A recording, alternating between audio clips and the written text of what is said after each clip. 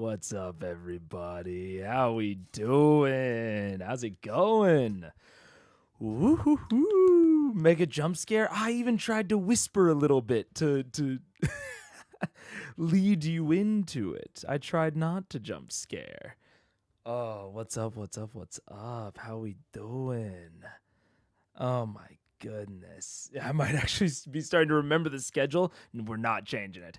I will tell you guys, other things might change. I will not guarantee anything around there. The 11:30 start times, not changing. I love the 11:30 start times. It's just early enough to where it encourages me to like get up at a reasonable time and like not let my sleep schedule get out of control.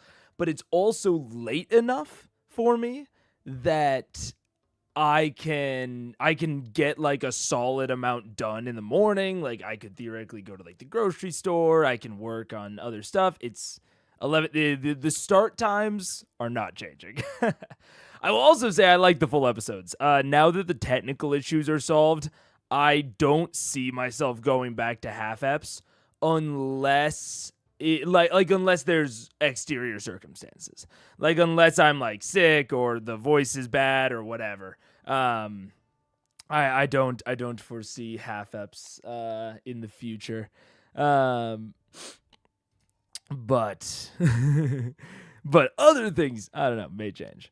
I don't really remember what happens in this ep. It's the favorite ep of the John Forsyth. Ooh, very interesting. Right after, and I mean this just goes straight into the takeaway.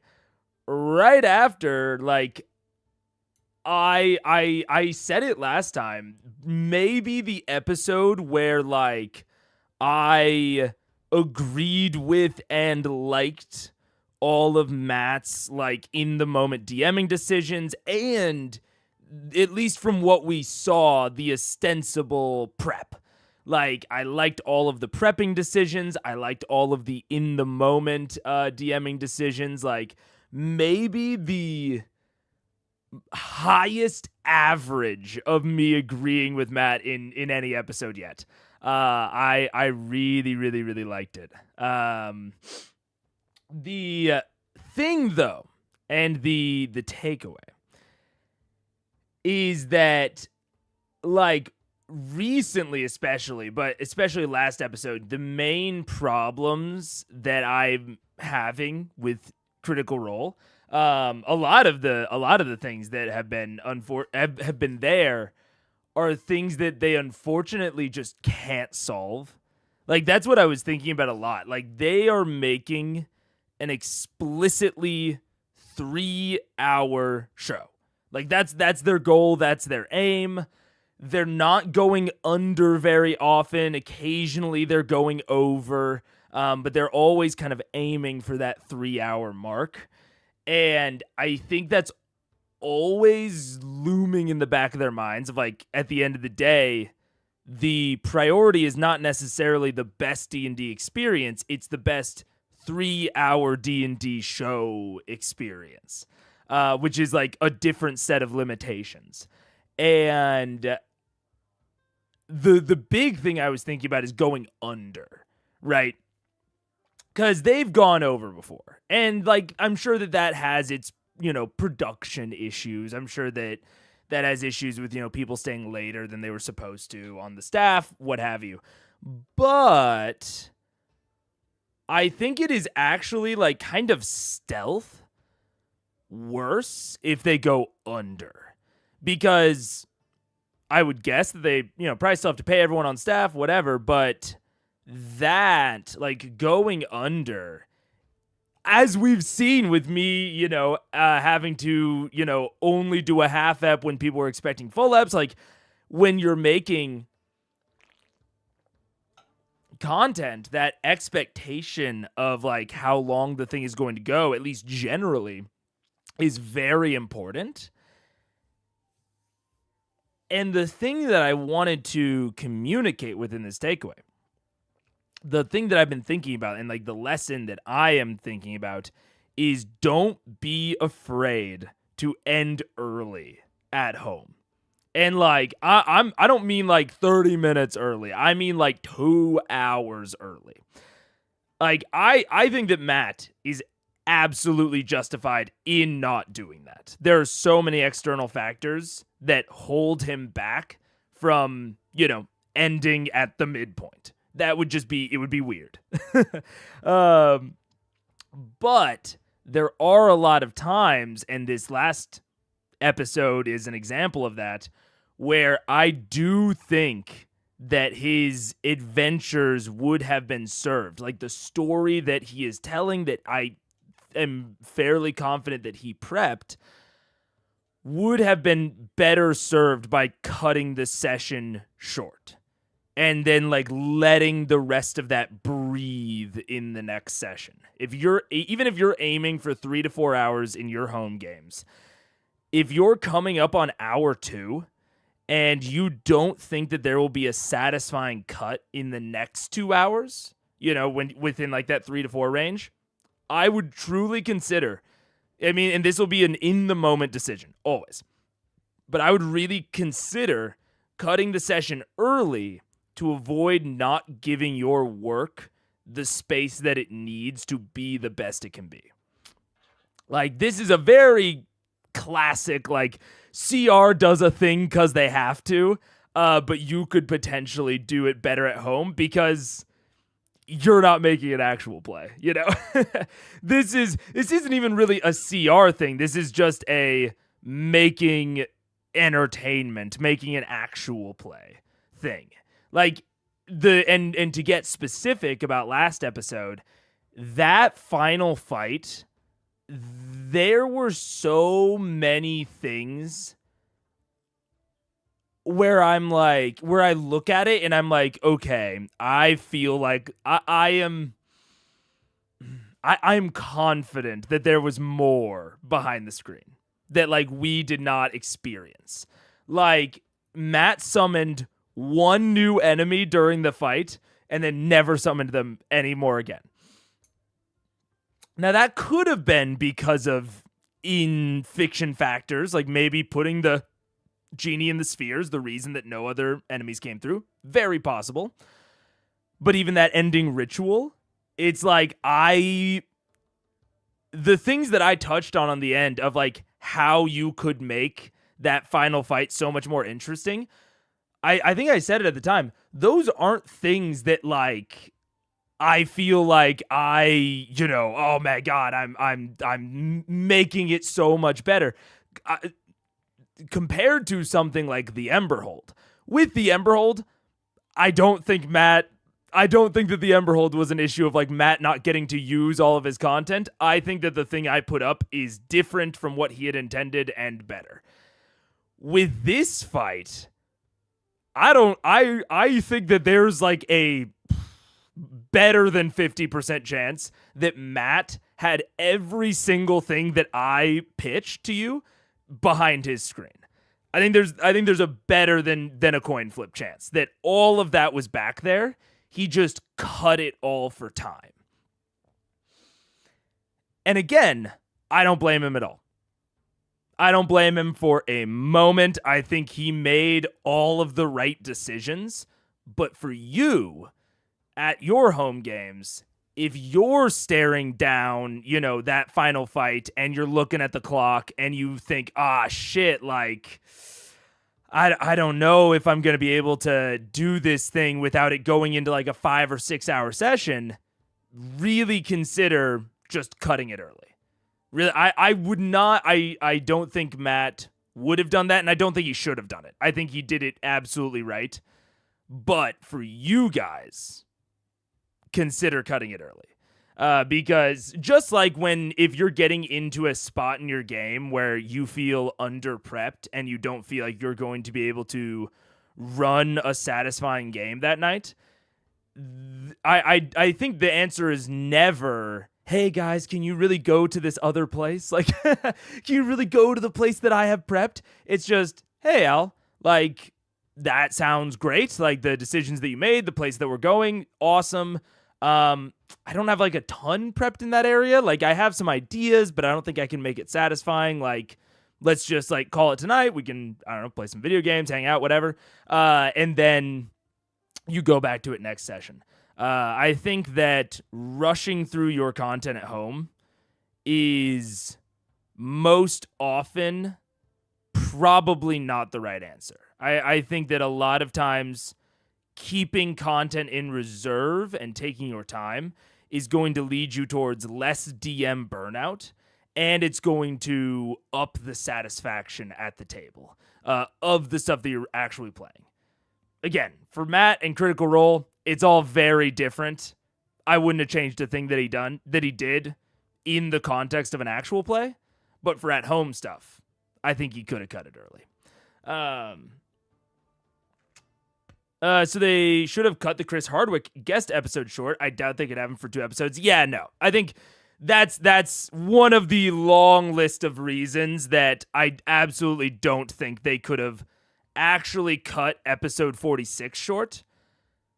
But I think if you're running that session at home, not as, episode 46, even if you have a guest player that's like a friend, and they can't make it to the next session, I still think cutting it short is probably the right answer at a home game.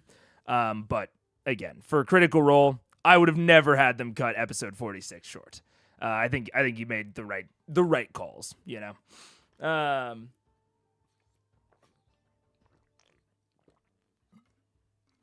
The specifics of what is different, we may never know, but it was definitely more than 0 things. Yeah, we'll never know exactly what was different, but I agree with Daniel. I think it was more than 0 things. Yeah. But what are your thoughts on having some completely average kill all the skeletons encounter to wear the PCs out? DMG suggests running 7 encounters per day, so not all of them can be unique. Well, I kind of have 2 answers to that. So number 1, there are kind of 2 aspects to that. The 7 encounters per day does include things like non-combat encounters, so like social encounters. That's why I'm so kind of on my shit about the social and exploration pillar, is because social challenges and exploration challenges go a lot faster than combat challenges, but they still count towards that, because that 7 encounters a day is basically a recommendation for resource usage.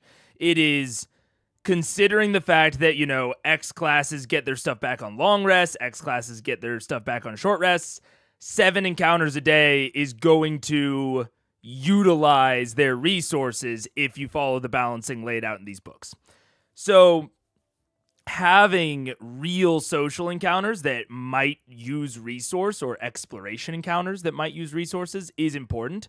But also, I've called them resource suck encounters, which is, absolutely like kill all the skeletons. Not all of them being unique. I do occasionally run what I would consider more like non-unique encounters, but I still try to have them be, if they're not unique, I think making them non-unique doesn't mean they don't have a purpose, if that makes sense.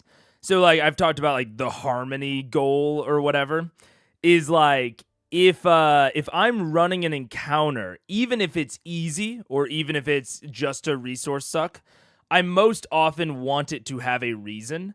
So the one that I come back to a lot when we talk about resource suck is the them fighting Percy's ancestor ghosts in the crypt of the of Whitestone.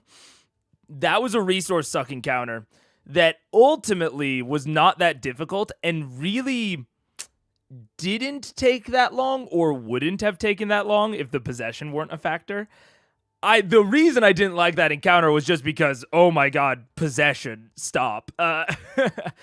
But I think that absolutely like was the right placement, and I think that, so like from a meta perspective, from a Doyleist perspective, it had the benefit of lowering their resource usage, or not lowering their resource usage, lowering the amount of resources that they had by making them use them. It was fast, and it kind of set the tone of like where they were. It reminded them like, oh my God, we're in the crypts of Percy's family, and fucking shit is happening that is disturbing the dead.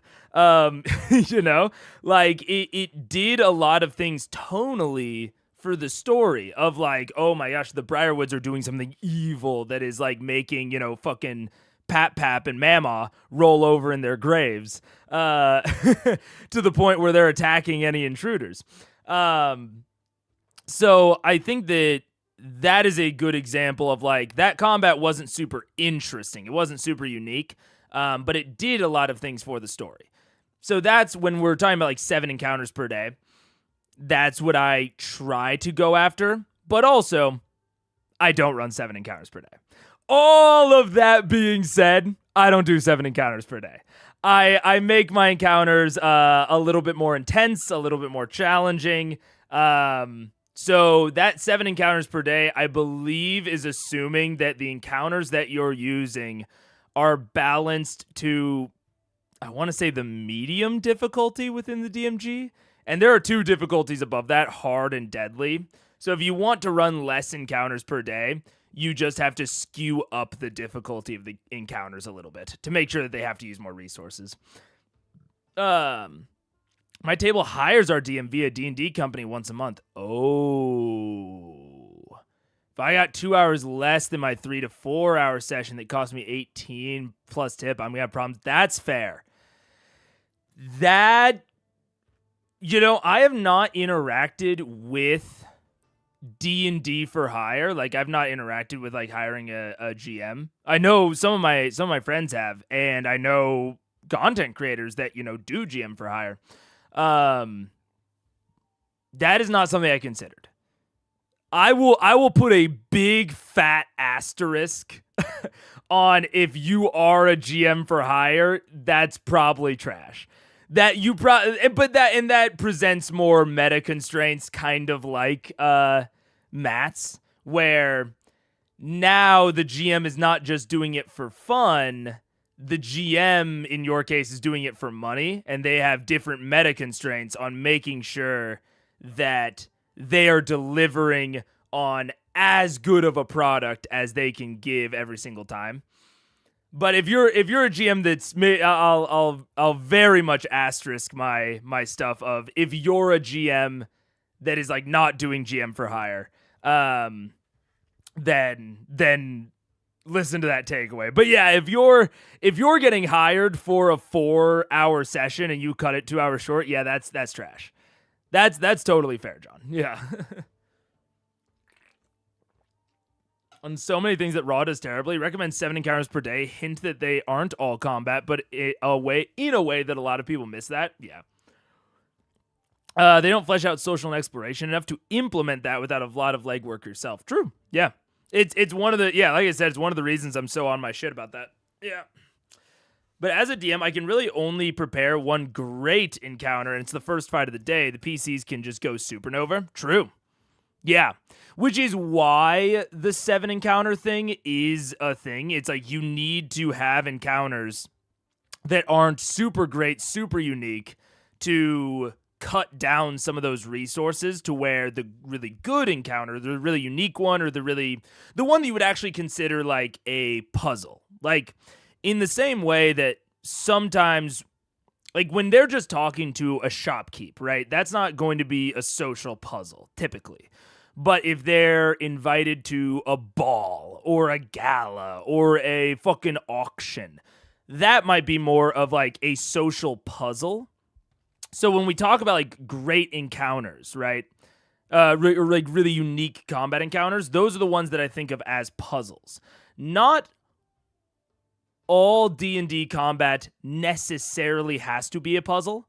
That is like in some ways, some of it is just to serve as plot beats. It is to serve as, a tool, ammunition, to accomplish some goal, to get them to get their resource usage lower, to set the tone for this new biome that they're in, to make a point about the story. Another really good example of a combat that I wouldn't really consider like a puzzle, but I do think that the combat had a really good usage within Critical Role, was when the phantasmal, what are they called? The phantom killers? Phantasmal killers?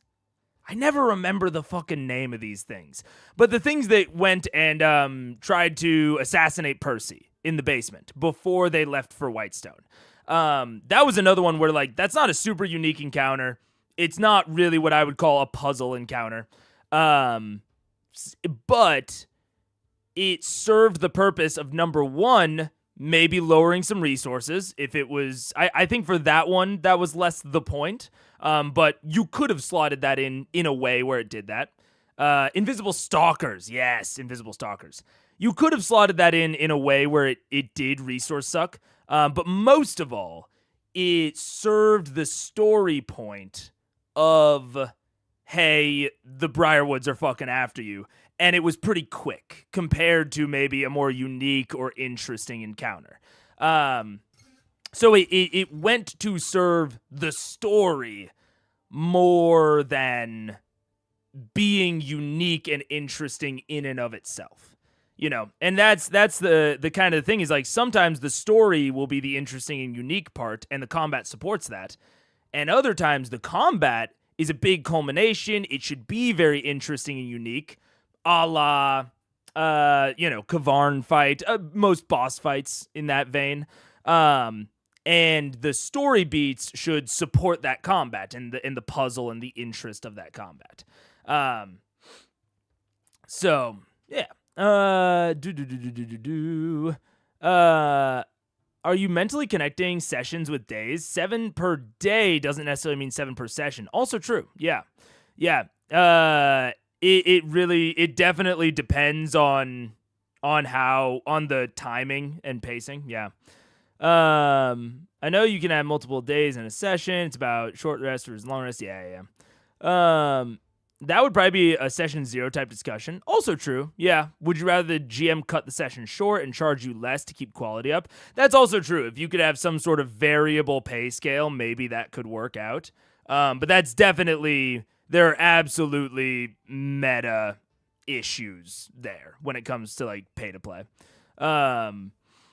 I can run 5 to 7 encounters per day, but if only one is combat, that just go crazy and use all their resources because they almost never really use much outside of combat. And I mean, that is where, like, using them outside of combat, that is an example of the legwork that GMs do have to put in to make out of combat encounters, you know? Like, you can absolutely make a very difficult social encounter where people need to use resources to get through it. You can do the exact same thing with exploration. Honestly, I would say that you can probably do the exploration one even a little bit easier. So, like, the last session when Matt had the little mini exploration, I wouldn't even really call it an encounter, the challenge of walking up and, it's really hot. They have to roll, like, a con save, right? That's more of, like, an exploration, like, obstacle rather than an encounter. But there could have been a more robust exploration encounter there of, here's the mountain, you're at the base of it. These are kind of the different segments or sections of the mountain. You need to get to the top. What choices are you making? And, they could have used resources to fly. Scanlan could have used something like Dimension Door. Like, there are absolutely ways that if you as the GM come up with a lot of exploration obstacles, it's kind of like, to compare it to combat, one skeleton or like the salamander guard that they encounter, right?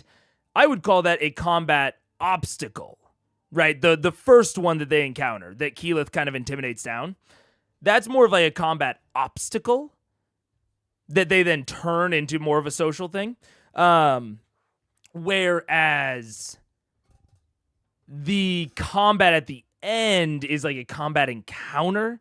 But this is getting into like the whole like 7 encounters. It's like, when does it become an obstacle versus an encounter, which I think mostly just depends on the difficulty of it. Like if you are going with easy, or even sometimes you can go like a tier up and just consider that like an obstacle. Like if you run into one skeleton, that's like a combat obstacle. One check on the way up the mountain, maybe a exploration obstacle.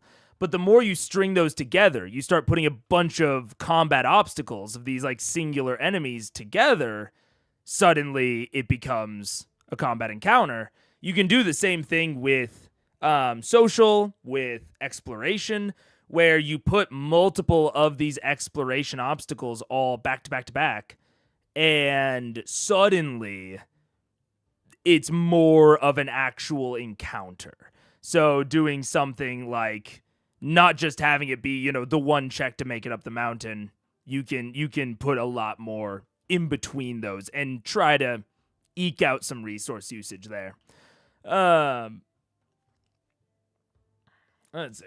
Social encounters have more flexibility inherently. The number of things the PCs might say, ask, do is staggeringly high. Oh, absolutely. Absolutely, yeah. It's very hard. I mean, that's when I say, when you have to put in legwork as a DM, it's a lot. Like the lack of, more mechanics or rules around social or exploration means that if you want it to be an encounter that is social and does, suck up any sort of resources, like you want to make it a resource suck encounter socially, you have to put in a lot more legwork to do that as a DM. You have to really get very creative because there aren't built-in mechanics for that sort of thing. Which, we've had a whole discussion about the density, of mechanics in various sections of the game and the, benefits and detriments of that. But it's certainly not a bad thing if you're willing to put in that legwork. But I think a lot of times in D&D, it just winds up with people not really running a lot of social encounters because they are so hard to make. A single skeleton, but he's really mean. The more difficult thing is if my party is a fighter paladin, a rogue paladin, a ranger, and a cleric. Usually only the cleric uses resources out of combat, because when they do use spell slots, how would you get the others to use meaningful resources outside of battle? I mean, one way is to hurt them. One way is to hurt them. It is one of the reasons that I'm so hot and heavy for the exhaustion mechanic of in 1D&D, because exhaustion is something you can threaten even within social encounters to potentially try and proc like a charmed person or, something along those lines. Something like the fighter probably isn't going to have a lot of resource usage with social encounters. A way that you can do that is by setting up the social encounter sort of like where basically you embed a little mini combat encounter within the social. So you put you remember, like, we're talking about these combat obstacles.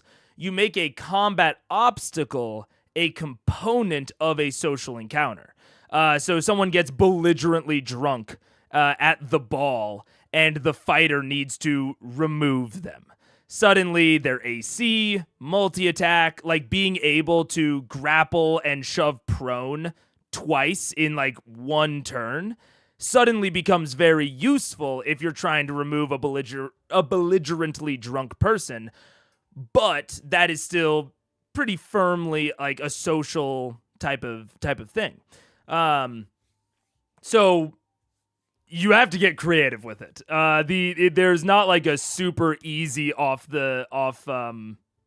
rip answer. But that is one direction that I could see going with it. a generalized tasks of strength that are not explicitly combat can be very useful. So things like carrying heavy objects can be very, very useful. And again, threatening exhaustion for failure, because exhaustion, even if you don't necessarily use resources, it'll make later resource usage less impactful.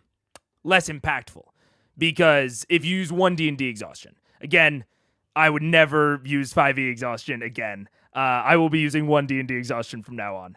Because 1 D&D exhaustion is something that you can use as a consequence for people like your marshals, where they aren't using, spell slots out of combat. But if they fail these out of combat things, it makes their in-combat resources, it makes it to where they're going to have to use them more often, and it's going to make them less effective. So that's another way you can go with that. But we have 10 seconds before the ad starts, and after that, we will do a little bit of housekeeping, and then we will get into the episode. So I will see you guys all in a second. Go get water and get ready to strap in. Boop.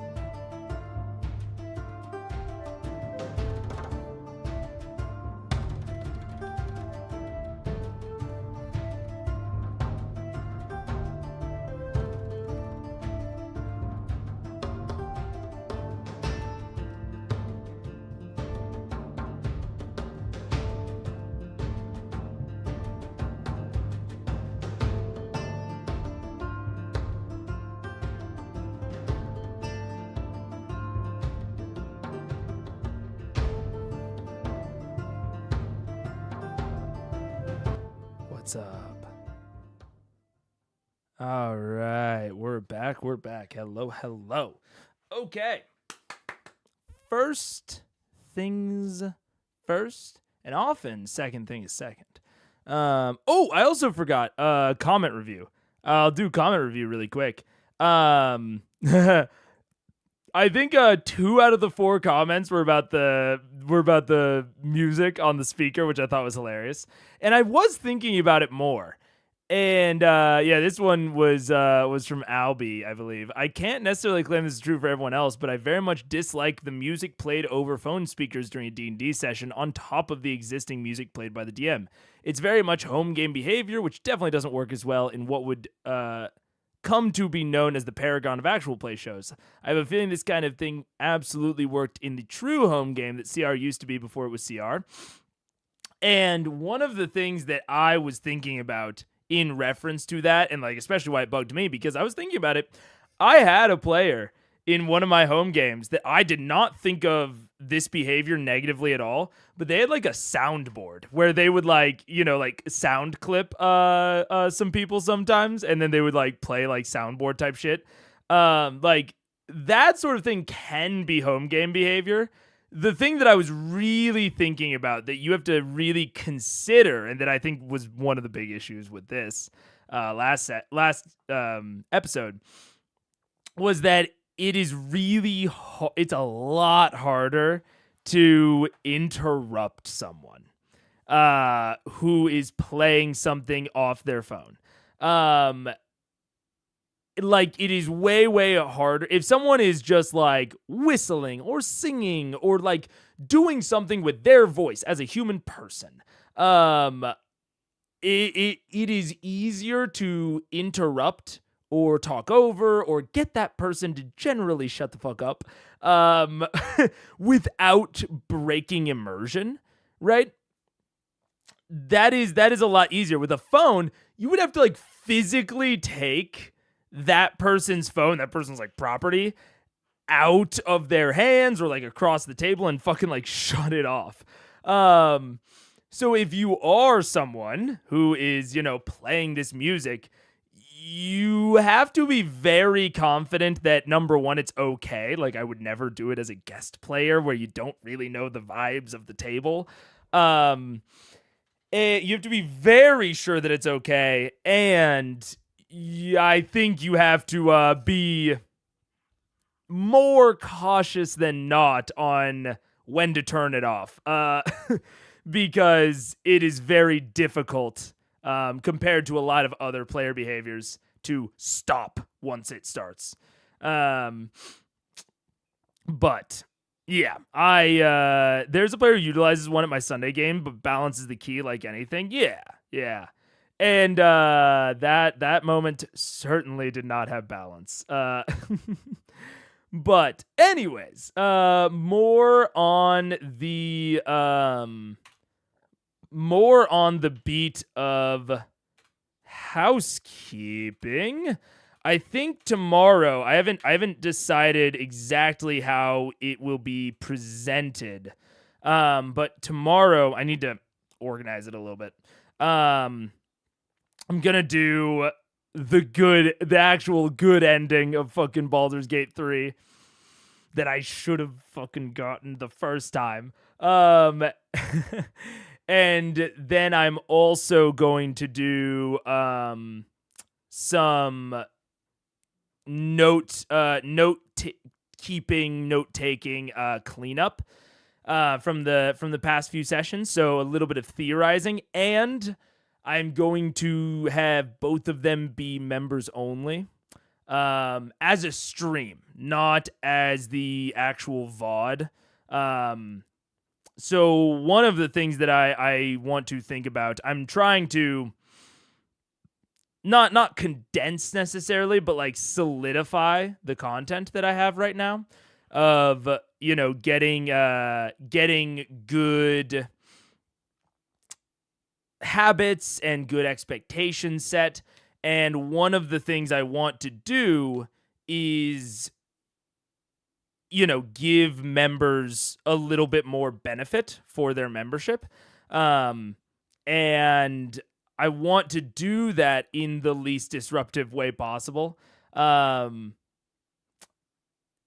also am thinking a lot about the notes organization, because I mentioned it at the end of, or maybe not the end of last Critical Role stream, but one of the past 2 or 3, that at the end of an episode, I'm typically pretty wiped.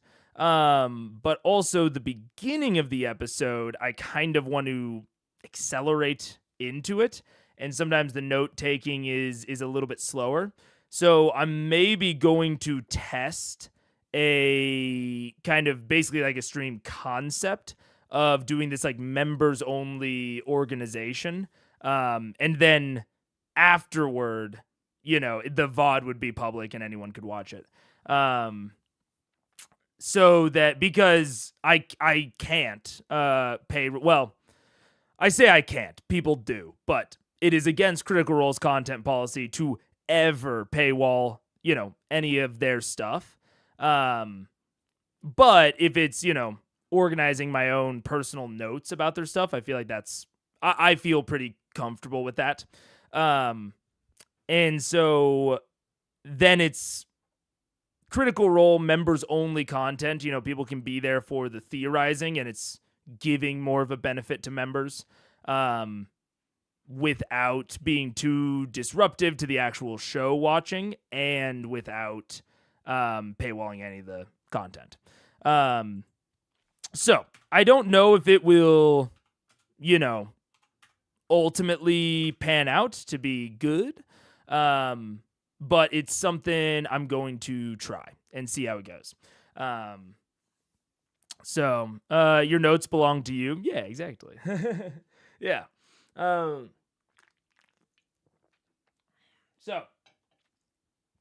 I think that will be kind of the direction, at least not the direction I'm going in, but something that I want to try. And that's going to be probably sort of the theme for the next week or two, is looking at the content that is here and is now and is happening and figuring out lots of ways to make them better, cleaner, give benefits to people who are paying for it, that sort of thing, and make it all just like more solid and more consistent, including like stuff with the chat bot, stuff with like text to speech, all that. So that's housekeeping. And with that, we will go into Critical Role episode 47. First time code is at time code number 19. Gotta unmute the tab. I remember these things. Everyone, and welcome to this evening's episode of Critical Role. Oh, also something that I wanted to tease.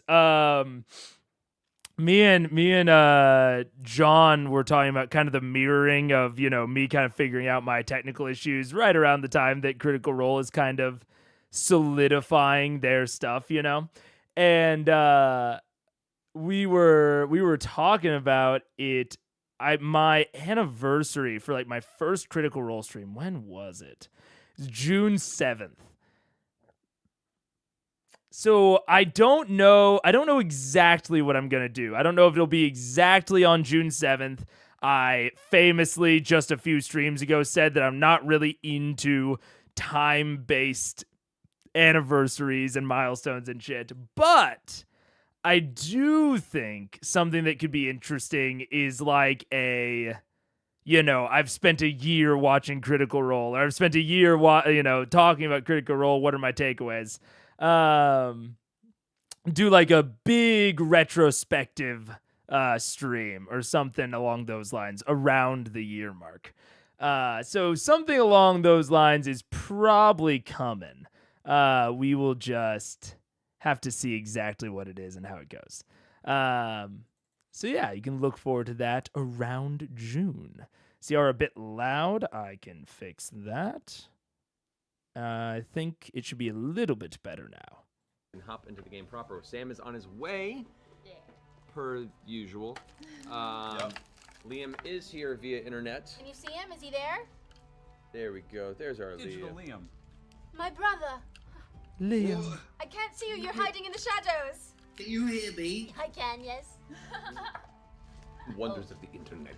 I'm in the bag of holding. That's not gonna end well for you. if Oxen. The wonders of the internet, of him being on a screen with a giant glare on it instead of in an on-screen element. It's so funny, dude. I still cannot get over it. How they're streaming this thing and they still can't. They still haven't figured this out. It's so funny. Just name the stream. I've watched Critical Role for a year and all I got was this lousy fan base. All I got was this lousy 1K subscribers. Yeah. Might be an opportunity to put a button on the Matt Mercer effect because the criticism was in full effect by now. Ooh, interesting. Maybe. Yeah. I'll think about it. I have some ideas. I have some initial ideas for exactly what to do for it, but I'm excited for it. What's up, Mustang? How you doing? Hope you're feeling well. Shouldn't have shown us anything. Yeah, poor Dork. Just remember Dork. Never forget. Never. That's another shirt. Have a seat. Have a seat. Oh, I can see you guys on Twitch. Did you know you're on the internet? Holy shit! You're crazy. Someone's watching? Don't be weird, man. Don't make it weird, Liam. All right, let's go ahead and plug through these announcements so we can get to the game. Yes. First thing, me and Marisha wanted to reach out and let everyone know that we're going to be guests next weekend. Yeah. I believe it's the... Okay, so no in-person Liam, but he's there in all of his glory on a lovely, lovely laptop. Very nice. And then we will head into the recap at 7:47. Perfect. Oh, also, our lovely John Forsyth, not just a Critical Role analyst, but also analyzing the streams themselves, has determined that we're at about a 2.6 ratio, which is way down from what it used to be, which is good. I've been trying to ramble less, make my points a little bit more concise, not repeat myself as much. So my ultimate goal is, when watching this, to produce about twice as much content as what I'm watching. And right now I'm at about 2.6, which is very, very good for me. That feels like a good situation, good pace. It means for, a 2.5 hour Critical Role stream, our stream is going to be about 7 hours, which is or 7 to 8, which is very that's a good pace for me. So good stuff there. The which also means the on-screen note-taking and everything probably not going anywhere. Maybe we'll get some makeovers, maybe we'll get some, small tweaks and changes. But it will not be disappearing, that's for sure. CR's audio is a tad lower than the mic. We can fix that. Maybe. Let's see. Okay, we'll try that one. Hey, no thank you, Judgy. No thank you, goodbye. Get banned. Let's see. I wonder what Liam can see from there. Probably not very much. I bet he is mostly watching the Twitch live stream. Let's get that down to a negative 1.8 ratio. Yeah, I think that would be good. I think that would play well. And get this show on the road. So, last we left off, Vox Machina having to traverse the world in search of artifacts known as the Vestiges of Divergence, ancient items of power used in massive scale warfare in ancient moments of history. Had acquired one from a sunken temple to the champion of the Raven Queen, taking the life, and thankfully not permanently, of Vixalia over here. The party then retrieved their first artifact and then made their way towards the pirate tribe of the Ashari Druids, the fire guardians of the gate to the elemental plane of fire, which apparently Thordak, the Cinder King, the great red dragon that helms the Chroma Conclave that has torn through all of the civilization of Taldore, emerged from. Apparently. Apparently. Yes. By that I mean confirmed universally. Yes. Tore through. You guys went there, found a surviving faction of the pirate tribe, including Serkonos, their headmaster, as well as a few members of your tribe, the Arashari, Keyleth, and your father. You went towards the remnants of the Cinder Grove, ran into an ally, a strange blue-scale dragonborn by the name of Gurn Blanston, master of necromancy and candlemaking, and combining the two for interesting effect. You fought your way through the Cinder Grove, tearing through elementals, encasing Ifrits in hamster balls and holding them aloft for extended periods of time. Worked out well. And they managed to seal the gate with the help of the druidic tribes there, Gurn, and the intrepid adventurers of Vox Machina.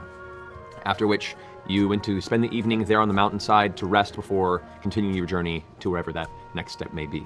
So, the rest of you are beaten, bruised, and winded over the previous series of battles and the accomplishment that you achieved here atop the caldera of this mountain. The erupting seismic energies and molten rock that once spewed from the center of this rift have calmed, and the gate once again has been sealed to its dormant, controllable, and watchable size. You guys are free to make camp wherever you'd like. We already rested though? Not yet, you're about to set up rest. There are... So that's about where Matt ends his recap. I will say, did I miss it? Did they address it earlier, like before 747? The whole Laura Bailey stuff? Or does that get addressed later? Because I was told that it gets addressed this session. No? Okay. So that'll get addressed at some point. Oh, maybe when they first pull out the item. Okay, cool. Sounds good. As long as I didn't miss it, I'm all good. There are sections, as you're walking out of the Cinder Grove, that you can see members of the pirate tribe are pulling up still functional pieces of huts and tents and things that were destroyed when Thordak tore through the rift. And they're beginning to reassemble a place to stay for the evening for themselves. So if you wish to stay among the pirate tribe for the evening, it seems to be at least a relatively safe bet. Could you walk this? What do you think, Keyleth? I mean, it's your family. That's up to you guys. I don't think I can transport us out of here until we leave. I have no problem sleeping here this evening. Rather winded, actually. Yes. What are all like the tents and houses made of anyway? Most of them are made of pieces of stone. The actual black and gray rock of this mountain, elements of it have been fused together with bits of glass to forge these thick, very sturdy walls when they aren't being torn through by a colossal red dragon. Whatever. Oh, it doesn't get addressed on stream? I thought someone last time said it did, but I could be remembering wrong, or they could have been wrong at the time. She gurned.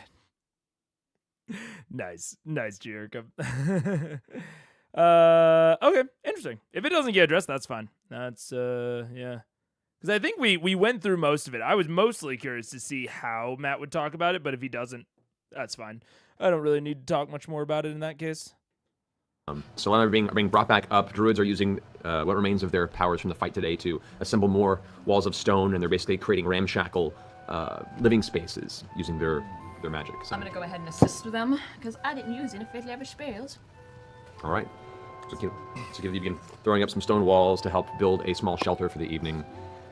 The rest. Is Gurn completely out of the picture? Have we lost sight of him? You lost sight of Gurn. Gurn went back into the Cinder Grove and began essentially gutter sniping what pieces of red dragon scales he could locate in the vicinity.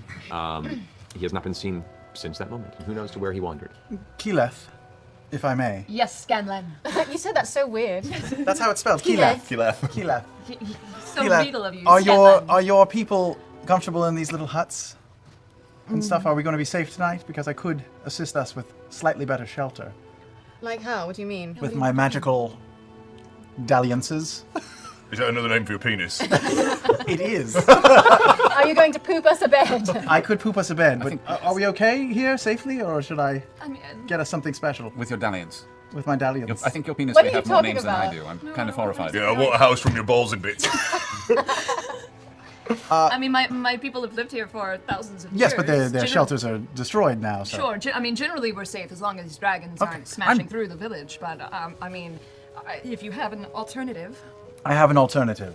Okay. I could do a bit of dalliancing, and I will. You know, you've talked about it so much else, I know. It's just going to be self-dalliant, so you're going to need a I partner know. or two. I'm just No. gonna watch you diddle yourself. Mushroom That's stamp the happening. land. Let's No, go. no. So I will take a minute and. Oh man, this is really tough. I can see Liam talking. I can see Liam talking right now and know that I can't hear him because of, I'm sure, fucking audio mic issues. It's so sad. When are they gonna figure out you just put this on whatever computer's running this, and you just fucking just paste it just right there. You could just go right there. It would be that easy. Crazy. Past Mordenkainen's magnificent mansion. I'm so proud of you. Okay. I'm so proud of you. Okay, so you guys watch as Scanlan rummages through some of his side pouches and belongings, pulls out a few elements, a small doorway carved from ivory. He pulls out a piece of polished marble, a tiny silver spoon, and kind of just puts them on the ground in front of him. Closes his eyes for a second. Can I enchant it with a little song or something? Yes, you Okay. So I'll sing. It's a sick, ba-da-down-down house. Bow, bow, bow. It's mighty, mighty. It's letting it all hang out. That's it. Okay. You guys are mildly confused, but as he picks up the items, you can see the door sets off this small spark of white energy that glistens in the air, hovers, and then creates just a somewhat shimmering doorway, just standing in the center of the space in front of you. Oh, I don't think it's. What? Would you like to come into my place? It's a little modest shack that I've been Is working this on. like a teleport sort of? It's a door. Is this a joke? There's nothing on the other side of it, is there? No, it's a place where we can rest for the evening. Totally safe and comfortable. It's on a slightly different plane from ours, so nothing can actually hurt us there or get to us. Well, We won't exist. Wait, there. is At it the the moment, fire it just looks plane like where we safety just? from an earthquake. There's no dragons in that plane. I haven't checked in a while. I can't. Actually, this is my first time doing this. We should send somebody ahead first to check. Vax, are you up to the bit? Am I up to what? What's that, Greg? It's totally safe. Don't It's worry. fine. How Don't many worry. people can fit in here? As long as you're not going to whip out the cube, then lead the way. How many people can fit in there? It's pretty big. Oh, you can any creature you designate when you cast the spell to enter. So you could Okay. say the entire Everybody. pirate tribe if you wanted. Everybody? What? Everybody. Sure. Everybody in the group, or like the pyra. How many are there? Here there's close to 35, including the Zephyr. Could you technically do this with any like refugees? I mean, where do they go when you make the door go away? This is my place, all right? I don't want any riffraff in there. Listen, there's a guest list. I can there's solve. a guy I at the can door. solve this really quickly. I can solve this. Are any of the pirate tribe hot? Like attractive. Attractive. They're all It is hot. the fireplace. through the soot and ash and the rather somber atmosphere here that paints them as a people that are the survivors of a horrible calamity. Beyond that, there's probably a few that you consider attractive. Sure, That if one you're over that there kind of was person. looking at you. I saw her wink at you earlier. I don't know. really? So you should impress her. The one with her face just sheared off. Yeah, why not? All right, not really my type. I like full-faced people, but I'll take it. I'll take my chance. I think that's big of you. So terrible. If there's anyone from your immediate family that you'd like to give lodging to tonight, or okay, we'll take them all. We'll take them all in. We'll take them all in. Sure. Do you want to tell them it is your home abode? Ashari people! All right. You see some of them stop and kind of like drop the rocks they're currently holding and building one in some of the small shelters. Don't worry about your shelter for tonight. Let Scanlan Shorthall take care of you in every way, shape, and form imaginable. Come with me through this weird magic door into another plane. Believe me, it's gonna be okay. They all kind of look at each other with a strange glance and continue building their current shelters. Why the fuck not? And I walk on through. Okay, All right. you open the door, and as you grab it, it is a solid door, and the tiny hand, house for the handle you. spins, you look Be a inside, terrible person. and within you see an incredibly lush foyer to a grand mansion. A 25, 30-foot ceiling made of marble and dark woods. You see a two-part staircase that splits off onto a second-tier floor. You hear soft music playing in the distance, and immediately you see two somewhat ethereal servants come down, dressed as a butler and a maid that come down with an echoing voice that say, "How might we be of service?" What the fuck? Hi, I step in after her. Yes, I've made some changes to the place. Living quarters are upstairs. There's a kitchen, parlor, game room over there, billiards, all sorts of stuff. We have a music room. There are 100 attendants who can wait on us. I've assigned some of them specific jobs. 5 are going to play music for us wherever we want, especially during our meals. How do we take your things, master? Oh, yes, here. I go inside and I see the ethereal things. I'm like, White oh, marble. ghost! And I take Craven Edge and I swing at the ethereal summons. Okay, Are you attacking my attendants? No, the ghosts are in your house. Okay, my so people. by the time you go stop them, 3 of the servants that have grabbed a few of your belongings and been carrying away are swung at Craven Edge, passing through, and their energy dispersing, and their contents of whatever they're carrying drop and cling to the ground, spinning out. Oh, Jesus thank Christ. God I'm here. Grog, easy, easy. They're not ghosts. They're not ghosts. They are supernatural spirits. Some would say ghosts. That are good. They're good. They serve us. They serve Wait. me. Do you pay them, or do they just like work for you? They're slave you guys ghosts. Terrible, Scanlan. Well, no, they like it for some reason. Are you sure? I can command them to do literally anything, and they like it. Have you Watch asked- this. Watch this. I call one over. You there? You there? Maiden comes over, you know, kind of a plumper older woman, no feet, just kind of drifting along with this path of mist behind her. Yes, Master. Can you please braid my chest hair? Is this a thing? Also, I just lowered the audio on both my mic and the browser source. So if you noticed it get quieter, hopefully it got quieter equally because I saw that it was peaking.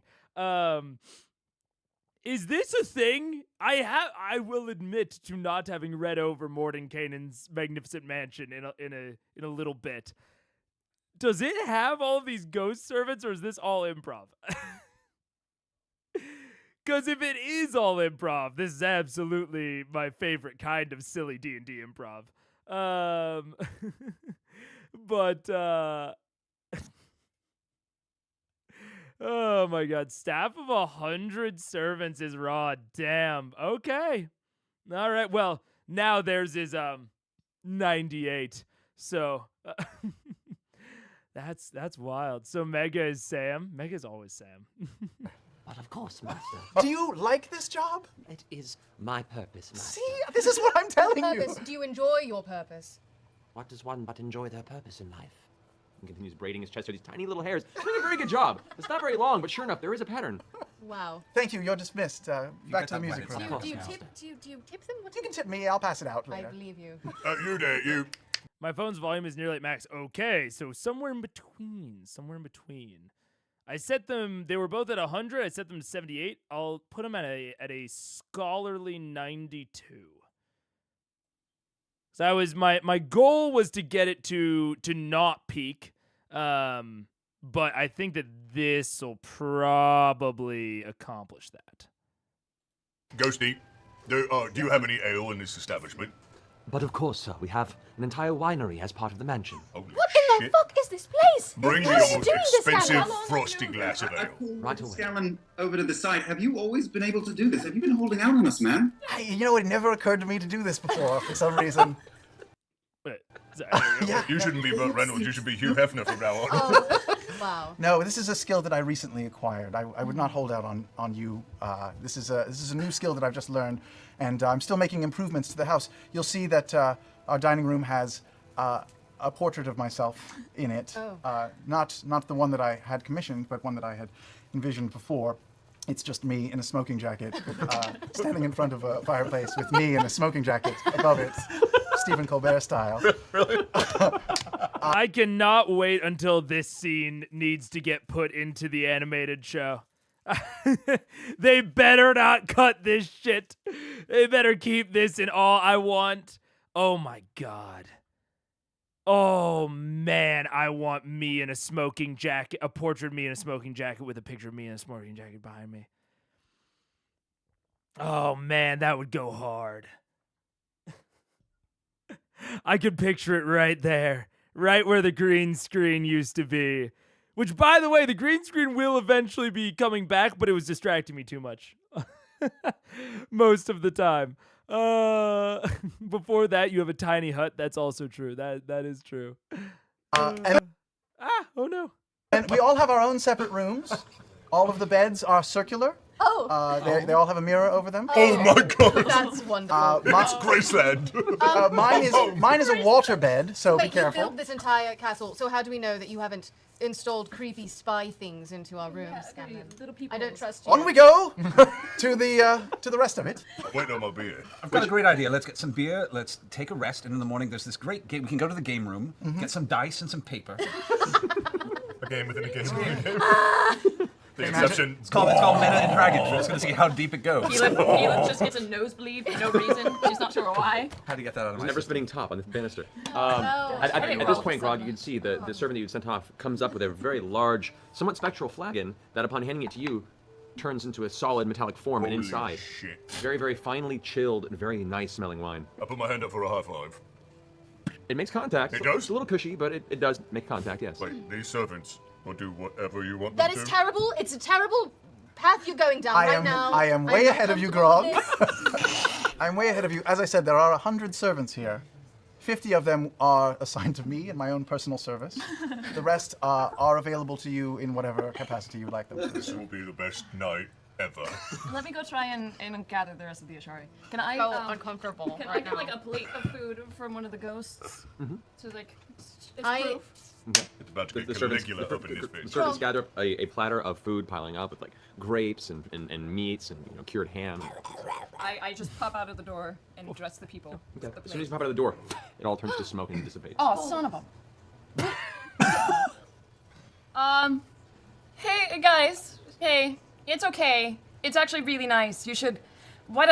It's been rough. Why don't we all take a night off and everyone come in and get some food? Get some food. Take a night off. Brandon, where we're staying? Where's our rooms? The rooms are all upstairs. There's individual rooms for all of us. Mine is at the end of the hallway and it is slightly bigger than the rest. You will find comfortable beds and things in every room. The two rooms next to mine are reserved. For- One is for Pike, and the Well- other across the hallway is for Kaylee, just in case she ever drops by. That's really sweet. Sweet, weird, but sweet. Don't worry, it's not weird. No, it's weird. It is. I'm It's just really keeping weird. her It's close to my super heart. duper weird. It's not It's super really duper fine. You're fine. Forget not it. very serious. When you have a daughter, you can worry about her as much as I do. At this point, Keyleth returns in. You can see the few straggler pirate tribal members that come in, kind of looking about, surprised and bewildered, and some of them a little freaked out by this transdimensional space that you stepped into, TARDIS style. Servants come up and start, helping them. Some of them are still clutching the rock they were building as they're kind of caught in servants pass it off and start making their way out to various rooms to just inspect the mansion. A few stayed back just to continue finishing what they were already building, ensuring future establishments to sleep once you guys have probably left. Sure. So yeah, you guys are welcome to rest for the evening if you like. Is the door protected? Can anybody come in, or is it only if you invite them? Only invited. This is the best fucking mansion ever. What? How many times could you do this? Yeah. Once a day, but that's all we'll need, right? Shit, yeah. Wait. So, like, if we were in a fight and things went really south, We could take a break. No, but they could run away. It's not like time It freezes. does when take a we're in while here. to cast. It takes a minute, so yeah. Takes a minute to Like cast. having the middle of battle. Is sure. there anything else that you can do that you haven't taught? Like, can you make an army of unicorns or a giant in a dancing dress? Or is this the extent of what you can do? I like to keep a few secrets. could if you you make don't fart mind. sounds with the armpits? Yes, I can bend my thumb all the way back. I pull out my crystal and I call upon the great power of Trinket. I choose you. With a flash of deep blue and black light, Trinket emerges. Oh, you know We have a what? mansion. You built a Trinket You room. know what? I totally forgot to build Trinket a place to sleep. That's okay. He'll stay in Kaylee's room for the time being. No, and then Kaylee's too, room is well locked. I'm sure a bear Ike can loves get in him. there. I bet he wouldn't mind staying in No, Pike's let me room. just think about this for a second. There's the third pantry. The third pantry could possibly work. It has some just mostly. No, it's full. We can't use that. Do you have any rooms with very high ceilings? The front The very front. hallway, the front hall. But I mean somewhere where I could put a bed for myself and Trinket with very high ceilings. All right, yes. There's a whole basement area. It's a large space. Wonderful. I'll move my bed down there. All right. It's for training and working That'll with be weapons. perfect. and things. Trinket needs to train. All right. Yeah, I'll go down there and I'll stay for Everyone drinking. be a Oh, postmaster. all right. Yeah, because I'd want to train a little, I want to, like, work out a bit. Totally. I understand. Yeah. I need a target, though. Alright, can you call one of those little ghostly guys over? Now 5 of them. Yeah, right, fine. The first one of you that brings me a cow wins. They all kind of look at each other. Right away, sir. And all 5 of them drift off. A moment later, they all return with a spectral cow. Like 5 cows. Like each 5 return cows with a or cow? like little tiny Each, cows? each one of them cow. is just traveling with one cow. They've all brought you together one spectral Like a bunch cow. of meeksies with cows. Wow. Do I get to pick a cow? There's just one cow. There's just one cow. Right, so can I touch the cow in the head? You touch it, and it has weight to it. It has surface area. No, we're killing cows. We're killing What? killing poor We're not servant. killing anything. And I punch a cow in the nose. Did it bleed? This is getting very apocalypse now. Oh, no, look, I'm just seeing what it is. No, stay, Bessie. Grog, you just punched What? a cow in Well, the I'm just face. seeing if it bled. Did the nose bleed? There's no blood. I punch it again. Stop it! I took it really It, easy. look, but- it's hurt. You're hurting No, it. I'm not. Is there any blood? No blood. Trinket Bitch. Trinket blocks it. Never mind. You know what? I changed my mind. I don't need a cow. I'm gonna go stay in a normal No, room. Grog, actually, I think you should train. I think you should train for a little bit at least. Just come down to the basement and maybe train for a little bit. All right. I'm sorry, where did that cow come from? I called one of the servants over to me. Can you get anything? Could you get me a small squid? They all kind of look at each other and shake their head. No, sir. We have limited resources here. The cow, we happen to have one. Cow, a real cow. Was that a real cow, Scallon, or was that some sort of ghost cow? Ghost cow. Ghost cow. At which point the cow disperses. Look, I punched it so hard it That was the exploded. ghost of a dinner you've already eaten. Come back to haunt. I am not entirely clear what he's trying to do with the blood. The only thing I can think of like Grog with blood is Craven Edge, of like him trying to see if he could like feed Craven Edge based off of ghost cows, like see if he could like increase strength based off of like random animals. That's my thought process. I have no idea why Vax would want a squid. Vegan blood, yeah. Yeah, see if he could essentially do like what like ethical vampire type bullshit, like Blade, like Wesley Snipes. Yeah, that's the only thing I can imagine that Travis was trying to go for. Don't know why he would want a squid. I do like the very immediate of like, hey, we wanted like you know, him giving him the cow, and then the moment that someone tries to take it further, he's like, oh nope, we had one cow, limited resources, what are you gonna do?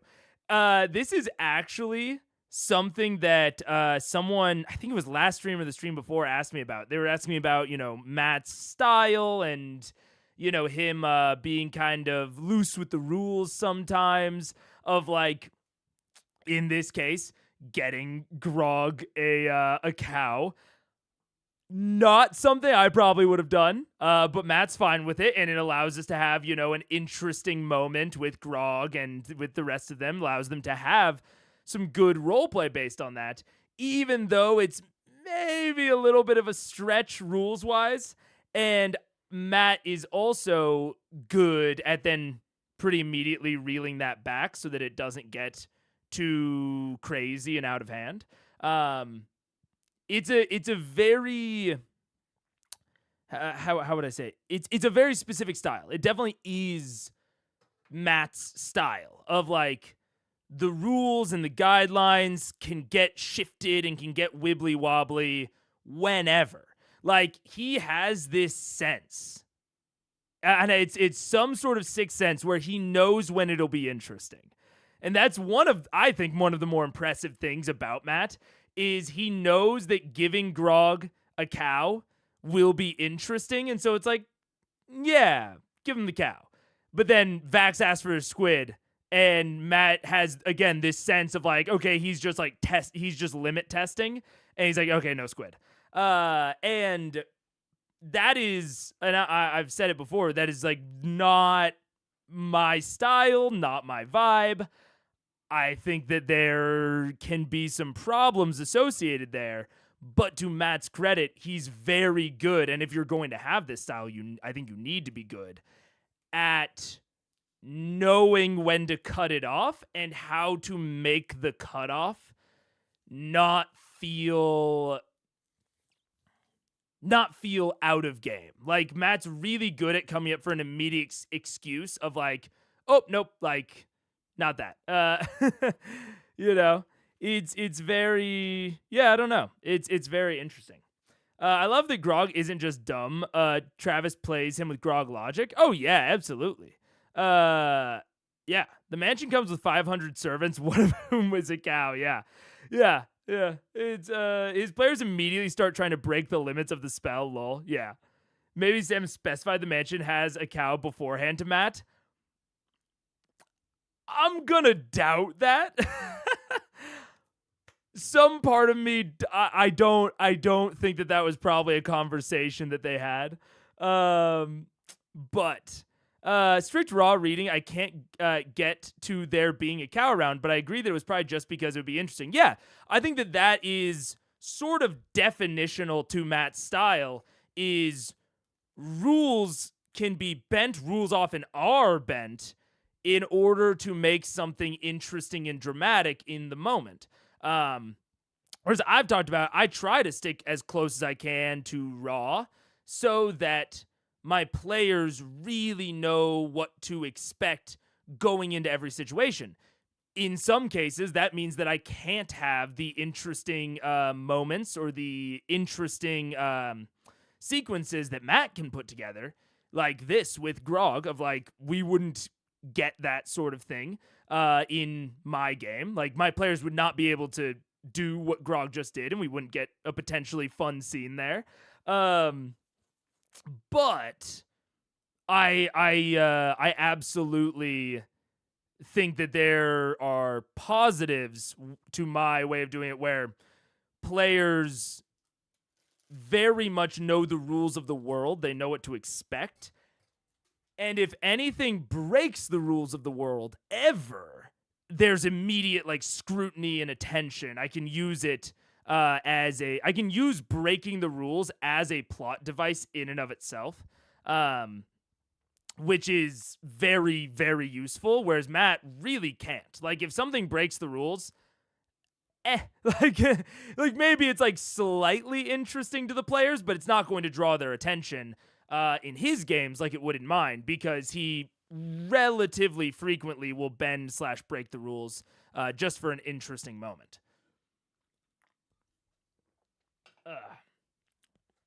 Strict raw, the servants aren't allowed to hurt a living creature, so they can't butcher animals. I also thought of it being pre-food, unless a ghost cow isn't technically living. Maybe, but if it's not technically living, then it probably couldn't really be food. Like, and that's also a thing with Matt's style. When I'm talking about like stretching these rules, breaking these rules, he does them in a way that you don't have to squint too hard. Like, if Matt was going absolutely crazy with it all the time, it wouldn't be interesting. But like a very slight diversion of like, yeah, there's one cow. Like, you don't have to squint too hard to see how he could get there, even if it probably isn't strictly accurate, you know? You don't have to squint too hard at it. If Matt was like, yeah, you know, a ghost version of the Horn of Orcus is here, you'd be like, what? And he like let you like analyze it for clues, right? That would be insane. That would be way beyond the pale. It wouldn't feel right. But he has, and at the beginning of the watch through, I kind of identified it as like dramatic timing. But I think that Matt just has a really good sense of like in the moment, how do I phrase it? Dramatic opportunity cost.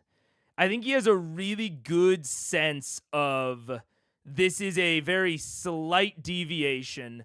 This is a very, very minor rule break, and it will get us a good amount of drama in return.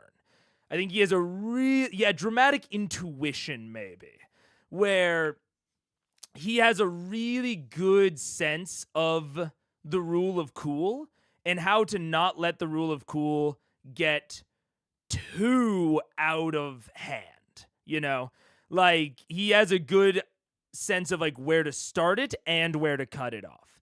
I think he hasn't had that sense, you know, it isn't like 100% bang on all the time. Sometimes I think he goes a little bit too far, or maybe, you know, in places where it doesn't necessarily need it.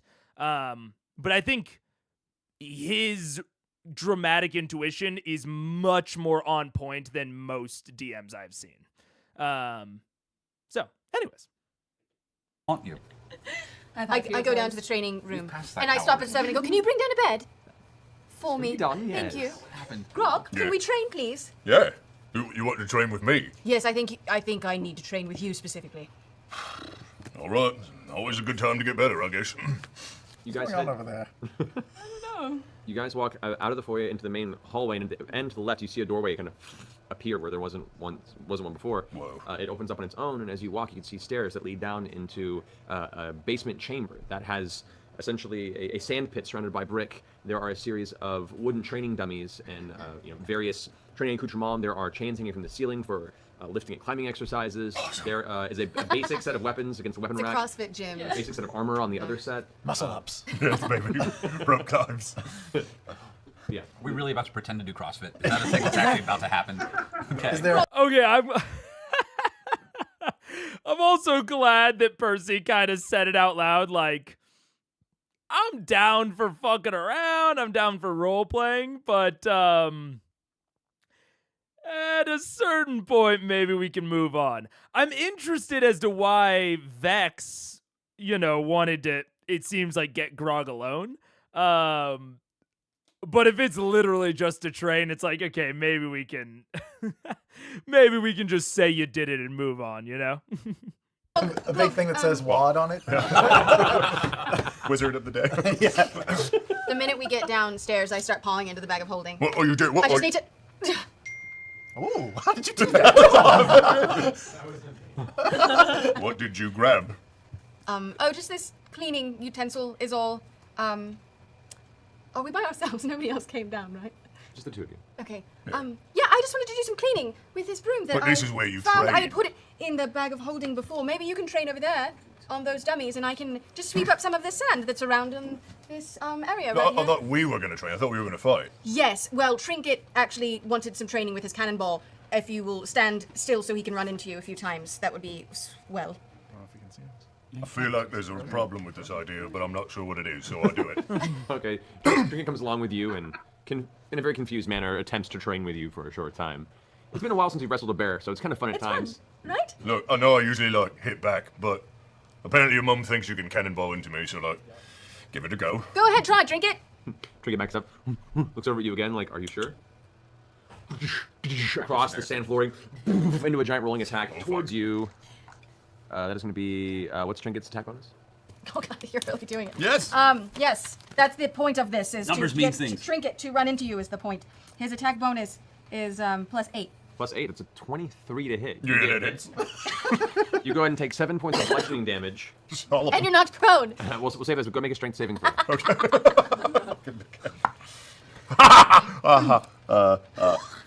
26. So Trinket rams into you, and you hold firm and kind of flex. Conversely, the giant bear bounces off, kind of stumbles back on Trinket's butt. That was pretty good. I liked it a lot. Licks you right along the face. Beard kind of cowlicks up a little bit. I think this might be a good look for me. How do we get to stay? While all that is going on, I have a broom in my hand. You do. Now start climbing all over the walls. Okay. I put it between my legs and try to sit on it. All right. You And I- now have a Weirdly, room. I'm doing the same thing upstairs. Yeah. Is one of your servants named Brew? And I kind of jump in the air a little bit. Okay. I say, up, fly, lift up, 30 Arbuckle, shenanigans, Ren and Stimpy, I don't know. Rotisserie chicken! Fuck! Grog? Yes. Perhaps it requires a bad Irish accent. 30 Arbuckle! Nothing. Nothing. Do you usually yell when you clean? I put the broom on the ground. I walk over and I punch Grog as hard as I can. What? What's that for? Grog, it's not very strong. It's not. No, I know, I'm but pretty you fucking weak. I like to make it feel good. Yeah, okay, good. Ow! Oh, Sorry I hurt you, Grog. I know that was a Yeah. very strong punch. I look at Trinket and wink. Are you guys good? Do you want to keep training? Yeah, what are you doing? Nothing. I put the fucking broom back in the bag of holding. You didn't clean very much. I figure the servants can do it. I walk upstairs. Okay. Can Scanlan cast sad trombone? We have a music room. I actually have a trombone. Okay. I am really I am I'm sort of confused by this scene, but I think what is going on here, just to, I guess, note my thoughts going forward, is that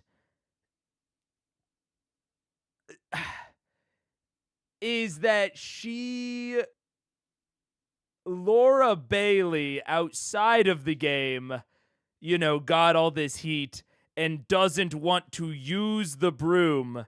So they are inserting a scene, like her and Matt decided they were going to insert a scene where she can't use it for some reason. And to try and be like, never mind, even though I stole it, I actually can't use it. That is what I don't know, that's my theory, because otherwise this scene is like mostly confusing to me. Makes me think Sam might have actually described his mansion pre-stream at least a little bit. Maybe him and Matt went over it a little bit. Maybe it's more just yes and. I took it more as a yes and, but I can also see your interpretation. I think that's potentially valid. I don't know. Grog's IQ usually increases by 70 when it comes to bag of holding. That's true. He will know exactly what you're trying to do with it. I don't disagree. Yeah. I don't know. That was interesting as a scene. With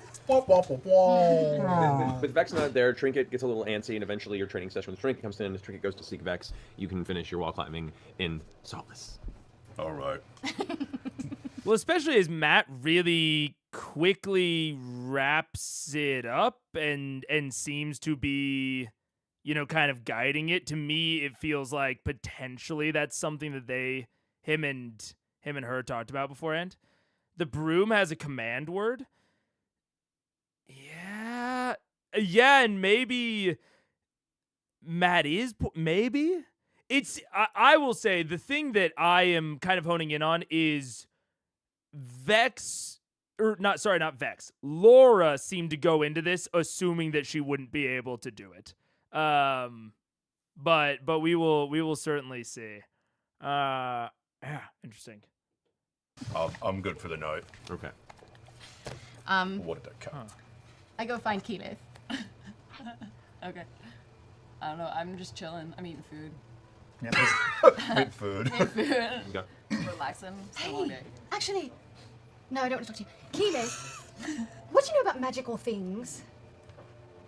Like a lot? I'm not great at identifying what they are. I can be like, that's magical. But I don't know arcane things, only natural based magics. Oh. Thank you so much. Why? Anything I can help you with, Scanlan! Vex? I might need to talk to you. Should we retire to my room for this? Why, yes, we should. I was not expecting. Now that spit takes in the world. Keyleth just picks up her plate and awkwardly leaves. Okay. I go get the broom from the bag of holding. I run up to my room to make sure that everything's neat. light a bunch of candles. I follow him up and knock on the door. Okay. Change the door sheets. opens up at the first knock. I'm lying in bed. Black satin sheets. Oh, I forgot you were coming. Wow. Well, darling. Shut the door behind me. I have a favor to ask you. I should warn you, we're not alone. And I look over to the 5 musicians and I ask them to just strike up a little. A gentle classical piece with a small low timbre brass section kind of comes in. Little bossa nova. Yeah, it's nice. It's not too involved, doesn't distract you too much. Oh, it's a nice mood setting. I like it. Whatever, it's just, it's my special place where I just like to come and think about philosophy and life. You're so smart. I've always thought that about you, that you're very smart. Well, many people do. Yes. I sit down next to him on the bed. It goes up and down a bit. It's a waterbed. Cozy. Help me! Yeah, I mean, not much that has to be said. I don't know, man.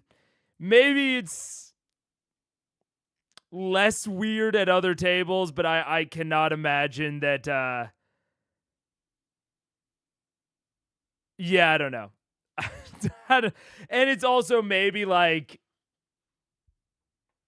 I've talked in general about, you know, the whole Scanlan thing. So I don't need to repeat myself too much, but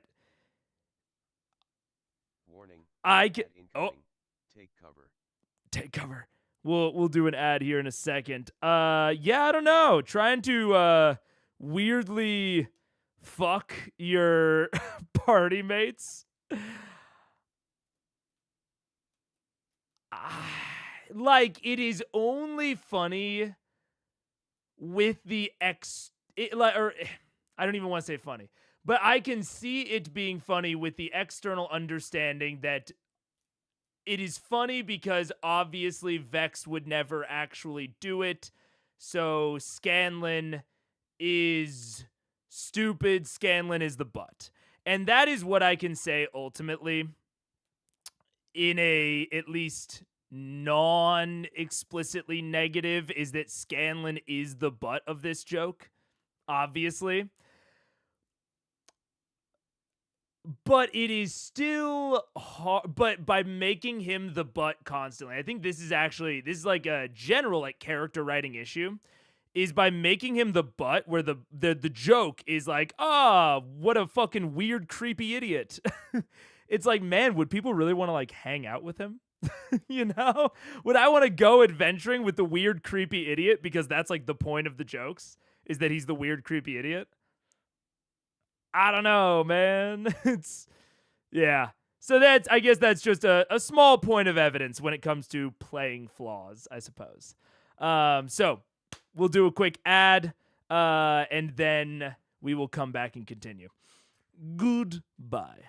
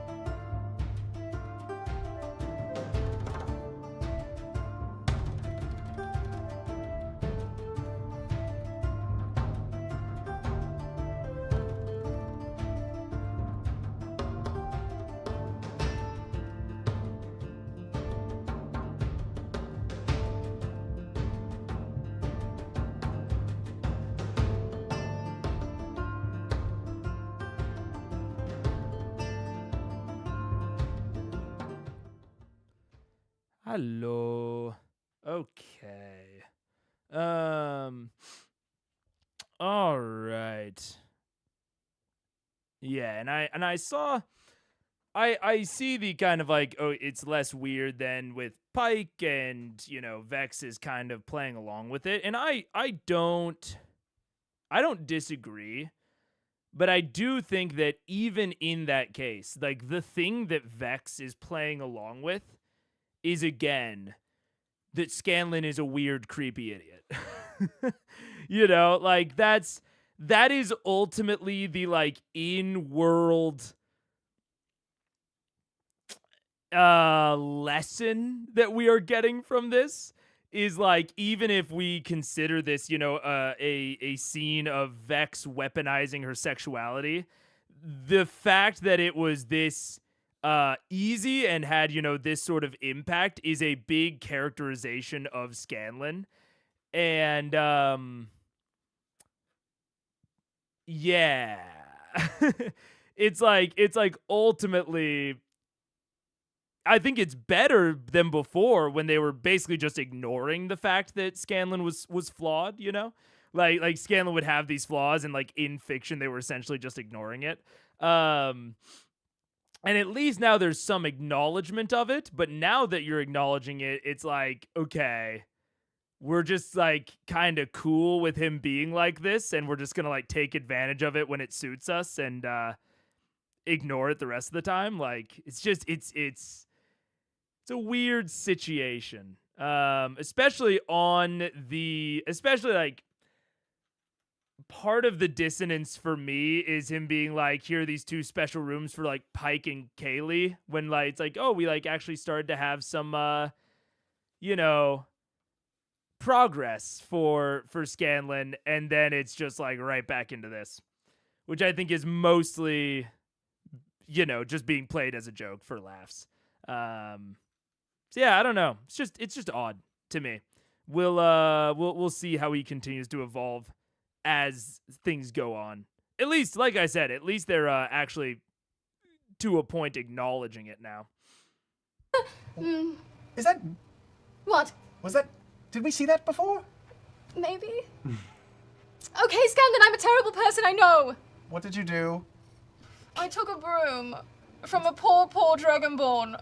You took Gurn's magical broom? Maybe. Oh my god. I know, I'm sorry, I know, I'm terrible, and now it won't work, and it was pointless, and I want it to work. Help me. Because it flies? Because it flies, Scanlan. What is it with you and flying? I don't know, there's just something about being up there in the air. It makes me feel alive in a way that I've never felt before. I could make you fly. Okay, wait. Oh, you mean Yes. with your cube? Yes, Right. that's right. I'd rather you do it with this broom, All right, actually, all and right. not in any weird way, just like to be able to help me make the broom fly. Do you know how to do that? I will try. I will examine the broom and make some sort of check on it. Make an Arcana check. Oh, that's not good. Should have come to me for that. Oh no! It's a number. 14. 14, okay. Looking over the broom, I mean, it is definitely, you can tell it's enchanted. There are runes along the sides of the broom. You do gather from the nature of the enchantment that it is an item that requires a spoken phrase from the wielder to initiate its magic. Short of an identify spell, you would probably have to guess. And if you know the identify spell, that would be a way for you to Can I examine it to see if there's any markings, any like hidden anything on it? make an intelligence check. Intelligence? Or you know what? No, this would be specifically investigation. Make an investigation check. 21. You do notice that many of the runes intricately carved on the side of the broom are part of the enchantment. They're based in the enchantment. However, there is a certain phrase that is not part of the enchantment. It's just scrawled into and very cleverly hidden amongst the broom. It is not common. What languages do you know? Common, gnome, Pig Latin. I speak, Not a language you recognize. I speak Elvish, Draconic, Undercommon. You don't see the words though. But you saw it. There's some words here that might be equivalent to the code word. Oh. Basically, we need to find the code word. What do we know about Gurn? Well, I tried Fatty Arbuckle. I thought maybe that was something. Did you try the others? Coral? Carol? Coral, Carol. You probably need to hold What was it. it?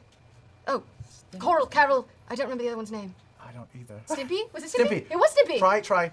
On Coral, on Carol, on Stimpy, on Fatty Arbuckle. Wait, what does the word say? Where's the word that you I can't read the words. Can I find it? What is it? You pointed out to her? I pointed out to her. What is it? It is Draconic. It's the Draconic, and it's archaic Draconic. It's from the base root of the language, which is one of the oldest languages in civilization. It spells out phonetically the word for candle. Oh, that's fucked. At which point the broom in your hands and it almost lifts you off the bed for a second, and you catch it and kind of hold it back down. Something has changed within me. Oh my god! Oh my god! Scanlan! Weirdly, you are not the first floating chick I've had in my bed. Scanlan! But that is amazing! You're flying! I hug him as hard as I've ever had Scanlan. I love you so much. You're my favorite person in the entire universe right now. Thank you. owe you. Nope. You owe me nothing. I did forget that the flying broom has a code word, and I will say, I think we've had a conversation in chat before about the identify spell, and like in general that like identifying magic items is it's kind of a sort of weird back and forth thing of like sometimes it can be interesting and other times not. It's basically just you just have to waste a spell, not even waste a spell slot, but it's just a fucking spell slot tax.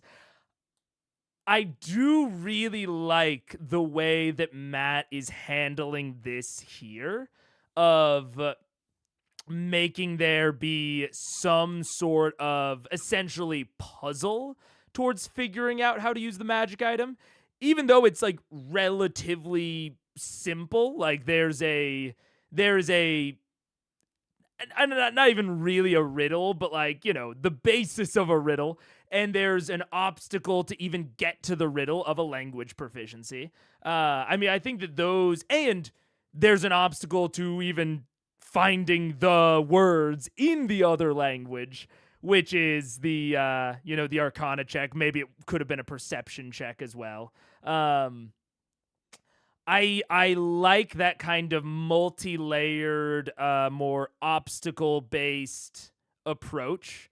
And honestly, generally, I kind of like that maybe as opposed to even something like attunement. Like I kind of enjoy that more. Like I've talked about when it comes to crafting magic items, there is a system in Xanathar's guide for it, to crafting the magic items as opposed to, buying them. And that's something that I'm normally more into than like buying, than having my players buy magic items. And a lot of times I will make there be one very specific ingredient that has, a little mini quest line to acquire, or maybe, they acquire it on the way to something. Whatever. There's some very specific, unique ingredient that gates them from being able to craft this magic item. I kind of like that here, where there was a very specific gate of like the Draconic language proficiency. And who knows how purposeful of a gate that was on Matt's part, of like, it makes sense for that to be the language proficiency from, I don't remember, Gurn, I think was the name. It makes sense that that would be the language that he would use. He's Dragonborn. And it just so happens to be a language proficiency that Vex has. So I think that that's, a good choice on Matt's part to make the kind of unique gate something that, she has. Make the language choice feel a little bit more impactful. But yeah, in general, I think a solid thumbs up from me as kind of an alternative to the identify sort of system. Like I said, I totally forgot that the broom has a command word. But even for things that don't have command words, I kind of like this direction of even like to attune to it. Maybe you have to do this sort of riddle obstacle-based check stuff. Magnificent Mansion can be cool. Look into the PC's minds. Just a lonely door frame could mean so many things. True. That is very, very true, yeah. Vex is basically a dragon. Matt didn't even need to check on her sheet to know that she speaks Draconic. True, I would have assumed as well. I also would have assumed at this point that she speaks Draconic. But even if you say you want this to be a little bit harder as a DM, and you don't want it to be, a unique ingredient like crafting or whatever, just making it a language proficiency that no one in the party knows, and making it to where they either have to seek out someone that knows the language, go back to one of their old allies that maybe they remember or have a note that they speak the language, could reward the note taker a little bit. Or look out for like a fucking like Spanish to English dictionary, like a fucking celestial to common dictionary. Like those sorts of things could be interesting if you wanted this to be maybe like a little bit more of a challenge. They have to be a little bit more involved to solve it. You can pick a language proficiency that none of them know. Greedy hates dragons and now she can fly. That's true. She's becoming more and more of a dragon every single day. Is Draconic always connected to the roots of Arcane or only in Critical Role? I don't think always. I mean, it depends on the setting that you're in, right? In like Forgotten Realms,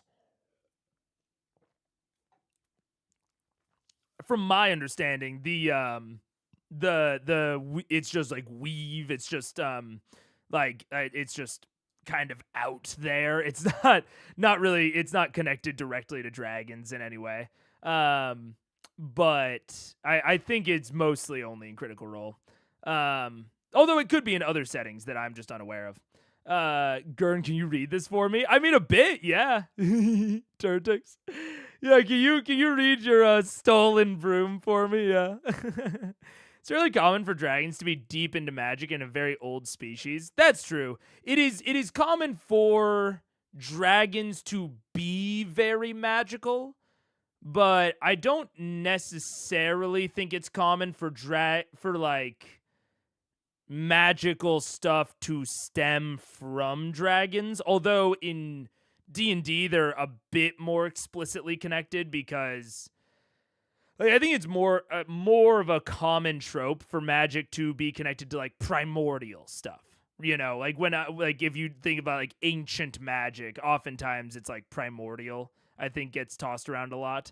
And because dragons are all in D&D are explicitly tied to elements, I think there's a bit more of a connection there in D&D, but none of it's ever very explicit. It's all very setting dependent.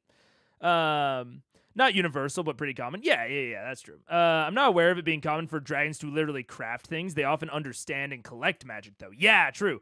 There is often in stories where magical knowledge or magical weapons exist.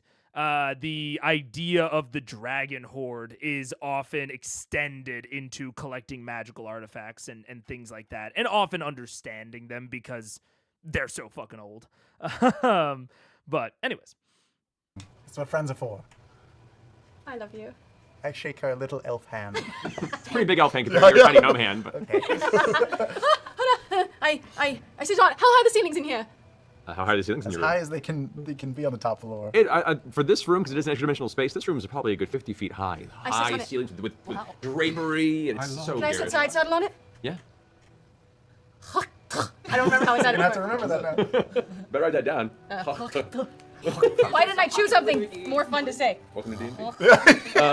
As the words emit from your mouth, the broom takes off, and you have to kind of aim it a bit. You start going around in circles, slowly rising up towards the roof of the room. Yay, this is awesome! I'm really high! I instruct the band to start playing Flight of the Bumblebee. Oh my gosh! Can I take my hands off? You do, and you start going, whoa. Go ahead and make a dexterity check. Oh my god. I probably should have been lower to the ground when I said that. Okay, that's fine. Oh, I'm still exhausted! Yep. Oh shit. 20. That's fine. You're fine. A really bad roll might have had a circumstance, but you managed to catch yourself in the room in time. And, okay, you're getting the hang of it. All right. It's still not something you're used to, but it's fun. Can I point it down towards the ground and get lower? You do, and you take a few minutes to figure out the pitch and law of it, and it basically it's less of a directional flight more than it is a combination of how you hold the front of the broom and concentrate on its direction. But nevertheless, a few moments pass and you get the hang of it. Oh my god. This is the best day of my You time. look great up there. Thank you. Thank you. But you should not have stolen I that. know, it's He terrible. was our friend. He helped What us. kind of person am I? I'm a horrible person. He called. We should do something to Horrible- repay the debt. No, I tried. I was going to give him a lot of dragon scales and he wandered away. I mean, We can't what can possibly do? find him now. Well, how do I help him? Because I feel If terrible. we can't help him, you're going to have to help someone else To make up for to it? make up for the lost karma. I will help as many people as I can while I'm flying through the air. Perhaps I will pick someone for you to help someday. To repay us both. I think that's a deal, Scanlan. All right, I will mark that down. What are you, like a hag now? I sit on it and I open the door and I fly through the doorway. She drifts into the room, the door shuts behind her. We're gonna be one of those Segway assholes now. Yes, totally. Just Segway asshole on a They're, earpiece. they're everywhere. At Starbucks. This is You lean back in your bed on your fine black silken sheets, with flighted bumblebees still blaring by the fireplace. All right, guys, it didn't work. You can go. They all get up, the music comes, stops, and they all slowly drift out of the room one by one. Fireplace still crackling. It's nice in here. I'm sitting in wherever there's a lounge of any kind. I'm just working in the lots of sketchbook. lounges. Working in the sketchbook, working on things. Not to worry. All I'll right. be reading my alchemy book because I have had so little time to catch up on my reading. We never talk anymore, do we? We never do. All right. I will say, Daniel, so this is the feeling that you're having and approaching is one of my chief complaints with BitD, the wounds system in BitD, which is that it's a negative modifier that the player has to remember to apply. Right, but my big problem with BitDs is that it only applies selectively. I think the thing that I like about BitD, or not BitD, 1D&D exhaustion, on the other hand, is that it applies just anytime you make a skill check. Like that's or not even a skill check. Basically, anytime you make a D20 roll. I maybe there's an there's a exception that I'm forgetting, but it's from my memory, it's pretty much any time you make a D20 roll, you just put your exhaustion on. So I do agree that when you first start using it, there will likely be an adjustment period. But I think the nice thing about it is that it is minor, so it's not, too damaging. But the fact that you apply it across the board means that the habit could start building up of I roll a d20, I check my exhaustion. Is it +0? Is it -1? Is it -2? Whatever the number is, and then you automatically apply it. Attack rolls, ability checks, saving throws. I'm trying to think if there's off the top of my head if there's another one. What's another D20 roll that's not one of those three things? Because death saves are saving throws. Initiative is a dex check. I guess there are D20 random lists. Yeah, I think that's about the only thing you'd be like, yeah, like a D20 random list table. Yeah. But other than super minor exceptions, the thing that I like about 1D&D is that I do agree that it is both minor and common, which are two benefits, I think.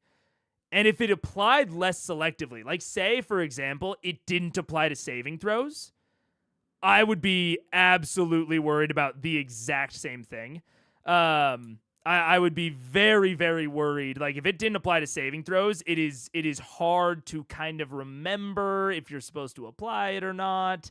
But with it applying to everything but like a very few select exceptions, like, portent or blink, yeah. Like if it applies to everything but very specific exceptions, it starts to be able to become a habit. And going back to BitD, that's part of my problem, is that you can never make it a habit. By definition, the way that you do wounds is that they are like unique and bespoke. Like experiences in Daggerheart. And so you have to relitigate every single time, does this wound apply? Which I don't like. I don't like that, like, selective, sometimes it's there, sometimes it's not, when it's a negative thing. I think when it's a positive thing, it's much more okay.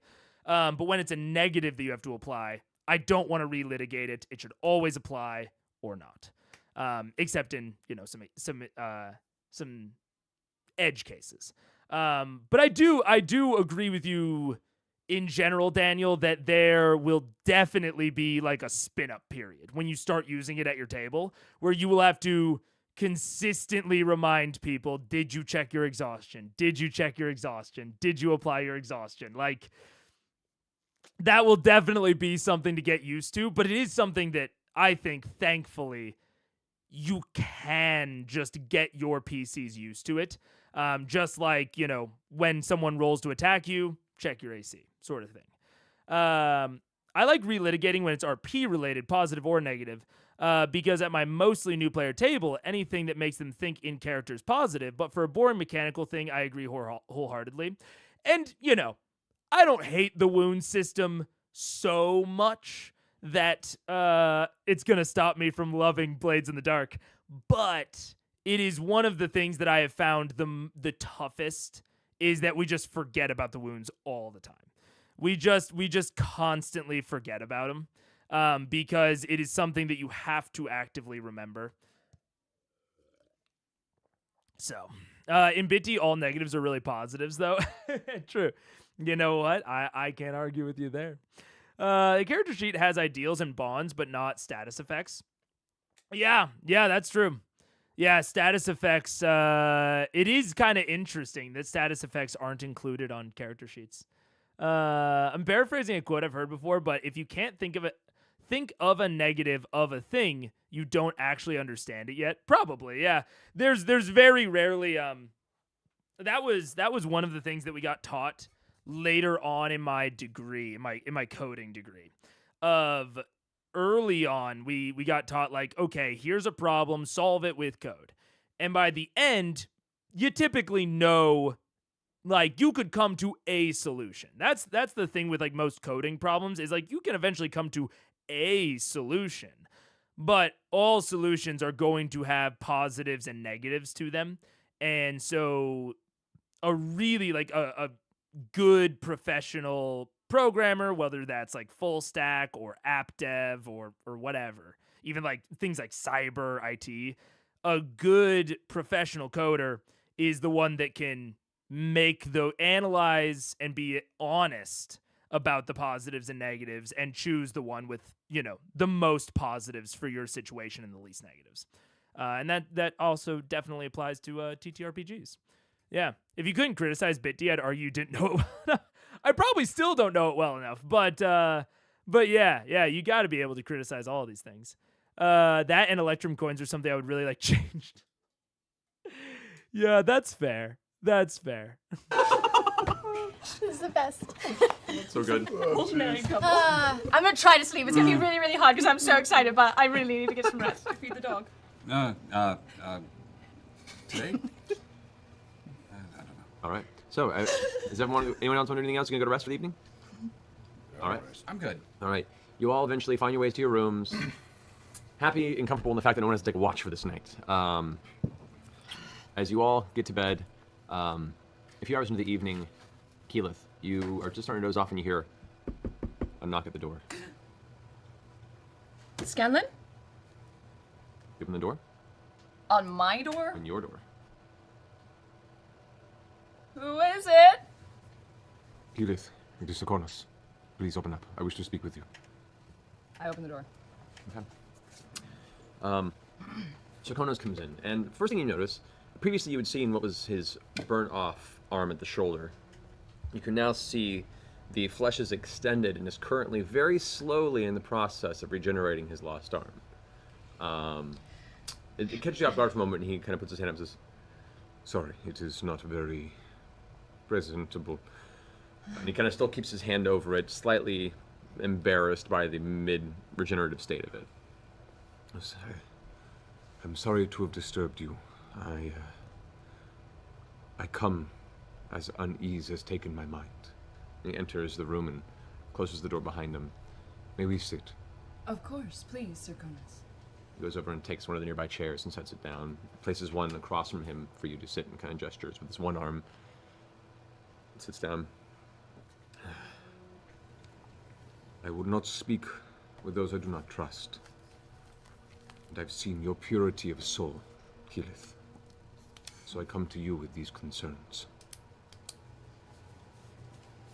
His eyes kind of trail off for a moment in the distance, and he gathers his thoughts and his words. 4 years ago, a young woman came to Pyra for redemption. A lost girl, cast out, and wishing for acceptance.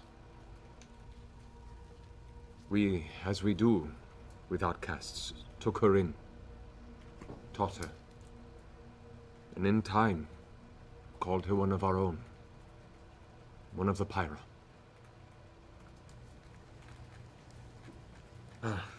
In recent months, she began to grow distant,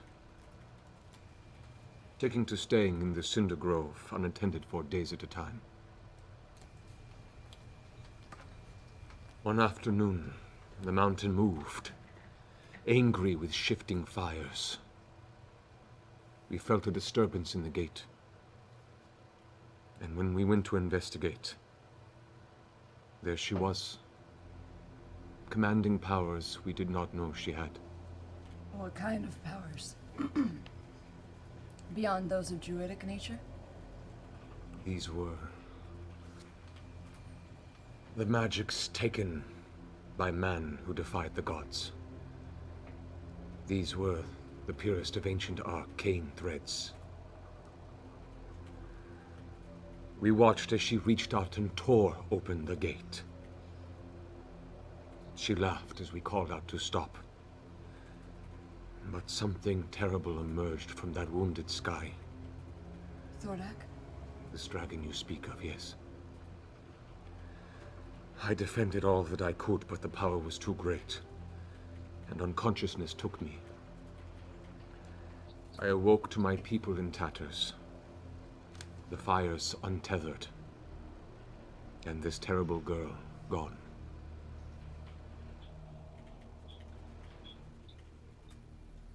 It is both embarrassing and greatly alarming that we could be infiltrated by such an entity. That blame falls on me, as the headmaster, for not seeing this earlier. You acted within the good nature of our people. There's nothing wrong with that. How old was this girl when she came to you? And how old is she now? When she came to us, she couldn't be more than 15. So she's 19? 20? Perhaps. She did not seem to blossom into womanhood, as many do. We considered her more of a runt of her litter, if you will. And what was her race? She seemed human. She seemed human. What do you mean? Well, we take many forms as druids. If she was indeed human at that age to command such power, I do not know her true nature.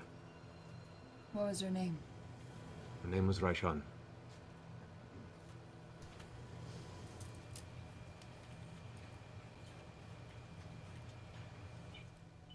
Anyway, I wish to tell you this because my heart is heavy with guilt. And I just want you to know that even in places of comfort and family, be careful. Keep those who know you can trust close. And be mindful of those that promise aid when they have not proven themselves. If you have an instinct, follow it. Are you referring to something in particular, Sir Conas? I just do not wish you to make the same mistake I did. Anyway, I thank you for your companions and you coming to our aid. It shall not be forgotten. I shall keep an ear open for the name Raishan. If I hear anything about her, I'll send word. Should you need the aid of the Pyra, though we are not much at now, come find me. I look forward to you bringing Zephyr together. You will make a fine leader. Thank you, Sir Konis. And I'm glad that you're still with us. Katiake, Keyleth. Katiake, Sir Konis. Zakonos leaves. And I start pouring through my notes for the name Raishan because Keyleth believes she has heard that name before. Is one of the dragons, correct? One of the white, the green one? Okay. Okay. That is true. Do I have any other, like, reference? Would I know anything else about that? That's all you know is the name Raishan was used when the Conclave attacked Imon, and it seemed the name belonged to the green dragon that initiated the assault where you guys were. Oh, fucking bitch. So these thoughts echoing through your mind. The streets will run green. Yes, they will. You sleep, but uneasily, as all of these realizations swirl in your head. Eventually sleep takes you, but it is not an easy sleep. Just enough to function. Barely. Vax. As you yourself have attempted to stave off sleep for many days, pushing yourself to your limits, it finally takes. It's harder nowadays, Daniel. There's less people that I have to blame. Back in the day when it was like, oh, who the fuck is Kavarn gonna be? It was like, well, I only know of about 2 NPCs, so it's probably gonna be one of them. So now it's like, I don't know, fucking Cassandra? Like one of the 30 other NPCs we know? I don't know. But I can't think of any NPCs at the moment that have been described as like looking like children, really, or like teenagers or young adults, as looking adolescent. Like I really can't think of any. But the whole like didn't blossom into womanhood or whatever, that to me feels like a tell. That feels like we're going to meet or encounter someone that is old but is like still seems like they're an adolescent or seems like they are, you know, young. But I can't think of any that we have encountered in the past, especially because ostensibly this Raishan has been with the Pyra. The only thing I can imagine is that potentially like Raishan was mentioned when they went and did the Aramente. I could see that where Raishan was mentioned when they did the Aramente. But I can't remember anything specific about her if she was. What up, Kira D? How you doing? Very cool. Glad you're enjoying them. Welcome. Every person they've ever fought is the same shape-shifting dragon. Yeah. And when the same shape-shifting dragon attacked Amon, it just used mirror image. That's all that was going on. It was all one dragon, you know? Yeah. They were really close to Raishan during Keyleth's Armenta. Yeah. Yeah, I wonder if a lucky ranger dragon sense would have changed the whole story. I mean, potentially. Yeah.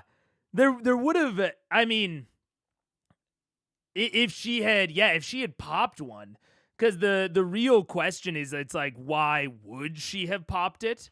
But that is absolutely something that Matt could have played with if he had wanted, like given some reason for her to want to do, which you could even argue that maybe that was the point of choosing Rhymefang as one of the Vasselheim arc mini bosses, is to let the players know, hey, there are dragons in these fucking woods near where the Pyra are. Like, I think that's enough justification. Maybe just a skosh of foreshadowing to maybe have procced a dragon sense from Vex.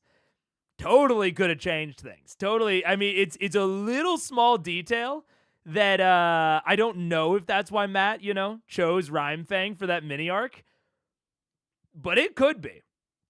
Because otherwise, she's not just popping out her dragon sense at random bullshit. But if she knows that there's dragons in the area, maybe she pops it out. Who knows? So I think there may have been a little bit of like Matt just like sprinkling that in and being like, there's no way she does it. But like, what if? What if? That would be really cool. As I remember, she's an ancient green dragon. Yeah, I believe all of them are ancient. That is at least my understanding at the moment, is that all of the dragons in the Chroma Conclave are ancient, save for maybe Brimscythe. But it's also like not, I don't think it's entirely like 100% confirmed that Brimscythe was in the Chroma Conclave. It's just like 99% implied. I bet Earthbreaker Groon is actually Umbrasyl. After that whole shit about the darkness inside of Grog, he's just trying to drag them off the trail. They made a big point about how it's weird dragons are working together. Oh yeah, absolutely. That's because they're the same dragon. Dun dun dun. Makes sense why Thordak was hanging around the corresponding rift in the fire plane as well. Yeah, absolutely. Oh yeah. It's just Tiamat doing a finger puppet show. It's all Galdric. I think I have an answer on the dragon sense, but I cannot remember if it's a CR homebrew thing or if it's been clarified on stream, so I'll hold my tongue. Ooh, interesting. Yeah. So we now know Green Dragon Raishan was hanging out around the rift. We also know that Vorugal was hunting in like northern Othanzia. Not even, and I wanted to check this out. Fucking Vorugal was used to wander the waste in Othanzia, not even in Isilra, which is like the continent. So pretty fucking close to all of this is where Vorugal was hanging out. Which does, to a degree, potentially imply if Raishan was hanging out in the Pyra, Vorugal is hanging out in northern Othanzia, it makes you consider where Umbrasyl might have been. Because my theory was that Umbrasyl was in Marquette, but if the other two are hanging out, there's only 3 of them, right? There's only 3 of them sans Thordak.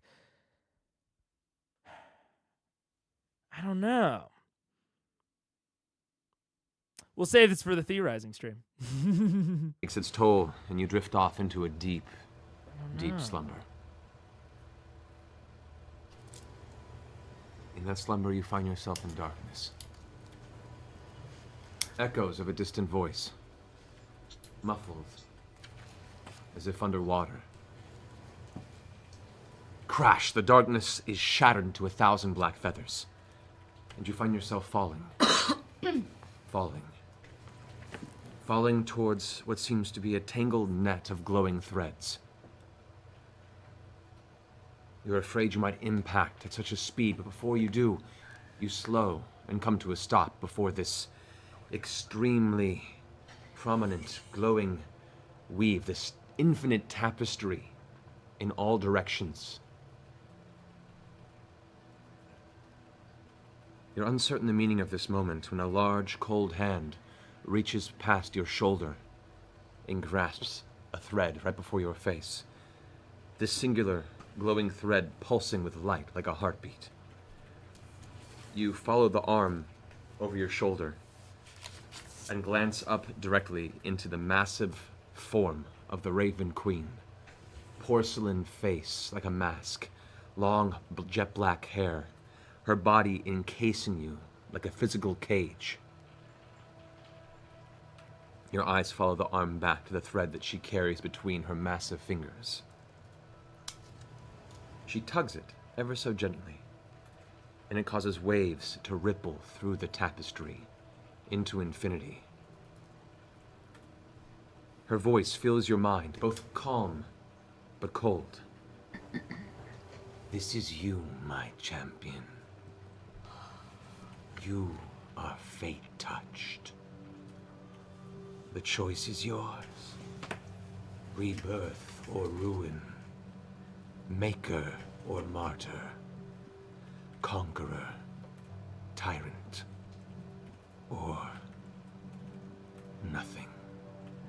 She plucks the thread from the weave, snapping it. You plummet into the hole left behind it, falling faster and faster into the dark. Losing control, you turn around and see the Raven Queen disappearing into the distance, growing smaller and smaller until suddenly, nothing. Grog. You've fallen into a deep snore. Heavy, heavy snore after drinking the wine, climbing up walls. You've had an exhausting day of... Sleeping in the sandpit. Okay, you're face down. Like a beach, just... It's great. It's like cat litter. You've drooled into the sand and it's kind of clustered around your beard. It's horrifying. Yeah. But in the middle of snoring, Nope. this restful sleep also comes into your mind. You find yourself walking alone. A long hallway into blinding light. You have to cover your face. It's so bright. But you push forward because you know there's only one way to go. You cannot see. But you can hear around you and sense the hallway's ended. And there's now space around you. You cannot see, but you sense an arena. Gladiatorial in nature, you can hear the distant whisper and hum of crowds cheering. Veil up, veil up. You sense others around you closing in suddenly. A voice, ever whispering in your ear, says, "Release me." Still blinded, eyes closed, on instinct, you pull the cold, dark blade from your back and swing wide. Over and over again, feeling the shuddering shock of each impact, your strength matched by the razor-like edge of your weapon, cleaving down any who would approach. The high of adrenaline is incredible, and you laugh aloud at the sheer thrill of your own power. The light subsides and your vision returns. You look to see hundreds of people dead at your feet. Farmers. Children. You see Pike motionless, cast among the carnage. You want to scream, but instead you laugh against your own judgment and intent, like you're locked within yourself and have no control. And as you look up from the pile of corpses at your feet, you see a towering figure before you, cast in furs and bone, standing even a head and a half's height above you, is Kevdak, looking down at you with pride. The entire herd steps up beside him, staring at you atop your throne of corpses. And the herd kneels. Kevdak bows, looking up at you, smiling. You have finally made me proud, Grog. You wake up. Spittle and sand and grit mashed against your face. Who knows how long it's been? It's been a while since you've had a dream, let alone one like that. Now, as you all eventually come to in the morning, having your evening's rest, you've recovered your hit points, your spell. Hell yeah. Ooh. I can imagine every time how I talked about how I love, I can speed up now, sick. every time I was like, oh man, I love like poetic, abstract dreams sequences. The fucking spoilers chat is like, oh, just fucking wait. Like, that was great. Oh.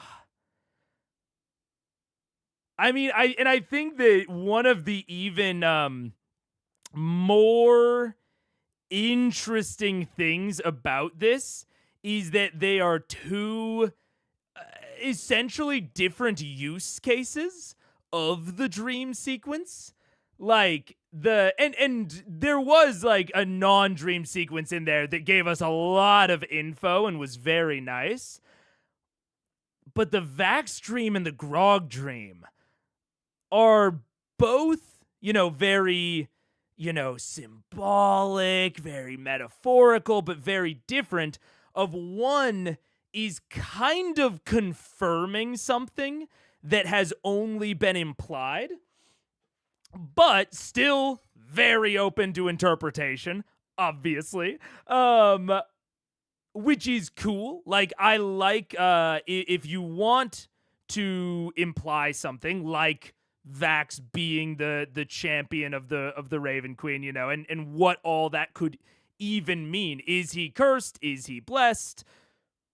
Like, there was really not a lot that we could draw on, and I'm guessing based on this that Liam didn't have a lot to draw on either.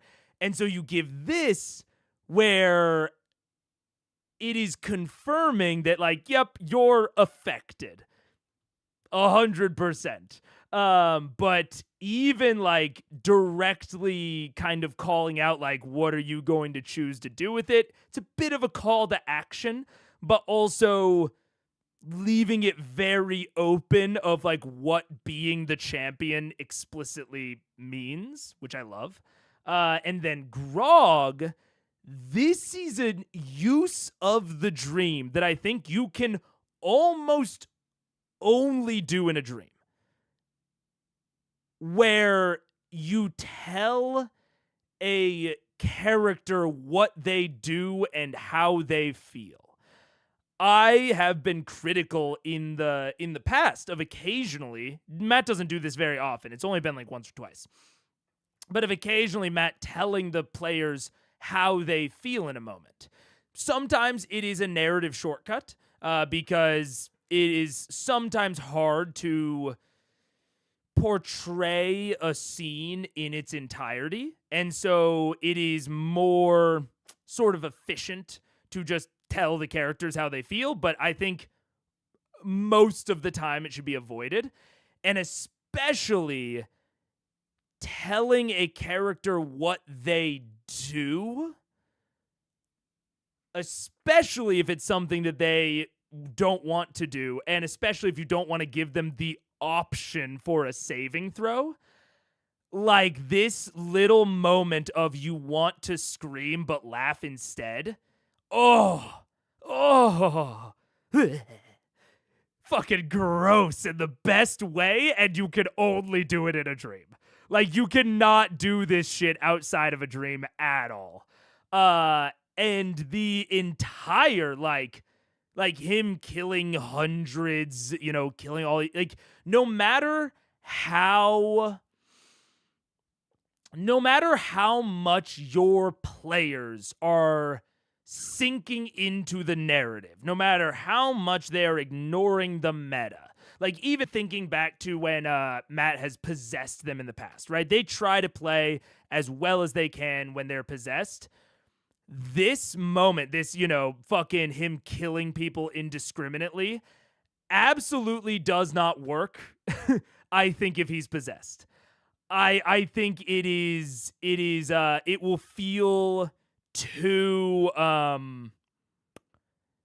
it'll feel almost unreal if he has to do this. And ironically, making it explicitly unreal within a dream and implying, that it's like a subconscious coming up with it, I think makes it more impactful.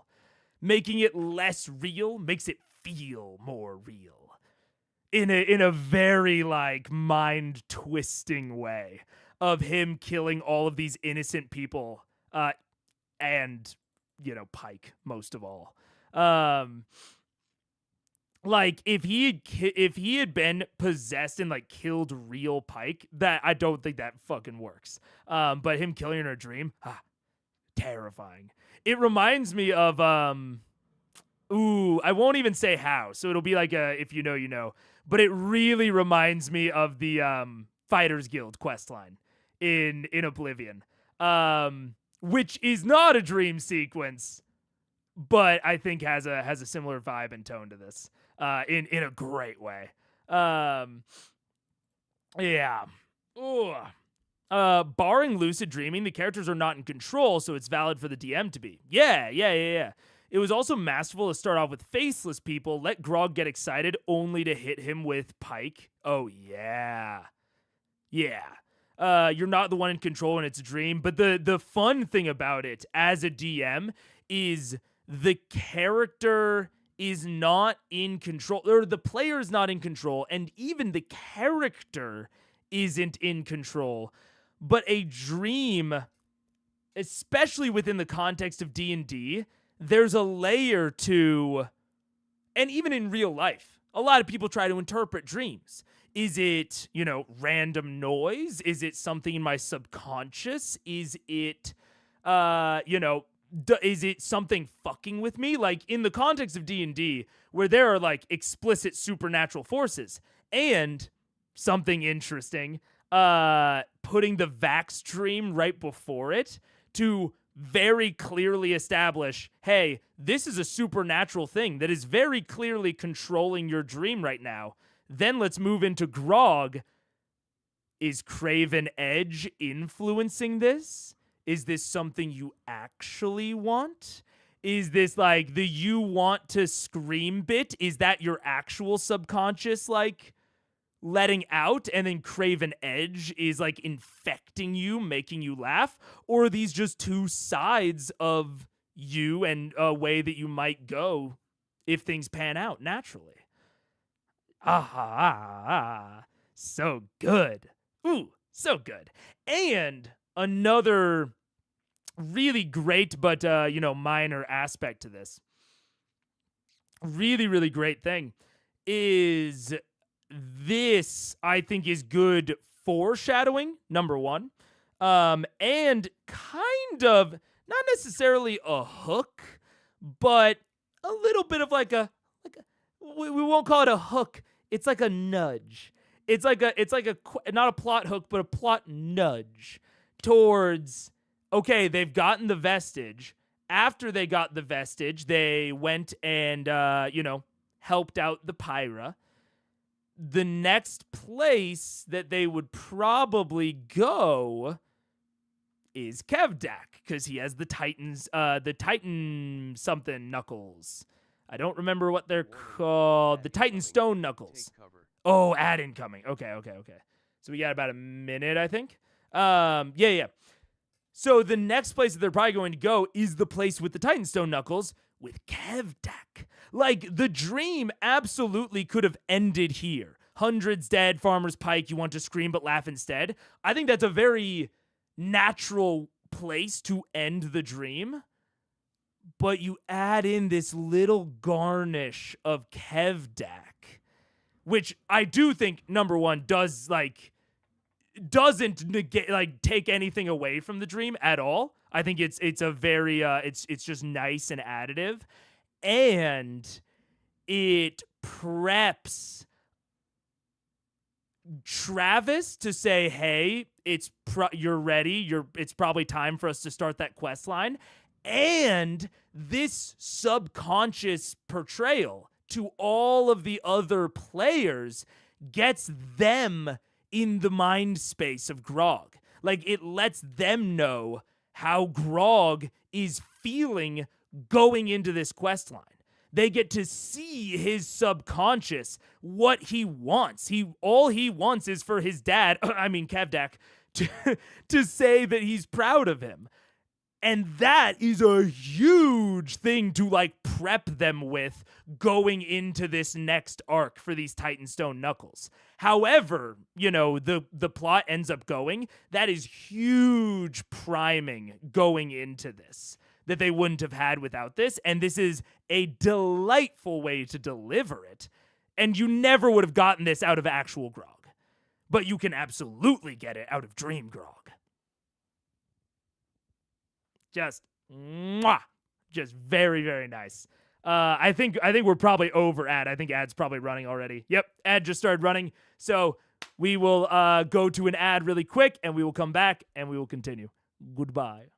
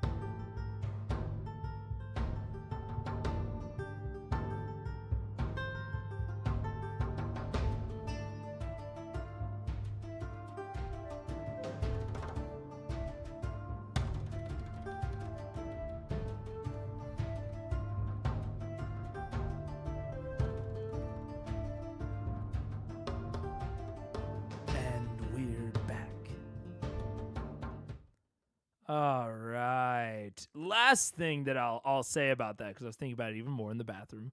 Last thing I'll say, I also like the ordering of these three nighttime scenes. So sort of, I would say, putting a bit of a button onto the whole Pyra stuff.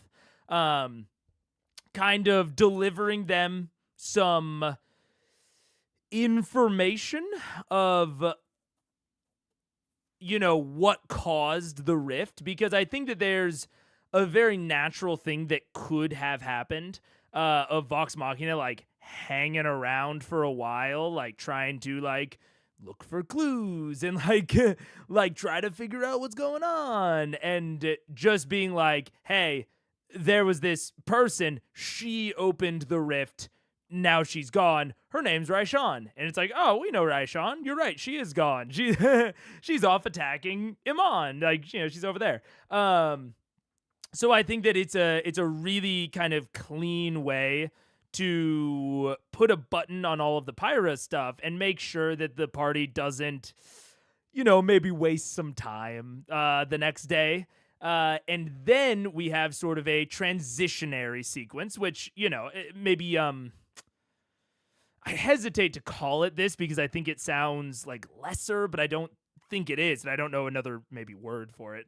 But like a utility sort of dream of establishing that there is more to find out here with all the Raven Queen business. Like, this is like an arc that you will go down, tying it into Vax's previous arc of like, what is he? Like, that's been Liam's moral dilemma with Vax is, am I a hero or not? And Raven Queen very explicitly calls on that. It's like rebirth or ruin, maker or martyr, conqueror or tyrant. She's very clearly tying herself and this thread into his overall arc. But not giving us really anything new, just saying like, okay, there's something there. It's all tied in. Something's happening. And then a little bit of a nudge into the next arc. So it's like we had like the button on the previous arc, little bit of a transitionary thing with a little bit of a character work, and then a little bit of an intro into what I predict will be the next arc. Especially, I can't help but notice it now, the family business. I feel like they are either going to encounter Grog's family, either this episode or next episode. So, yeah. Very, very good night sequences in general, but especially dream sequences. And solid ordering, solid delivery. Big thumbs up. And now we will play. All the usual good stuff. In a fantastic mansion. Maybe not the most fantastic rest for some of you, but a fantastic mansion. Also, very interesting note that the first half is 2 hours and the second half is 30 minutes. Definitely seems like a lot of shit happens and he didn't want to take a break, and then they just had a quick wrap up. The episode titles are often really good from a if you know standpoint. I try not to look at them too often, or at least if I do see them, not think about it too much. And a lot of times I see them after the fact, and they make a lot of sense. Mansion. You all eventually find your way to the breakfast nook, which is as extravagant as you would imagine a Scanlan-based breakfast nook would be. Green marble, subway tiling. Sorry, carry on. Crystal chandelier. Crystal chandelier. There's a fantastic breakfast feast already prepared. Rows of servants along the walls just waiting eagerly to attend to you guys as you sit down, pouring fresh juices. It smells fantastic, and most of you look rested except for a handful. Eat, drink. I come skipping into the room for sure. Good morning. You're looking delighted and delightful. What a beautiful day it is. Do you have wine and ale at the breakfast buffet? Sure. There's mimosas. There's I'll have a mimosa. Have you never heard of breakfast beer? Mimosa. breakfast beer. Sure. Breakfast beer. There's milk from a cow with a broken nose. Oh, that's so sad. Can you heal it? Can it be healed? It'll be fine. When we leave this place, all these people die anyway. Grog has lost the thrill a little bit. He's like, oh no, maybe I'm feeling a little bit of sad about the cow, about the violence. The thrill has absolutely left Grog's system. You're supposed to churn the milk after it leaves the cow. Wait, Scanlan, can we store things here, or does it all disappear as soon as we leave? I don't know. You haven't tried it before. We should leave something inconsequential. We'll leave Trinket, and then we'll try it again. And if Trinket's still here, we'll know. We'll know. Schrodinger's trinket. It's just, yeah, no? No. All right. We'll leave the broom and see if it's still here. No. Let's not. Vex, is there something you'd like to admit to the rest of the group? They'll see you use it sooner or later. What? You hear a voice go, Trinket's over there, face covered in breakfast food, kind of like trying to sit at one of the edges of the table like a person. The actual bowing of the wooden bench that Trinket's on is like you hear the creaking as he moves around in it. Thank you, Scanlan, for making me feel So guess what? I can fly. A+. What? How did that happen? Did you? I had a really weird night too. What happened? In your, because I mean, did you have flight. a weird night? You want to tell us about it? What? Nope. No, I want to hear about your night. I think you go first. Well, I want to learn how you fly. okay. So I sort of kind of tricked Gurn. I'm a terrible person. You're So my you friend. swallowed that last part. What'd you say? I sort of kind of, this is the worst, took something that wasn't mine, in a way. I mean, Oh, you so know, I was you- holding on to it, and then I just sort of slipped, and it fell into the bag of holding. What was that? You stole from a candle maker. I stole from a necromancer. You It's funny slash candle maker. how you Well, yes. phrase things, how they say. Yes, no, he was a nice guy. Oh no, no. I think we should hear Vax's opinion of this. Vax, I think you were a bad influence. I can't touch. I've done my share of past. I thought you were a little over-interested. I mean, to be fair, we did steal a carpet once. We did. Did we steal that? I thought it was Well, just we like- sort No, of we- used that in We an commandeered. emergency. We can't. Dude, it's it's funny to listen to this conversation because it does feel real, but also there's a bit of a tone of I don't think I would pick up on it if I didn't know that there was, backlash on social media, but I do detect a bit of a tone of defensiveness, which obviously, if you watch the end of last episode, I'm absolutely on Laura Bailey's side. I don't think there was fuck all wrong with stealing it. I think it was hilarious. But I love, Travis being like, well, what's wrong with that? And Taliesin being like, well, we did commandeer a carpet once, kind of bringing up the facts that, this isn't that weird, not that bad. It's again, if I didn't, and maybe they're not, that's not really what's going on. Maybe I'm reading too much into it because of the context, but some of it rings a little bit defensive to me, which, again, I think is mostly just a little funny to note, of being like, hey, audience, shut the fuck up. We're on her side too. Commandeered We it, took it, Scanlan, and we in didn't an tell Laura. emergency. and then never gave it back. That's true. We're I don't terrible. think- And they have the person that is the least on Vex's side is the rube, is the stupid sexual idiot who just, did the whole laying out on silk thing, and he is the stand-in for the audience critiques. I don't know how purposeful all of it is, but there's definitely some theming going on there. In universe, stealing a magic item from some random necromancer is nothing compared to other things they've done. Oh, absolutely, yeah. Above table, it depends on how many ground rules they set around the quest and the player conflict areas, and we never get to see their session 0. Yeah, absolutely. I think for me, taking the average of the tables, yeah, it's absolutely something you need to set ground rules for. I think that without setting ground rules for that, because honestly, it's not really something I would think of when setting my ground rules. Now I will. But for my normal games, I wouldn't have thought to set that as ground rules. I would think sans ground rules on average, especially her stealing it at the end of the session as opposed to earlier on. Sans ground rules with about 20 minutes left in the session, I think at the average table, this is probably going to go over fine. So that's why I think I'm much more down and okay with it. Is because I think, if you're out there and you're, modeling Laura Bailey's behavior at the average table, at most tables, it's probably going to go fine. There are absolutely tables where it very much will not go fine. But I think at most tables, you're not gonna encounter any issues. I think you're right. They were very aware of everything, and Laura got so much shit. Unbelievables for levels of hate for something so silly. Yeah. If it was a guest player who was explicitly above the party level and they stole a big magic item, sure. Yeah, I could be a little bit annoyed as a DM.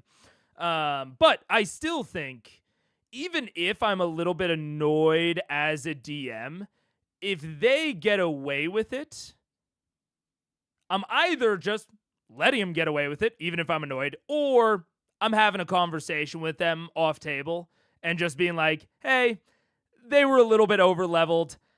I did put that, in a place where you could steal it. I didn't think about the fact that you might steal it. Can we construct a scene next time where you give it away or we use it for something? Like, that's a conversation that you and the player can have as a DM. But I don't think that even if that happened, I still don't really think it would be like super on the player. It would be, a lack of ground rules that I wouldn't blame either side. Like, I also wouldn't blame the DM for being annoyed. Like, you're right. I would probably be annoyed if I introduced, a guest PC that's a little bit higher level and they stole from them. I'd be kind of annoyed. But then I would have a conversation with them off table and it would be fine. Like, I wouldn't blame them too hard. Yeah. Annoyed partially at myself. Exactly. Yeah. I think Matt told the guest it was a possibility too, if I recall, because Laura wasn't subtle about wanting a flying item. Yeah. She was not indeed. So all of it's just a little funny to see, the actions here with the exterior context. It feels a little bit more their words have a slight edge that I wouldn't detect if I didn't know the context. Can judge you, Saleh, but it does strike me as a little bit odd. Well, Else. I know. I'm afraid these rogue tendencies I've been learning from you, brother, maybe rubbed off a little bit. No, I just I know I shouldn't have, and I wanted to return it right away, and then he wanted. I'm just saying. Her even say, I know I shouldn't have, and then Grog, who very rarely interjects like that, just being like, I don't care. Just Travis being like, nope, my wife didn't do shit wrong. it off. That's a lie. I didn't want to return it, but I did want to pay. Which, I mean, you guys know how much I talk. I would be mouthing the exact same way. If Paige was getting this sort of shit, I would not be able to hold my tongue on it. Pay him. I don't think you wanted to do that either. No, I did. I wanted to pay him, but he wandered away, and then I didn't pay him. And now I have this broom that I stole, and there's really no way to return it. Well, I probably could find him, but I don't want to because now I can fly, you guys. Are you gonna like regift it? No. Oh. What do you say, Percy? Are you honestly asking Michael? You said what? Actually, Percy, do you know? Funny. I know you can build things and make things wonderful. Well, can you show me what is this thing? What did you steal? What is this thing? I pull out the broom and I lift up in the air. You guys watching the back, all of a sudden takes off above the breakfast room. Right, that is pretty cool, Vex. That's pretty badass. I don't know if I approve of the What happens metaphor. when you shoot a couple arrows from up there? Yeah, shoot me with an arrow. Yeah, shoot some arrows. Okay, you're not holding onto the broom anymore. Here, No, I've been practicing. I reach on the table and I grab what I'm sure is a whole chicken sitting there. Sure. And I hold it up and I go. Has it not occurred to you that you're not going to be able to fly? I lift. All right. No. Look, I'm not holding on, Percy. All right, Look at me Vex. not holding on. Ready? Vex? Oh dear. Trust. Oh dear. Watch your eyes. Watch your eyes. Trust, Vex. All right, Laura, I want you to go ahead and first roll a dexterity check. Okay. Shut up. 13. 13, okay. You almost slip off the broom in the process of drawing the arrow from the quiver. Oh, shit. You catch yourself and just barely manage to pull back and fire. I want you to go ahead and roll an attack with disadvantage. Oh man, disadvantage. Okay. Please, God, may your aim be true today, Vex. For 16. 16. The arrow does get relatively close to your hand, but it does stick into the turkey. She did it! I hand the chicken to Scanlan. I will say something that Matt is, I've noticed that he's generally pretty good about it, that I have seen, especially in games that I have played with that have gone very long. This was a pretty common thing within the only game that I've played from 1 to 20 was, I think sometimes there is sort of DC inflation, DC power creep, if you will, where things that would have been lower DCs earlier in the campaign start inflating to become higher DCs as the campaign goes on. Like I remember specifically in that campaign that I played from 1 to 20, there was a situation where we tried to do something that was almost identical to something we have done. What up, AYJ? There was something almost identical that we had tried to do like 10 levels earlier. So it's like a level 5 compared to like a level 15. And at level 5, we had succeeded with like a 12. And at 15, we failed with like a 19. And it was like, okay, like very clearly and obviously, you know, you're inflating the DC, even though we're trying to do the same thing.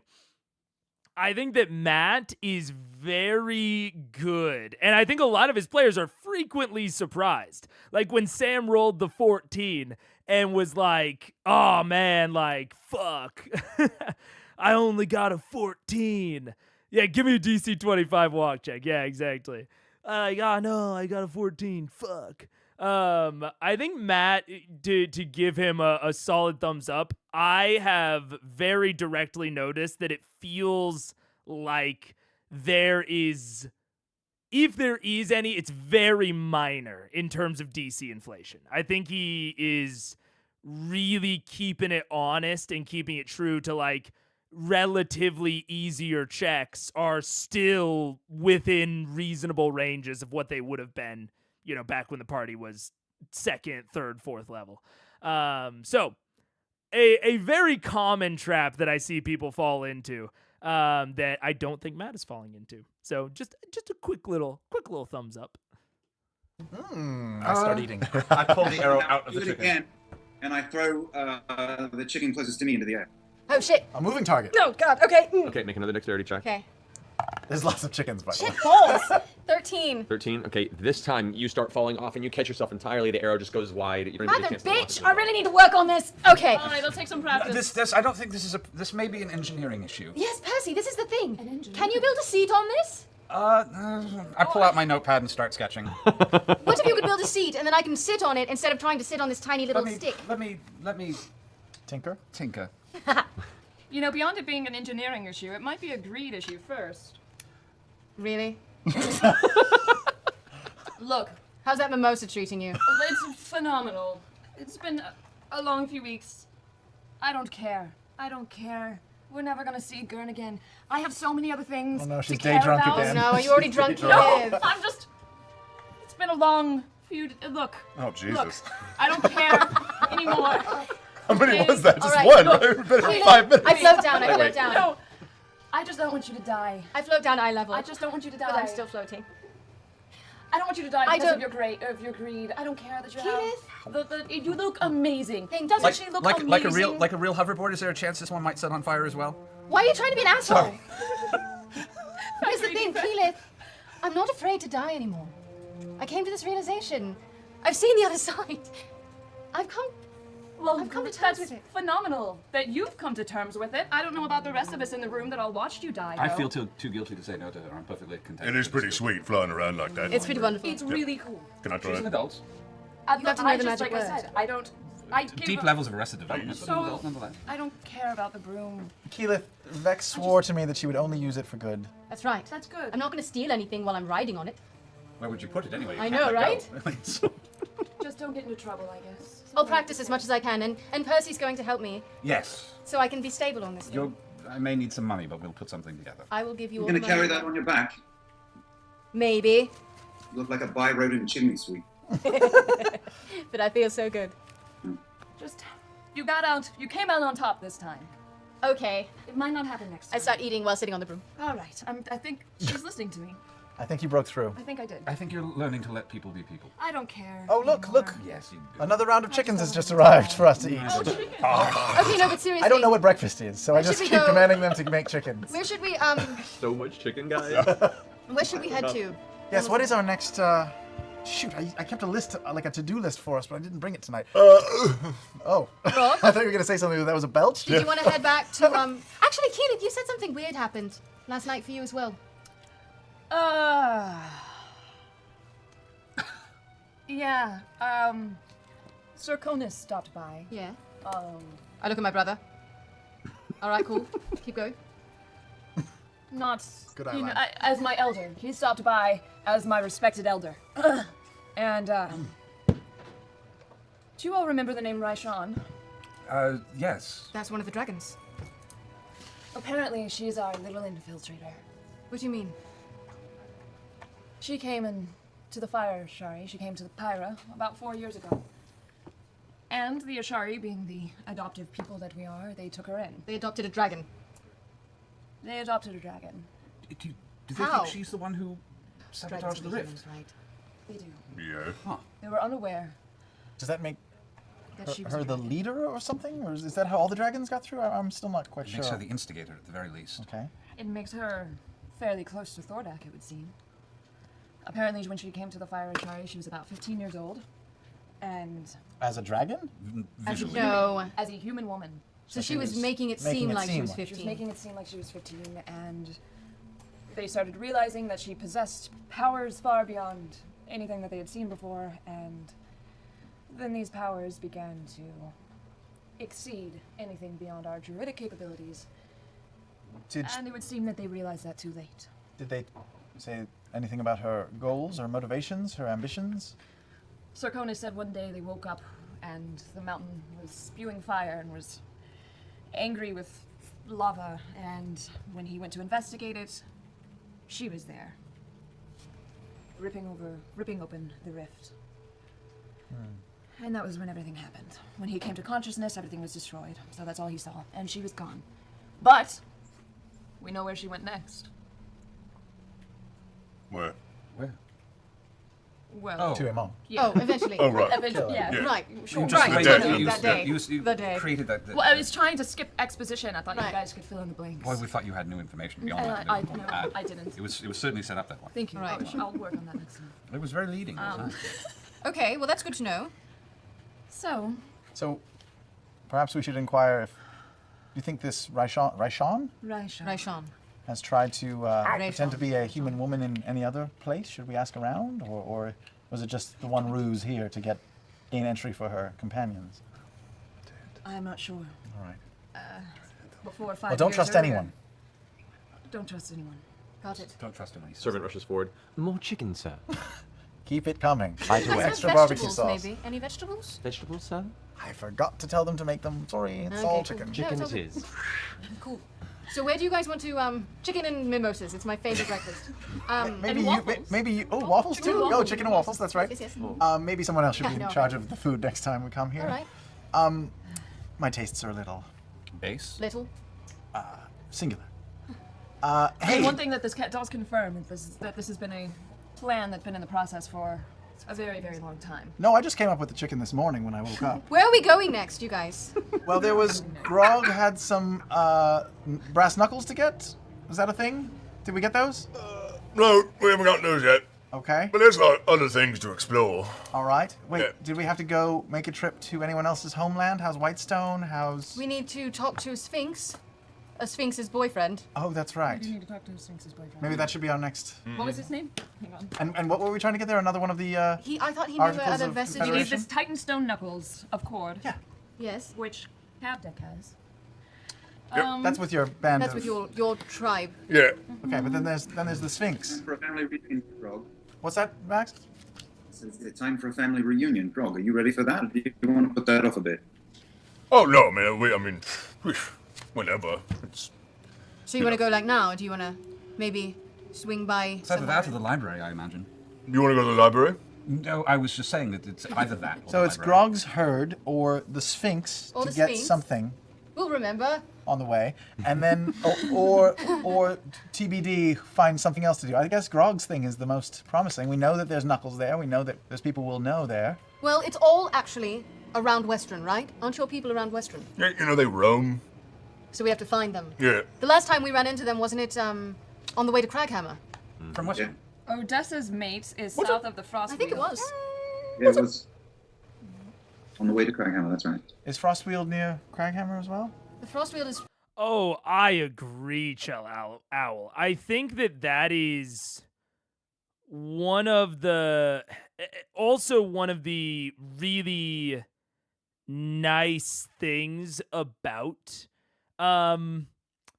doing that dream sequence in the way that Matt did is I think that it gives Travis more room to play Grog's reluctance without it actually discouraging the other players too much, because it takes on more of a tone of he is reluctant because he just had this scary dream and he doesn't want to fucking deal with it. And like, it takes on much more of that tone. Whereas if we hadn't had the dream, there's a risk that Grog's reluctance, while still having like generally that feel to it, might have seemed like Travis legitimately didn't want to do that right now.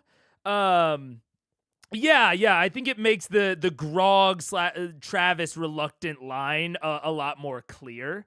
So I think that, and it'll also, typing things as you were saying them again, yeah.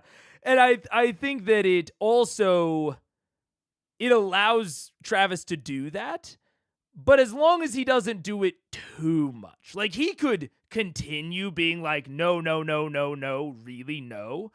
And then that'll, signal to the other players like, okay, maybe Travis doesn't want to do this. But if he only is reluctant like once or twice, I think it's pretty clear like, oh, we just had this big dream and now, Travis is playing up this reluctance bit. So giving that priming and that context, I think gives Travis as a player a lot more room to role play. So I mean, compliment to Travis on the role play and compliment to Matt on the opportunity giving, I guess. It also shows one of my favorite aspects of Grog being an interesting view of masculinity. Grog is dealing with non-masculine feelings, which he's not great at. Yeah, absolutely. Absolutely. Like it's also like I think Craven Edge is playing on this idea of violence, because Grog has displayed a lot of different facets of violence. He at his best has displayed things that will very often be pointed to as like positive masculinity, protectiveness or what have you. He is protecting his friends, his family, the world. Like, he is using his masculinity to do that, and that's how he's defining his masculinity. And then Craven Edge comes in and twists it all around, takes those protective instincts that might use violence and really latching on to the violence part of it, and really furthering that into its own kind of toxic sphere. So I think it's a very cool arc, especially for something like a barbarian. I mentioned the thrill earlier, very similar to Stormlight Archives Book 1, a moral conflict that one of the main characters in that has. If you know, you know. I'm still in the second book because I'm reading the first one with Paige so that we can catch up and read it together. Read the second one together. But very similar to the moral quandaries that Dalinar has with the thrill. So very cool. Very cool arc, cool opportunities. I like it a lot. South of Western. South of Western, yes. So let's make our way to Western, I suppose, then. And that's in the direction of both Grog's herd and the Frostwheel? Mm-hmm. Potentially? Well, Grog would know. What? Cool. Yes, I think Grog really wants to go. Yeah, we should probably go there. Yeah. Let's do that. Yeah, your herd wanders all across the Silvercut roadway, the whole area to the west of Westruun, south of Craghammer, east of Iman, that kind of vicinity. They wander there. Around there. Yep. Okay. But look, I was thinking, look. Michael, we'll do that during note corrections during like the note organization type streams. And as Daniel just said, there's a spoilers chat where you can kind of decide how spoilery it is, and if there's a correction that is decided that it's not too spoilery, then there's a Critical Role like no spoilers channel in the Discord where you could send in a correction. People have sent in corrections in that chat before. So yeah, if you're not really sure, I'd discuss it with other people. But if you are sure, especially if you know, like, I know some people will search, there's like a transcript archive where you can like search out words. So if you know, like, okay, you know, this was stated in episode 32 and you like, you know that, then you can remind me of that. But yeah, anyways. It might be. If you, and also, like, if you can't, I know some people watch it on mobile, they can't get in the Discord at the same time as they're watching. If you can't, figure out the spoiler-ness, feel free to let me live in ignorance. That's fine. And you can either correct later or never correct. That's all good. Like a thing when we find them, right? So, like, Yeah. picture this. Me, and then a lot of other me's, and they're all really big and angry. So, like, if we want to do anything else before that happens... I think they'll attack us, but we're with you. We're an ally. Yeah, and I'm a super cool, awesome, fun guy. But we didn't really leave in, like, the best terms. Oh, weren't you like... Ass kicked, yeah. Yeah. All left for dead, pretty much. You know what, Grog? It's been a while. Why exactly were you beat up and kicked out of your herd?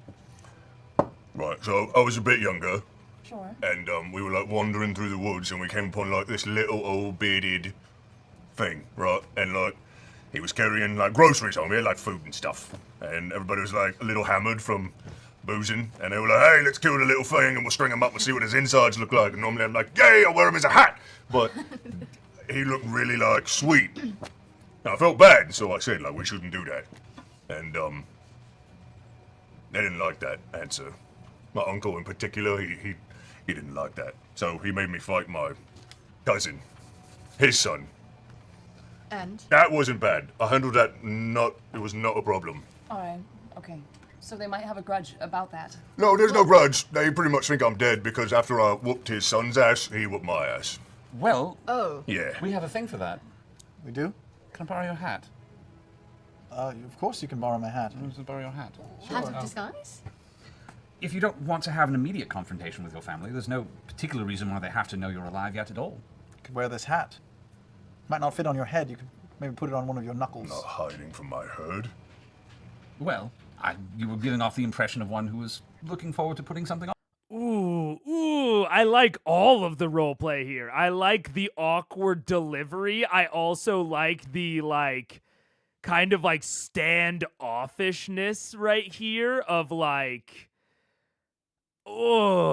that's a really small thing that I don't even really know the right word for it, or like the right way to even describe what's going on here. But like talking about all of that in a way that very clearly bothers you, right? It very clearly bothers you how all of this went down. And then when someone, and like you are very clearly giving off the impression to everyone that you don't want to go and see your herd right now. But then when someone agrees, like, oh yeah, maybe, yeah, like that's fair. Like maybe, you wouldn't want to confront your herd right now. It's like, why wouldn't I want to confront my herd right now? Like he's dancing around this topic. But then when someone agrees with him, he's like, no, fuck you. I don't want to, like, I can't think of a concise way to describe it. But it is basically being avoidant. And then when someone acknowledges that you are avoiding that thing, you say, fuck you, I'm not avoiding it. It's a really real emotion it's looking into my soul a little bit on that. Ooh, that's a really like nuanced RP sequence. Ooh, that's great. Yeah. Thanks for making my Wednesday. Oh, you're welcome, Michael. And thank you for asking. You've been very cool. Yeah, thank you. I told you my favorite aspect of Grog. Yeah. He won't hide out of principle, but he's terrified at the confrontation and he's super insecure. Yeah, the insecurity. The insecurity is something that I think you don't often see like role played this well and this nuanced of like this very insecure aspect of this norm of this like traditionally very, very confident person. Like role playing this level of insecurity on this very particular topic that was, very clearly very formative for Grog. Ooh, so yeah, you don't see this often. I was about to say you don't normally see it this well written, but it's not even like written, it's just performed, improv. It's oh man. Yeah, Travis's RP is off the hook. Absolutely. Whew. Yeah. He's so good at acting really subtle masculinity issues, big ego wound. He doesn't want to be seen as a pussy. Yeah. It's this very it is this very, and to someone's point of like Travis existing in like this half jog, half nerd space during his life, there is this kind of thing of like he is this big muscly dude that is normally super confident, and like that's the space that Grog exists in normally, is this very hyper confident, space where he doesn't really need to worry about anything. And then yeah, he's not gonna lie to them because that's hiding, that's pussy behavior. But then them saying like, oh yeah, like maybe you wouldn't want to like confront them. Like that makes sense, Grog. That's very understandable that you wouldn't want to confront them right now. He's like, well, of course I'm not afraid of confronting them. That's pussy shit. Like, yeah. It's very real shit. It's very real. It's a thing where you want someone to know you're struggling so they can make choices, but are too scared to admit you're struggling and what people might think of that. Yeah. Yeah. Ooh, great bit of RP. Yeah. Oh, Was I?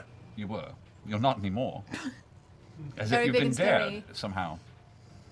Very big. If you're too scared to do it, we can go elsewhere. Sorry. Yeah. The death glare. I'll never say that again. No, I'm excited to go. I want to go. We should go. What we need is the wolf. The wolf? Yeah, we need. Oh, the wolf in Whitestone? Yeah, he's got like don't they smell shit? You can help us find them. Well, Trinket can smell. And I can also theoretically turn into a wolf to help us find things. I mean, if you want to, I don't know how long it's been since he's seen a she-wolf, so I've been talking as I mean, it's Just out of very curiosity, generous. we're not going to walk in and negotiate with your uncle. He's not going to give us these knuckles. He's a proud owner of them, yes? Yep. Would it be wise? And how many are in the herd, roughly? What's a number bigger than like 5? 6. Yeah, it's like 6. You mean Right. it's like at least 6? Or possibly more than 6. How fast actually is the reproduction process? Are there more? Of Goliaths? Are there more I hope people in your those herd or Scanlan's fingers on your hands. hand? Wait. I hold up Scanlan's hands, then I hold up my hands behind them, so that all 20 fingers are waggling. Grog, are there more than this many in your herd? Yeah, 6. Okay. He's counting hands, not fingers. Oh. I hold up mine too. We all hold up our hands. How many We're hands doing is that? Rakshasa hands, Grog. Yeah, Is there more that's of these closer, Rakshasa yeah. hands? Closer? A lot? It's been a long time. Okay. Sure. This could be bad. So, yeah, this could be bad. This could be bad. We could attempt to steal them. Steal from the Goliaths.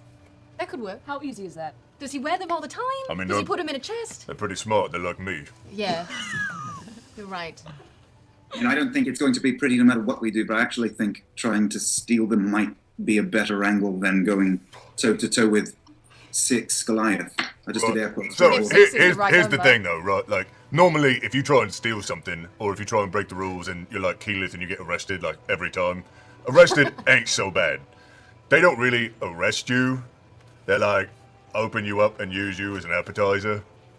As a hat. Yeah. Yeah. That was my thing. Yeah, yeah. So I'm a little nervous Is about that that. to pick the least terrible option right now? Well, we need these vestiges.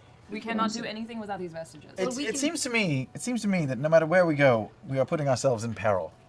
Yep. So it's really just a question of which peril do we want to And face don't we first. theoretically need the vestiges before we go visit Odessa's boyfriend?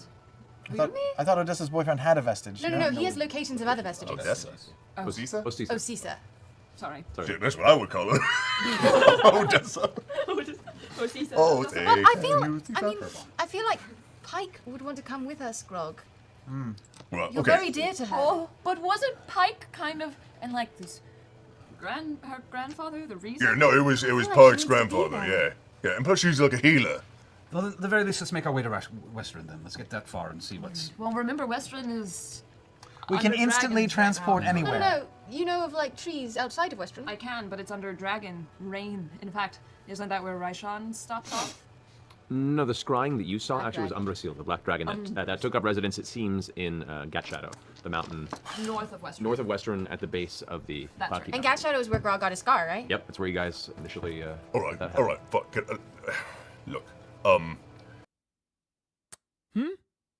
What was that? If there's a lot of them, North of Western at the base of the That's Cloud right. Keep And Mountain. Gat Shadow is where got his Right. The Gat Shadow. Gat Shadow.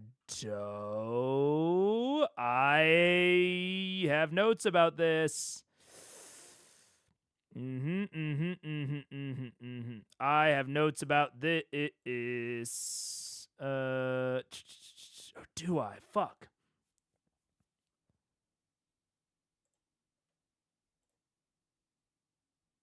Oh, I don't have notes about this. Maybe in the Vox Machina? No. Shit. Yeah. It's the pre-stream. It's like the way you're reacting, mate. No, it was pre-stream. That's why I'm looking for my notes, because it was related to maybe Winter's. No, not Winter's Crest and Western. It was before this. It was the pre-stream stuff related to the not necromancer, the lich, the phylactery. That was Gat Shadow. And to my recollection, Gat Shadow is where they found Percy. Was like either in or nearby Gat Shadow. I doubt that it'll have too much to do with nothing, but that's something interesting to keep in mind. And like the second thing they ever did, yeah.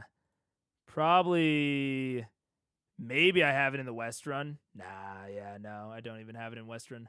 Yeah, I didn't see it as something super important to note down. Gat Shadow. My memory of pre-stream stuff is basically zero. I've watched it like 2 or 3 times and taken notes on it, and I still don't remember a lot of it. Gat Shadow is where the pre-stream lich stuff happened. Grog got his scar. Now where Umbrasil lives, ostensibly. And it is also a point of note that I'll start playing, but there's some other things to note here. scar, right? Yep, that's where you guys initially. all right, that all happened. right. Fuck. Look, if there's a lot of them, and only like a handful of us, it's not usually customary to have 2 sides go at each other. If we want those knuckles, I'm pretty sure it might have to be 1-on-1. Now, I know I can totally take my uncle, but I wouldn't mind if we found like a few extra credit items before we did that, just in case. You know, I have like the flu that morning, you know, or it burns when I pee. Just something to like take the edge off. So Sphinx first. Sphinx, I think it is. I mean, if that's what you want to do, then yeah. Say no more.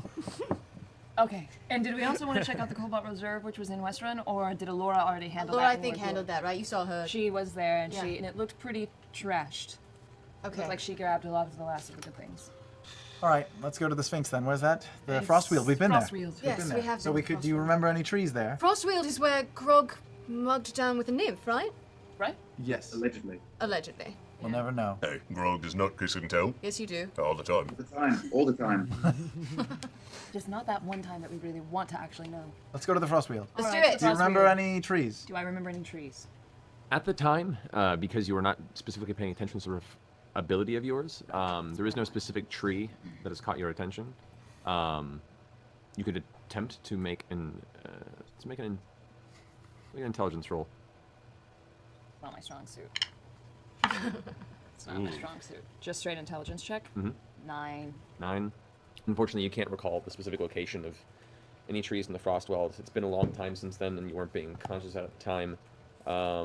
It's been a few years, you guys. You can recall. All trees look the same, don't they? You know, after a while. Say it. Say it. All All trees right, look the same. everybody hop on Vex's broom. Oh, Can get us. I mean, we could try. close, or I could theoretically. I could tie attempt little ropes to the scry. broom and I all can hang on. scry and look for a tree in the If you'd like to, Frostweald. yeah. Can I take time to do that? If you want to, yeah. The trees, the area you would know, that you could recall, there were trees based around the crossroads, which is the middle point of the Silvercut roadway that's even further northwest and west of Western. There's the Bramblewood Forest, which is just north of Western. Right. There are. I mean, most everything be further west from there. Those are the closest. destination. With the crossroads, we could maybe get us to the crossroads, but we could. Or we could just go to theoretically Western. run into- Is Let's go to Western still Western. there? It's under Western's Dragonwood. under There's an Dragonwood. actual dragon, like, on There's Western. dragons on Well, top not of it. on, up in the mountain, but Oh, walking But down. they've It's got watching it. like wyverns kind of policing, right? In Western. You didn't notice in your scry. I'm gonna assume. Up to you guys. Let's do the crossroads. Let's do it. Let's do it. Let's do it. Right. We could Like a theoretically countryside. run into your herd. Though, Yeah, I right? mean, I hope we do. Yeah. To the crossroads. Okay. Okay, so you're going to the crossroads. Crossroads is about 2 days of travel northeast of the Frostweald, about 3 days travel. So I would be going northeast Here's- from the crossroads, yeah. or I would be, if I wanted to go in the Bramblewood, I'd be happy to go southwest to get to the Frostweald. Here we go. So, this is the Frostweald. Explain This the is world to me. Western. This is the crossroads. Oh. This is Iman. This is Craghammer. Oh, shit. Where's the Bramble Forest? Bramblewood. It's right here. It's Oh, okay. by Westwood. The crossroads is over here. So So you then can the totally take the forest. crossroads, but it'll Go to the Let's go to the forest. forest. Let's go to the Bramblewood Bramblewood Forest. Forest. Yeah, Okay. yeah, yeah. That's fine. So, There's gotta be some big trees there. I remember a few big trees. Where we I can remember hop in. admiring a few big trees in the Bramblewood Forest. because you and spend a being lot of like, time in "That's Western, specifically, a nice you tree." do recall various locations, and you take a moment to kind of concentrate on a few trees actually within. I want just a moment. Just a moment. Frostweald. Here we go. So, this is the Frost. I'm just gonna note just in case. I don't think there was anything that he said there that I was like, damn, that's super not how I remembered it. But let me just draw it out just to be sure. Wheel. Explain This the is world to me. Western. This is Okay, so that this is Frostweald. the Crossroads. Oh. So, this is the Frostweald. Explain This the is world to me. Western. Okay, and I'm gonna have to go. I'm gonna have to flip it horizontally so that I draw it in the right orientation. This is the So this is Western. This is the Crossroads. Crossroads. Oh. This is Iman. This is Iman. This is Craghammer. This is Craghammer. Oh, shit. Where's the Bramble Forest? Bramblewood. It's right here. It's Oh, by okay. Westwood. The Crossroads is over here. Or maybe wait, this is the opposite of how I understand it. So maybe Matt was doing it backwards. So actually this is flipped. Which makes sense. So Amon is on the western side. So this is backwards. This is horizontally flipped. Yeah, I was about to ask if it needed to flip. It doesn't need to be flipped. Yeah, it doesn't need to be flipped. Shit. Okay. Shit. Well, okay, now you guys will just have to flip it. Fuck. That is impressive on his end. Okay, this is about what I thought. I don't know. that I'm super familiar with what this is. It's probably been mentioned before. I just didn't think about it too hard. But Crossroads is essentially between Westrun and Amon and Craghammer and Frostweald. Like it's what? Who could have guessed? It's the crossroads of all of these major thing. Yeah. Mega put in mental effort to flip things. I know. Shit. Ironically, Westrun is to the east of Amon. Yeah, it is. I believe it's like relatively in the center of the continent, or maybe Crossroads is in the center. Interesting. Okay. Yeah. Okay. This is about what I had in my head. That's about what I had in my head. I just wanted to make sure that I wasn't mentally thinking about anything like too far off. So you can totally take Crossroads, but Go to the Let's go to the forest. forest. Let's go to the Bramblewood Bramblewood Forest. Forest? Yeah, Okay. yeah. That's fine.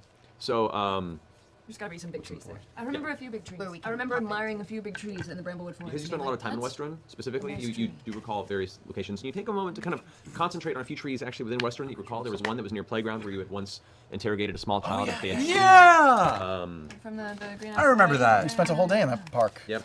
You begin to cast the spell and you concentrate on that tree in the park. There's no connection to the tree. Oh You no. gather that the tree may not have survived the initial attack on Westrun. However, you do take a moment and you do recall at the entrance to the Bramblewood when you guys were briefly attacked by that group of thieves that were pulling you off to the side, pretending to be a stranded caravan. There was Yeah, that's good. there was a series of rather large trees that kind of marked the roadway there, and you recall one that had distinct markings. And you do manage to find a point of concentration or connection Sorry, guys, there. it took me a moment to find signal. Okay, all right, we're good. You need a good. signal I think I boost. got one. You complete the spell against one of the petrified trees on the outside of the Cinder Grove. The doorway opens up and you guys can see a thicket of bramblewood trees on the opposite side. You all rush through one after the other, Trinket jumping behind. You all make it through, and you're now standing on kind of the central pathway of the Bramblewood. More further south, you probably about an hour and a half foot travel before you exit the southern portion of the forest. All right. Sorry, guys, this is as close as I could get us. Oh, this How is great. far are we now? A day's travel? 2 days travel, you said? No, from to the Frostweald. Yeah. You're about a day and a half on Foot? on a very fast. On horseback, you're about a day, a little under a day. On foot, you're looking at about 2 days travel, a little over 2 days travel. Yeah. That's like at a rapid pace. Mist form. Or Ooh, we go in where? mist form. We can be clouds. We're not very fast in mist form. No, we are. We're super fast. Are we? How long would it take to get us in mist form? It would be a little bit faster than horse. So they're pretty quick. Sweet. Like a day. Shall we turn in the clouds and go? I haven't done this before. Is it I freaky? pop Trinket back It's into his very little freaky. crystal. It's super freaky. Is it super freaky? It's so super freaky. Super freak. Freaky. All right. Percy, what if instead of like a seat, what if it was like was straddling it and there were like two little things I'm like sorry. footholds? Do you want to design this? No, it's up to you. Are you It's totally sure? you. Yeah. I was just coming with ideas I to mean, help not you out. like But you're it's welcome totally to your design it. call. It's just going to be much more expensive. No, Edna it's all mode. you. It's all you. Keyleth, what are you doing? We're doing the. Yeah. Okay. I'm picking my spells because I have. All right. So Yeah. That felt very Percy, of just like her like giving, ideas and suggestions, him being like, I'm sorry, do you want to do this? Yeah. Very much the artiste inventor, the artiste mechanic. Poof. So Please. Keyleth goes ahead and casts. Is it Windwalk, right? Windwalk. Windwalk. All of you guys take a moment to transform into a mist form, and you all begin to just coast right around the top of the trees, making your way south to the back of the Bramblewood. Oh, ad incoming. Could you guys hear that, by the way? How's the audio mixing on that ad incoming? Was it very quiet? It sounded very quiet on my side because I think it's going through this audio source that you guys can probably barely hear. Not that time. Okay, that's what I figured. Okay, I'll jack that up a little bit. There we go. Very low. Okay, good. But my hearing's bad. Maybe quiet. Very quiet. Okay. That's what I suspected. Okay. I turned that up a skosh. Okay. Cool. Well, ad starts in 15 seconds. Also, YouTube folks, are you getting ads?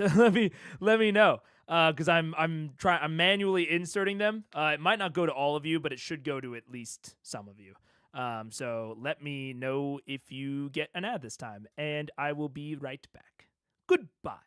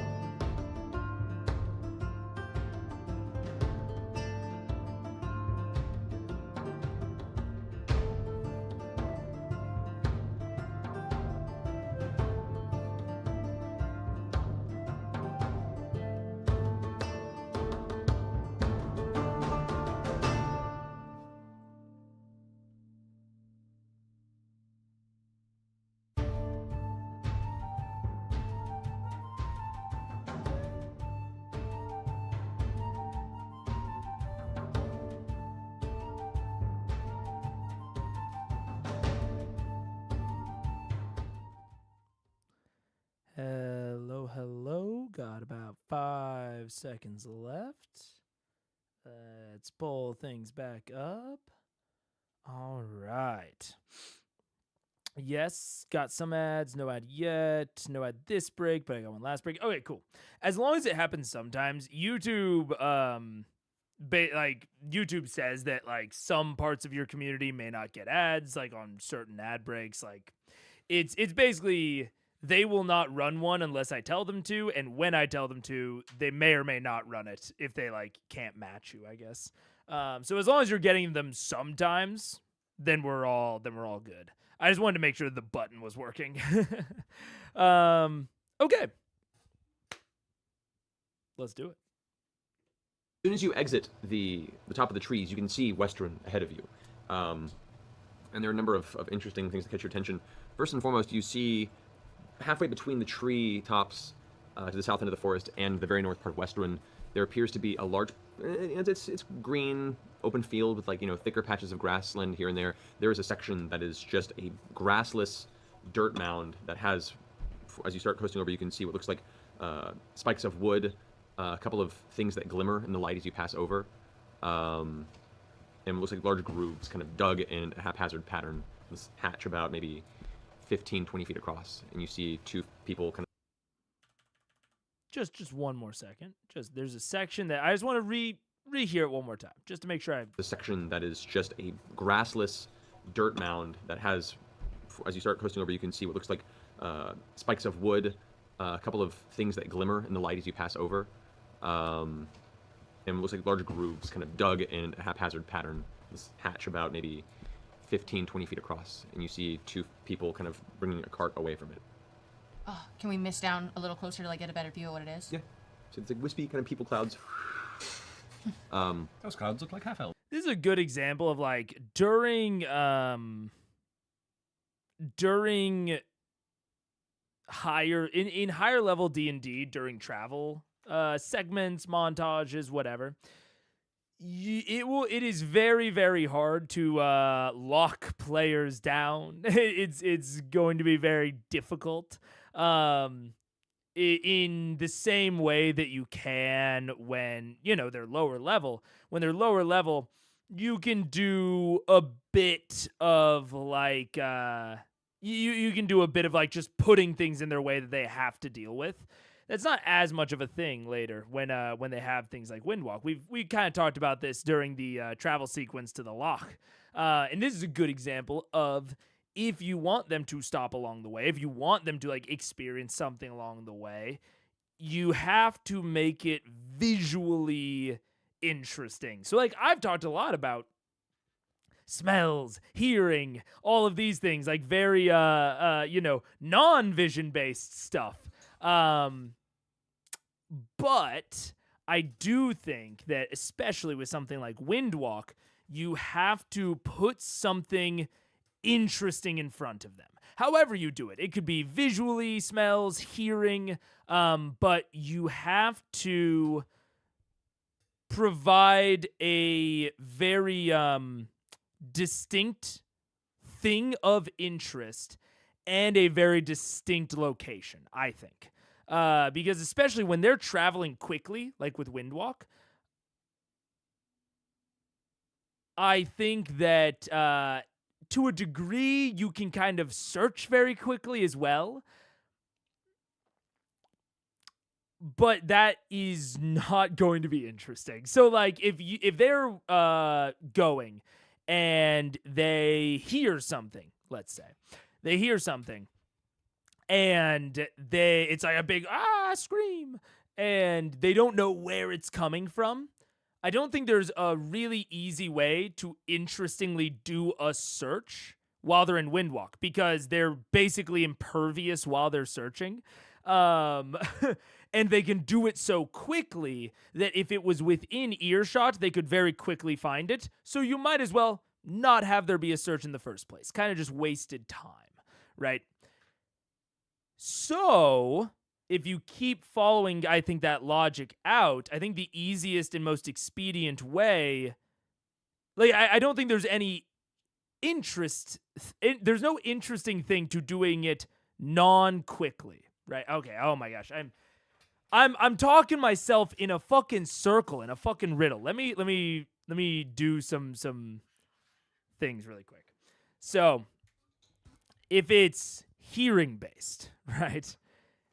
If it's hearing based, you have the interest component, but they don't have the location.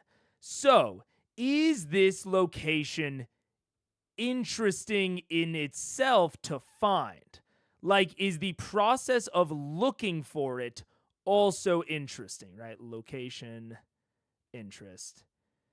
Is looking for this location, the process of looking, is this also interesting? If it's not, then you might as well not have the location be hidden, which the location, typically the reason that you would want to use hearing, which I've talked about in a previous stream, typically the reason that you'd want to use hearing is that the location is hidden. Ooh, it's hidden. We don't know where it is. We know something interesting is happening, but we can't see it. We don't know the exact precise place. We can't tell exactly what's going on. So the point of using a big hearing sensory trigger is to then have finding this location also be somewhat interesting, either be a challenge, be difficult, whatever. When you get into higher levels like this with Windwalk, I think it's hard to do like looking for this location in an interesting way. Like this process of looking for the location, I think it's very hard to do that interestingly when they're in something like Windwalk. So then I think that vision is a much better sensory kind of clue to give, because you can immediately give the interest point. Oh, there are big gouges in the ground. There's glittering. There's shards of wood. What happened? Very easy to give the interest point. And vision comes right along packed with exactly where this thing is. The interest and the location are packaged together when you give vision, because vision is the best for just telling people what the reality of the situation is around you, exactly where things are, essentially drawing like a mental map for the players. So when you're in something like Windwalk or Flight, I think that relying, if you actually want them to go down and interrupt them and like get them to go and look at something or go in to get them investigate something, I think vision is the best way to do that. Hearing, on the other hand, I think could be better at setting a generalized tone. So whether that's like the tone of this new biome that they're going into, you know, this is the first time that they've really been back to maybe the more dragon-infested areas. Maybe they hear a dragon roar, or they hear like a flame burning and they maybe see like they maybe smell something on the air. Like there are ways that you can use hearing to set tone, but I don't think that it's good for a good sense to get them to actually go and look at something. Whereas vision, I don't think is as efficient at setting a tone. Like this whole like scrapes on the ground, like we don't really know what's going on here. There's like a cart going away from it. Like, was it a battle? Is it raiders? Was it the dragon? It's kind of hard to tell.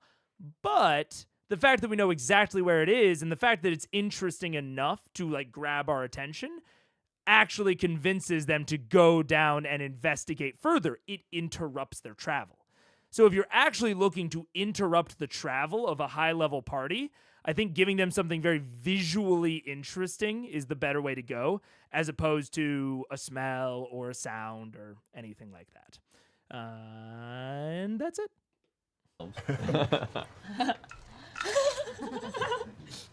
Okay. No one seems to mind. The two individuals that went with the cart, they're a little far from what you can see at this point. They both appear to be humanoid, in no particular rush, but they're hauling this large cart away. As you look, you can see in this patch of dirt, the glimmers that you saw was there's a smattering of gold and silver coins that appear to have just been kind of tossed in this pile. It looks like there are pieces of wood that have been broken and crushed in the giant grooves. Who's taking the intense look at this one right now? Okay, so the two of you, I want you to roll investigation checks. 18. Wow. No, 16 for me. 16, okay. You recognize, you get a feel for it too because of your specialty in this. You notice that the giant grooves that tear into this are actually sweeping claw marks. Like something of a large side and a very fast speed came down and has come down multiple times to snatch up something that was placed in this location. Oh, this is where they make their offerings. This is where the offerings are made. That's good to know. Proper pin. Right, because I have advantage on anything having to do with dragons. Right, which as you're seeing this now, yeah, you would gather the information with him as you do. As you guys continue southward? Yeah. Coasting on the outskirts of the Good to city? know that that's there, though. Yeah. Okay. We can set an ambush later. Yeah. You guys begin to coast around the outside It's a of dragon. Western, drifting up above it as well, this kind of wispy pattern of clouds. You get a view of the external farmlands that dot the northwestern side of Western. A number of them appear to have been burned. Not like forest fire or cataclysmic meteorite, like intentionally burned. The crops are just charred and black, and there's a pattern to how it was set. A few farmhouses also appear to have burned as well. But there are farmlands that are also functional, and you can see a few people tilling the land. I want everyone to make a perception check. And what? Perception check. 14. 14. 16. 18. 3. 31. 22. Okay. So people above 20 would be the twins. All right. So Vex and Vax, you guys look over these fields, and two things you notice. One, each set of farmers that are working, there is a well-armed individual on the outskirts of each of these farms that is just intently watching them work. And as you're kind of paying attention to this, one of them walks over and kind of starts screaming at one and pushes them over, and then kind of stands back and keeps guard. You guys also notice that the outside of the city, there appear to be some sort of construct, almost battlements, almost like another wall, a very thin wall has been built around the various entrances to the city. They've imprisoned the people. We can't talk to each other. Can't talk to each other now. Stop. We just vape at each other. Do we keep going, or I do mean- we somebody make a choice, like down or keep going? I don't know what good we'll do right now. You're the only two who've noticed, so. Right. Yeah, it's up to you two guys. stop. Do you guys want to go investigate, or you want to keep I mean, going how many guards are there around there? You only see two that are actually in the immediate farmland, and they're quite a walk away from the actual city. They don't appear to be like on heavy Can I, lockdown. as wind, pull in front of my sister and use windiness and wind hands and wind farts to put up stop sign with my hands and then point down? I don't know what's possible in this form. Okay, yeah, no, that's possible in the form. So Vex, you see Vax, your brother, kind of stop in front of you, put his hands up, and kind of point downward with his hands. What do you want to do? What do you want? I noticed it too. I float on over to this. Hand signs. I'm going to go down and I'm going to motion for her to follow. All right, Okay. going down. You guys all follow? I'm solidifying the ground. I just don't I'm know. still thinking about what were those big gashes in the ground back there? Yeah, that was really confusing to you. All right, you guys all drift down towards the ground as you see Vax begin to take on a physical form. Ah, on the shit. outskirts Can we of the city. stealth? As we come out of it, I want to cast Pass Without a Trace, like, immediately. Okay, you're in the middle of are you going down in the burnt farmland or one of the I want to. healthy Can we go farmland? down in, like, an area that there's, like, shadow? To where we're, like, hidden? There are a few of the fields that are more like high crop, corn style Somewhere stalks. that when we take form, we'll be hidden. Just you two, right?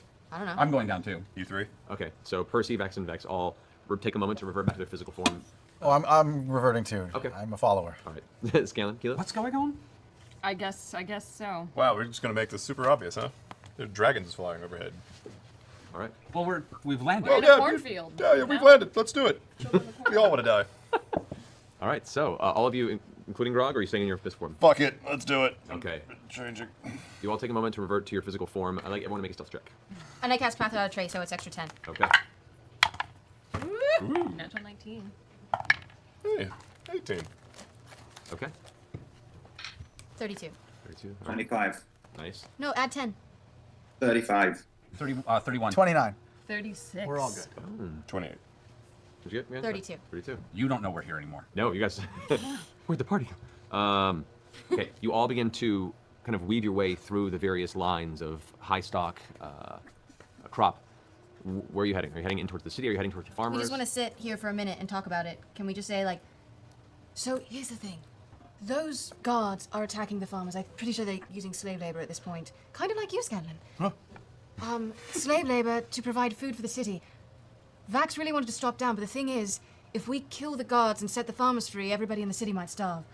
It's a tough situation They right might now. just send more guards once they know that one's been killed and then kill everybody involved. I'm afraid right now I don't know what all we can do in this town until we can defeat the dragon, which unfortunately is rather so- close This is a bigger and watching problem us. than We can't do anything for them right now until we actually know what's happening. As you guys are having this conversation, you can see like there's a slight rustle, and the farmer comes across carrying a small satchel, starts picking things off of one of the nearby areas. Is he close to us? It's about 15 feet from you. Does he see us? He doesn't seem to notice you guys. I mean, we could tell him to hold out hope. We could maybe he knows what's going on. He could also be one of the assholes that's serving the dragon just like people in Amon. You don't know. I'll go. The farmer turns. You now see him. It's a man in his kind of late 40s, early 50s, gray beard. Shh. Yeah. Keep picking. Keep picking. Keep picking. He's picking. Hey, you. Do you like the dragon or do you not like the dragon? In the interest of the internet, we should probably do stage whispers. Do you like... To be clear, I don't think that the people in Amon liked the dragon. I don't think that even in the most like pessimistic view of the looters that they like were really loving that this was the situation. Oh my gosh. But is an interesting little bit of plot hooking, talking about all of these other factors and features, and the fact that Umbrasyl moves around a lot, which is something that I noted in the notes. Thordak, I think, is ostensibly a bit more of how would you phrase it? At least from what we've seen so far of like his ruling in Amon and whatever. He is much more just kind of bleeding the city dry, it seems. He's not really trying to like restart industry. He's just kind of sitting in the middle. And so he's a little bit more of like a boss fight, or even you could even say like solving a natural disaster sort of plot line. Like there's a big ass, you could replace him seemingly with a fucking portal that sucks up gold and and precious shit into it, and they need to go and close it, right? Thordak, if you really abstract kind of the plot type, seems a little similar to the Pyra stuff. What up, Sputnik? But Umbrasyl, very different type of fuck.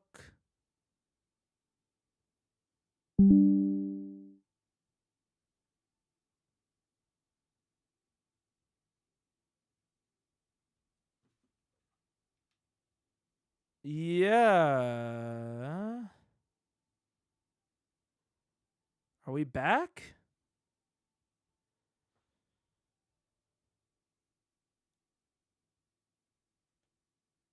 I don't know what's happening. We're still dropping frames. 1 second. I'm checking some stuff. 1 second. I don't know. Need to see if it's the problem. No. Doesn't appear to be, at least, the problem that we've been dealing with. Let me just check one more thing. Oh, I did have a bit of other. 1 second. Let me go out and check something really quick. I'll be right back.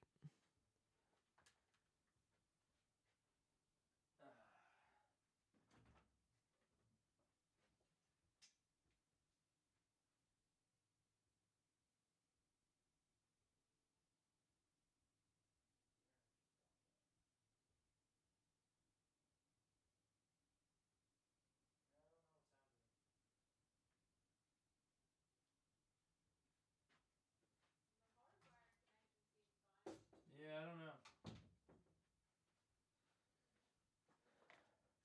Yeah, I don't know what that was. That was like a full disconnect on my end. Wasn't even like a short interruption.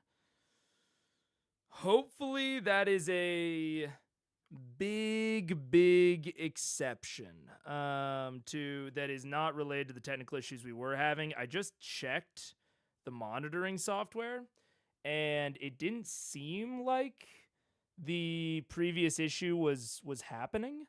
I think / hope that will not be an issue that repeats. I think that was just something weird. Everybody cross their fingers. But anyways, we lost like a minute of your talking. Fuck. Seriously, is this me? Yeah, it's fun. It gets all you. No, but essentially, not too much, but it's a very different kind of plot line, much more similar. Umbrasyls that Matt is setting up, much more similar to the Briarwood style of plot line, where the Briarwood have these police, they have these son of a bitch.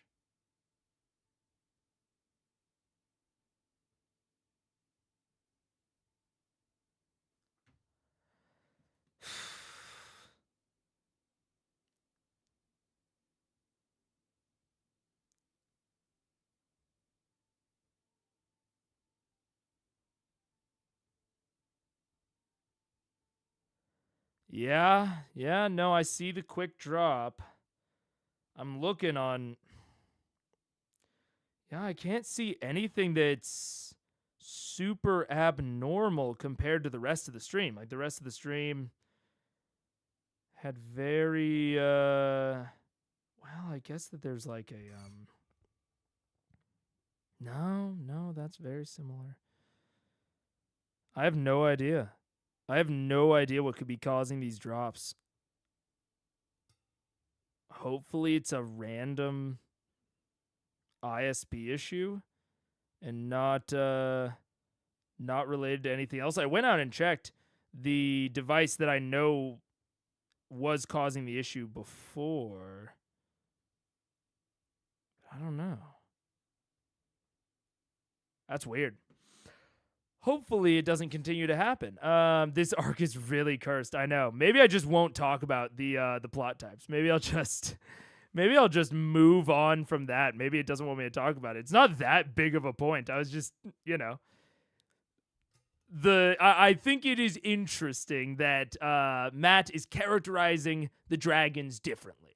It seems that Umbrasyl and Thordak have very different plot types that are being set up. Thordak seems more similar to like the Pyra portal, and Umbrasyl seems more similar to like the Briarwood rebel liberation type of beat.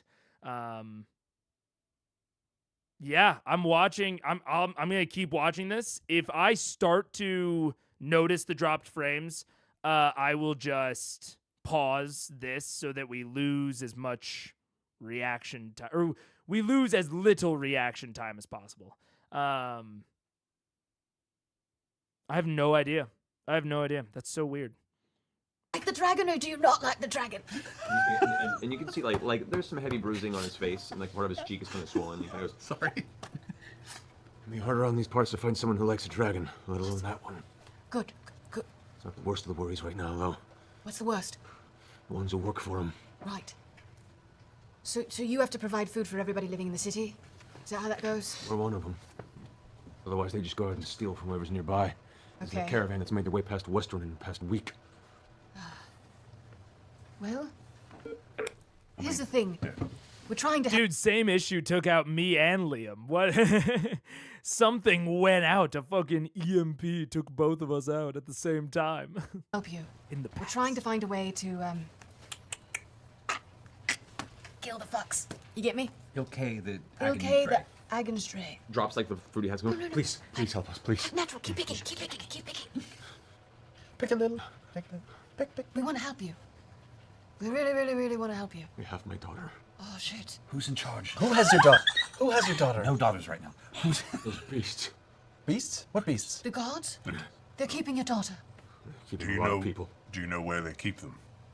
kind of leans over, kind of nudges towards the direction of the city. Who's in charge? I don't know his name.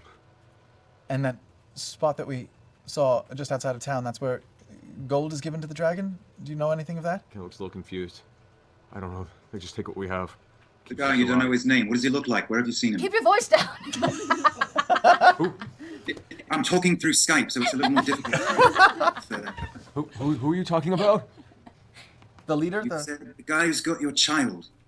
You don't know his name. What does he look like? Where have you seen him? I don't know. They're all different types. I haven't seen the one that has them. Just they have them. They, the guards. The people that serve the dragon. What People. What type of people are they interested in? Half-orcs. Interested in. Why? Keeps them at bay. I don't know. They take whoever seems useful. Sometimes they just take them and slaughter them before us as a warning. Then why did they take your daughter? I don't want to think To about keep him working. Look, say we were really bored and we wanted to get you your family back. Where would you go? He points over to the city. There's one right out of the thing. You see him like pointing really angrily just around the corner. Probably the one that you saw on the outskirts of the farm area you guys came down in. Let's go to the city then, I suppose. Wait, what? There's a To dragon. do what? To attack half-orcs that How work for a often- dragon? Farmer, what's your name? Reginald. Reginald. Reginald, we want to help. How often do you see the dragon flying around? I do think that that's a good thing to point out, Turtex. Just a small little piece of nice role playing of Scanlan is immediately concerned about the daughter and is asking more questions about the daughter as the rest of the party moves on. Small little bit of role playing that I think could go overlooked and maybe could be coincidental, but I would agree with what I assume you're kind of pointing out, that it's intentional. Yeah. Once every couple of days, maybe. It's every couple of days. How long When was ago? the last time you saw him? Yes. About half a day ago. Or dusk yesterday. I don't know. Do they? We all stay inside around that time just in case. Does he have patrol? Does he have wyverns working for him as well that fly around? I haven't seen anything flying with the dragon. There was a huge fight not more than a week ago between these people and that thing. They seem to have come to an accord. These people? Wait, the orcs? The orcs, the whatever they are. Big, strong, angry ones that keep taking all of our stuff. They have. Oh no. What? What? What do they look like? Do they look like him? Maybe. Some do. Oh, fuck. Me. Shit. Fuck. The dragon came in and just tore everything down. Damn it. Shit hammer. Burned, liquefied, dissolved portions of the city, people screaming, and then it left. Both of Well, them. you'll be Both of okay. We're gonna keep going. Good luck. No, What? wait. Still, No, We we can't- have to we keep can't going. We give can't them face that. these Goliaths and dragons and orc guards, and this is craziness. Oh, God. One of the dragons was green. What we saw, there was Green and a black. green, green and a black one. Right. And I think a white one, but that Oh, one and a just white kept going. I mean, kept we'll be going, fine. And the green one kept going. I mean, all of them kept going. We thought we were safe. And We then- tried to regather, and then within a day, a bunch of these I don't think it's the dragons. I just think these bastards came in and just took what was left, slaughtering, stealing. Grog shit hammer. We gotta go get them. I feel gotta like we get have this to help kid. them. Yeah. We have to help them. Oh, wow. Oh man. I feel like you all are talking like I normally do, and I'm talking like Grog normally does. This is such a weird day. No, you're using is way such too a many weird day. prepositions. You said there are a lot of people that look like me. And from what I've seen, if I go too far into town, they keep me out here, but I mean, I've seen a few. I'm Were keeping an there eye out s- for the guard. I want to keep an eye out for the guard. They're Make sure in he's they're not in the noticing. they're in the city. Most of them are, yeah. Were there 6 of them? 17. 17? Okay, you don't see the guard nearby. We need that guard. What are we going to do right now? We're This gonna is ask a- him some questions. This is a coup on a On a grander guard. scale than Whitestone. I want the we guard. were I talking feel about. like I just want the guard. Okay. Where's the guard? Can we see him? You guys want to try and find them? Well, I saw him on the other side of Yep. the thingy. Okay. You guys begin making your way towards the direction that Vex saw the guard. You start pushing through the crop, making your way to the edge, and at the point where these high crops end, it opens up into what looks like a heavy root-based field: potatoes, carrots, things that are beneath the ground. You guys see across the way the two other farmers that were out there. The one that you saw being kind of loosely beaten. They're both filling satchels and emptying them into 2 larger carts that are put up to horses. One's more of a larger pony. And you see what appears to be another hulking humanoid, taller than an average person, skin slightly gray, a smattering of tattoos across the body. Okay. You actually, Okay. you recognize. And best we can tell, he's the only guard, the only one. No, I have there's an two. I have an There's idea. two. Wait, Wait, wait, wait, on, wait. He was hold about on, to hold tell on, us who it is. What you can see, you actually recognize this individual. Fucking nipple tassels. What is, can I do? This, this is an individual that you knew quite a ways ago, a young Goliath who was, still about a half a foot shorter than you. When you knew him, he was named Horus because he hated it, and kind of that gave him this name. And you actually, at some point in the past, recall even giving Horus a good beating. One of the smaller of the Goliaths that encountered. This is years later. This punk kid, and he was kind of a punk, has grown up now, and is still smaller than you by size, but still seems to be every bit of an agitating little bitch. You remember from the way that he's kind of treating these people. Is he holding anything? Not in his hand at the moment, no, but does have across the back what looks to be some sort of a large blade sheathed. Can I give my idea? Yep. Yeah, what's your Okay. plan? What if we ask Reginald to call for help, like he needs this fox help, and then he comes over, and then we spring a trap on him? It's not a bad idea. I can use hide in plain sight on us and hide us, and make us look like we're part of the crops I love it. to set an ambush. I love it. Okay. And the goal is to question this guy or to take him out? To question, yeah? We're gonna ask him Yes. questions, and if he Yeah. makes a peep, hold on. Before we do that, can you see the other guard that was out here? Glancing about, because it's a pretty open area, you can see the secondary guard is walking away, looking like either check one of the other homesteads. There is a farmhouse.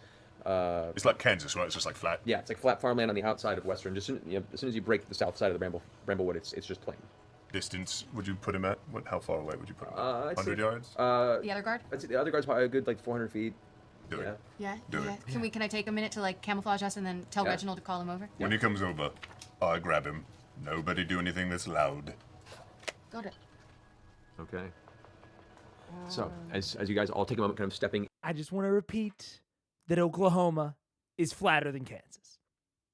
Just want to repeat that. into parts of the stalks, the edge of this land, Vex, you go ahead and start taking up leaves, patches of dirt, mud from freshly watered ground, and you start just smattering the rest of the group with it.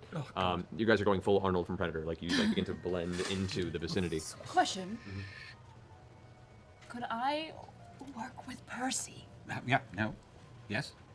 to maybe, I have entangled learned today. Could I maybe refashion like a quick entangled trap? Where when the guy steps into it, he'll be entangled? Or I could maybe just be prepared for it? You can be prepared for it when it I'll be happens. prepared I'm for gonna it. draw How's her. that? I'm gonna draw her a little sketch of something that would spring. I am excited for the Grog story. I don't know how quickly, like, if they're going to, if Grog will still want to leave after this. I feel like he won't. I feel like they're in it. Yes, they did. Absolutely, Dr. Hoovy. They just went on a whole thing about how this would be a bad idea, and now they're doing it. Yeah, but I think that it got personal, it got real, you know. I think that's why they're doing it now.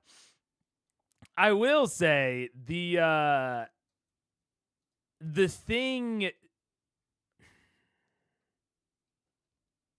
It is interesting, and I think that this is, you know, coincidence. We'll have to see. If the twins' dad ends up being, you know, an evil asshole that, like, is like a cult leader or something, then we will have issues with Matt revolving every player backstory around a coup or a rebellion. Because this is two in, you know, as many backstory discussions. I guess we had the Scanlan backstory that was not this, and the Pyra backstory. The Ashari seemed pretty cool. But it's a little.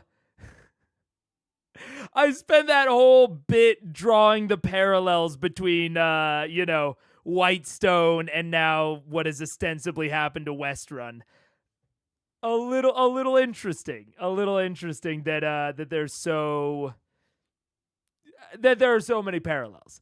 But we'll see. It is, to be fair, Percy was kind of, and his family, you know, it turned out that Cassandra was a collaborator, but then she, you know, betrayed the Briarwoods in the end.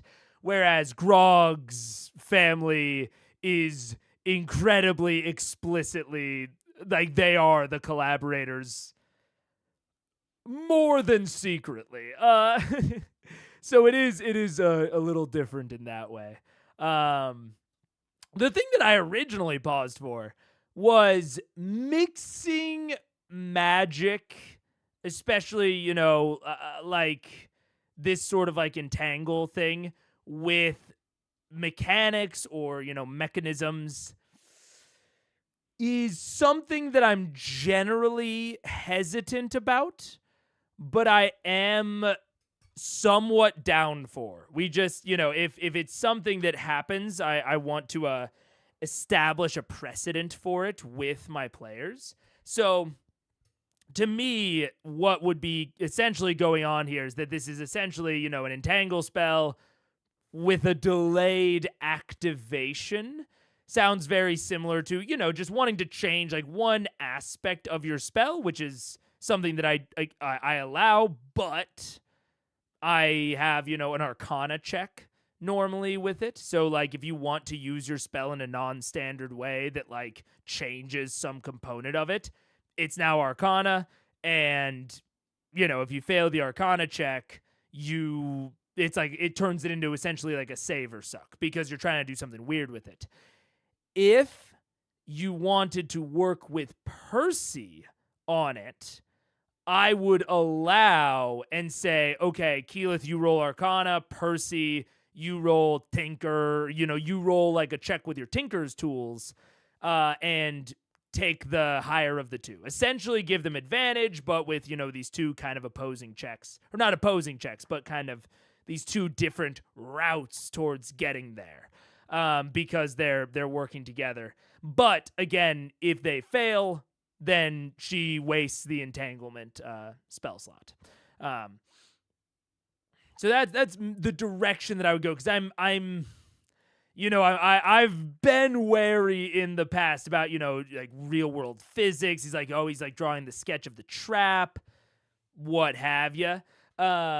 So that is I think the direction that I would go in with this.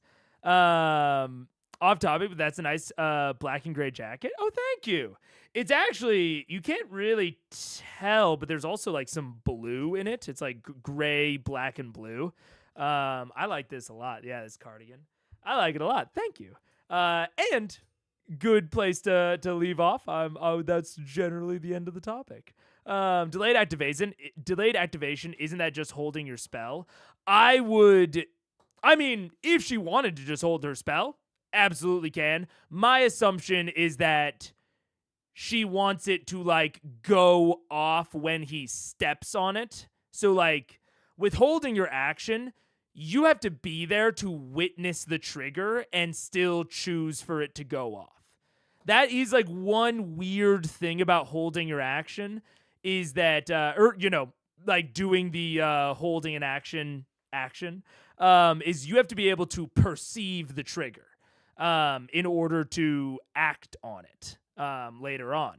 So my assumption here, and this is maybe at a home game, something I would directly talk to her about, is, okay, are you going to be in a position where you could still perceive this? Because then, like, you can just do it. Like, you don't need to, like, work with Percy on all this. But if she wants to set it up and, like, leave it and, like, go and hide somewhere where she can't see it, then we might have to do this check stuff. So essentially she's kind of setting it up like almost like a quasi like glyph of warding-ish. Is taking the dodge action a held action? No, dodge action is separate. Holding your action allows you to set up a trigger and then on a reaction use an action that you would have normally used on your turn. But you have to be able to perceive that trigger. Yeah, not technically, but it's similar flavor. Yeah. So, anyways. But you can make out a board. I mean, the spell expends when cast, so it's more of like waiting to release it. To make it as part of like a set trap, that would be an actual consumable trap you have to construct. All right, I'll just be prepped with it. Okay. So as you guys all have hidden, Reginald. he's kind of behind you guys, like watching all this happen. Yes? Act like you're still picking and act like you hurt your ankle and call for help from that guard over there. We'll protect you. Promise? Yeah, I And promise. try and maybe keep a bit of a distance, because I'm going to be doing a trap here. It's going to be 20 feet. You don't want to be in it. Just step back and call Just for step help. back. Just step back. All right? So you guys are all kind of worked on the very edge of where these crop fields begin. Yeah. He'll be in there. Reginald kind of pushes through a little bit. Do you like a whole person And goes, today? Sure. Oh! you hear a distant voice go, Hey, what's your problem? He goes, oh, my ankle. and he starts hobbling into the crop. Talented actor. You shut your trap. This is your fucking ankle. What's that stupid? Oh, you stupid. And he starts lumbering up. I'm gonna teach you a lesson about getting a peep out of that stupid maw of yours. I'm gonna beat that face of old. Can't make a noise ever again. Stupid git. And now. The minute he's in the high crop, so he's out of visual from the other guard. Okay. So as soon as he steps into the high crop area, I'm waiting for Percy's cue. Now. all right. So what are the specifics of the entanglement spell? 20 feet. How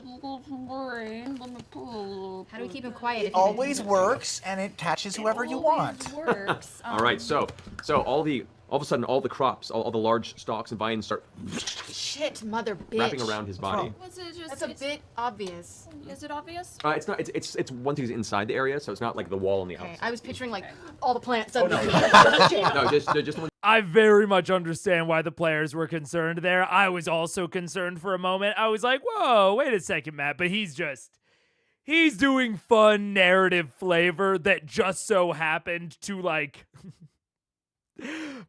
potentially accidentally overlap depending on, how you interpret it. I like that Grog's the one who specifically promises to protect him. Nice roleplay. Yeah. Nice little moment there. I agree. One's the immediate vicinity. Like of a the area, used so- car lot guy. Okay, so he's gonna attempt to make a I'm strength. going save. to squat at the edge of the high crops and keep an eye on the other guard who was walking off and just make sure he's Okay, oblivious. make a perception check. You Beautiful. good, Max? And with your surprise, it was disadvantage on the same there. What's the DC? Me? 20, 19. 19? That's a failure. All right. And what- 28. 28. Yeah, Vax, keeping an eye. The guard doesn't seem to have kept notice and continues walking off towards the distant farmhouse.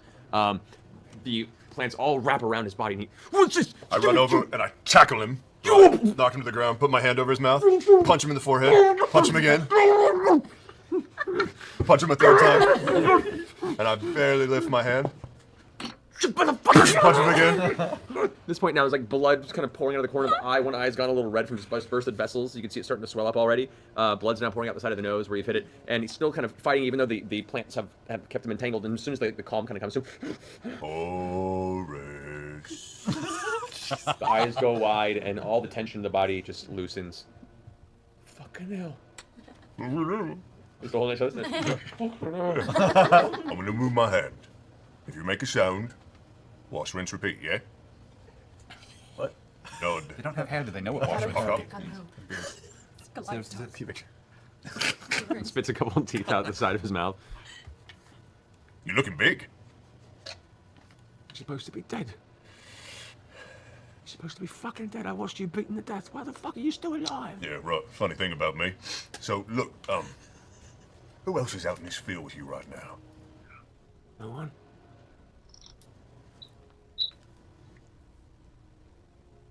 It's me and Cole. The Cole's heading back to the city. And we have other ones sparsed out around, but most of them stay in town, especially during the day. That's where the festivities are. Festivities? You want back in? If you're alive, man, now's the time. It's a good time for the herd, huh? Yeah, no, I want back in, for sure. That's what I've come here for, to come back in. But here's the thing. It's a bit of a surprise, right? A lot of people haven't seen me. You like a good surprise, right, Horace? Yeah? Yeah, I thought you might. Here's my question. Have you seen my cousin, Zanroy? Is he in the city? Probably, huh? Right. And what about Kevdak? Kevdak stays in the city as well. Up at the old Margrave's place, actually. Right. Down into his palace. I'm gonna take you. But before we go any further, what do I roll if I want to find out if Forrest really does like surprises? I'm not kidding. Make an insight check. Okay. All of you guys are still hidden, by the way, unless you want to do Yeah, something. no, like I'm just watching. And we gained another +10, so now we have +20 to all of our stealth, by the way, from that hide in plain sight. All right. I Silly. No, I mean, I think you're right, Sarah. I think I think I just released a short about it, actually, coincidentally. talking about how I think Druid is one of the hardest classes to play because they're prepared casters and they have all of the beast stat blocks that they have to keep track of. But no, prepared casters absolutely have a lot of extra bookkeeping.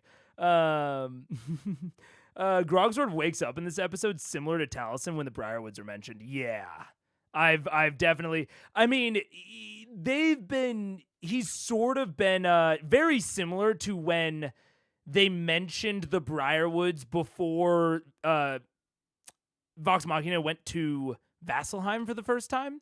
Was very similar to how Travis reacted when they mentioned the Titanstone Knuckles. And now this episode, we've been getting so much more, even like small role play from Travis in a way that we have not before. He's been I don't want to say like quiet, but yeah, exactly what you're saying, Danny. Yeah, he wasn't exactly silent before. But yeah, his role play, I mean, yeah, you said it better than I could. Yeah, more intense and varied. He's just chiming in a lot more. He's taking the lead on role play stuff, and I think it's a very good example of you don't necessarily have to make whole arcs about your individual players, right? The Briarwood arc was pretty much an arc all about Percy. That's not necessarily what this is. This is a subset of the larger Chroma Conclave arc. This is just one piece. This is Umbrasyl's piece, theoretically a fourth of the entire arc, but it is related back to Grog in the same way that the air and fire Ashari stuff with and you know relating back to Raishan was just a small part of it for Keyleth. And honestly, knowing what your players like, that's going to be difficult. Like, if I was thinking about my at-home players, I couldn't tell you. Like, Marisha has had very consistent but small bursts of Keyleth story. You know, like, they went to the Pyra and they did the Aramente. Then, you know, the Pyra get brought back in with this... with Thordak and the elemental plane of fire and Raishan. Like, she's getting like little like 1 to 2 session bursts of story that I'm sure will continue happening for the rest of the entire campaign. Whereas Percy got an entire arc and like didn't really get anything before, hasn't really gotten anything since. In terms of like story beats dedicated to him. And Grog now is getting kind of this small little arc, again, smaller than Percy's, but about Keyleth size. Maybe it'll be like 2 or 3 episodes, so maybe a little bit larger than like the Keyleth stuff that we've gotten so far, but still smaller than Percy. And knowing what your players want, that is just going to require experimentation. Like, I could absolutely, I would have no idea off the top of my head. I have some theories for what my players would like. I think like generally more talkative players might like the Percy style a little bit more.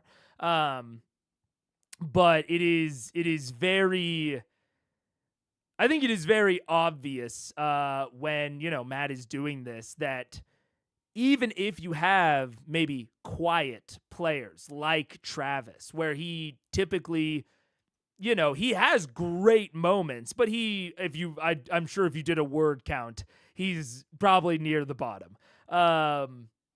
And giving him this very dedicated story, even if it's small, absolutely really brings Travis out of his shell and gets him really engaged. And I'm sure, like Percy, like Taliesin, it will give them more stuff to interact about, talk about, as the game moves on, where like people keep coming back to Percy about the Briarwood stuff, Whitestone stuff, fucking, I don't remember his name, Smokey. That keeps coming back through roleplay. I'm sure that this will be exactly the same for Grog, where having this happen, having a little bit of story, a couple episodes dedicated to him, will give him things to engage with and RP on later. which is really cool. I feel like by now Grog has really changed from being an imbecile to just being a doofus guy. I think I really complimented Grog's how they ran Grog early on. I still think that Travis has always run Grog really well, honestly, but I think there was a moment that was very when they were talking about the Crystal Skull.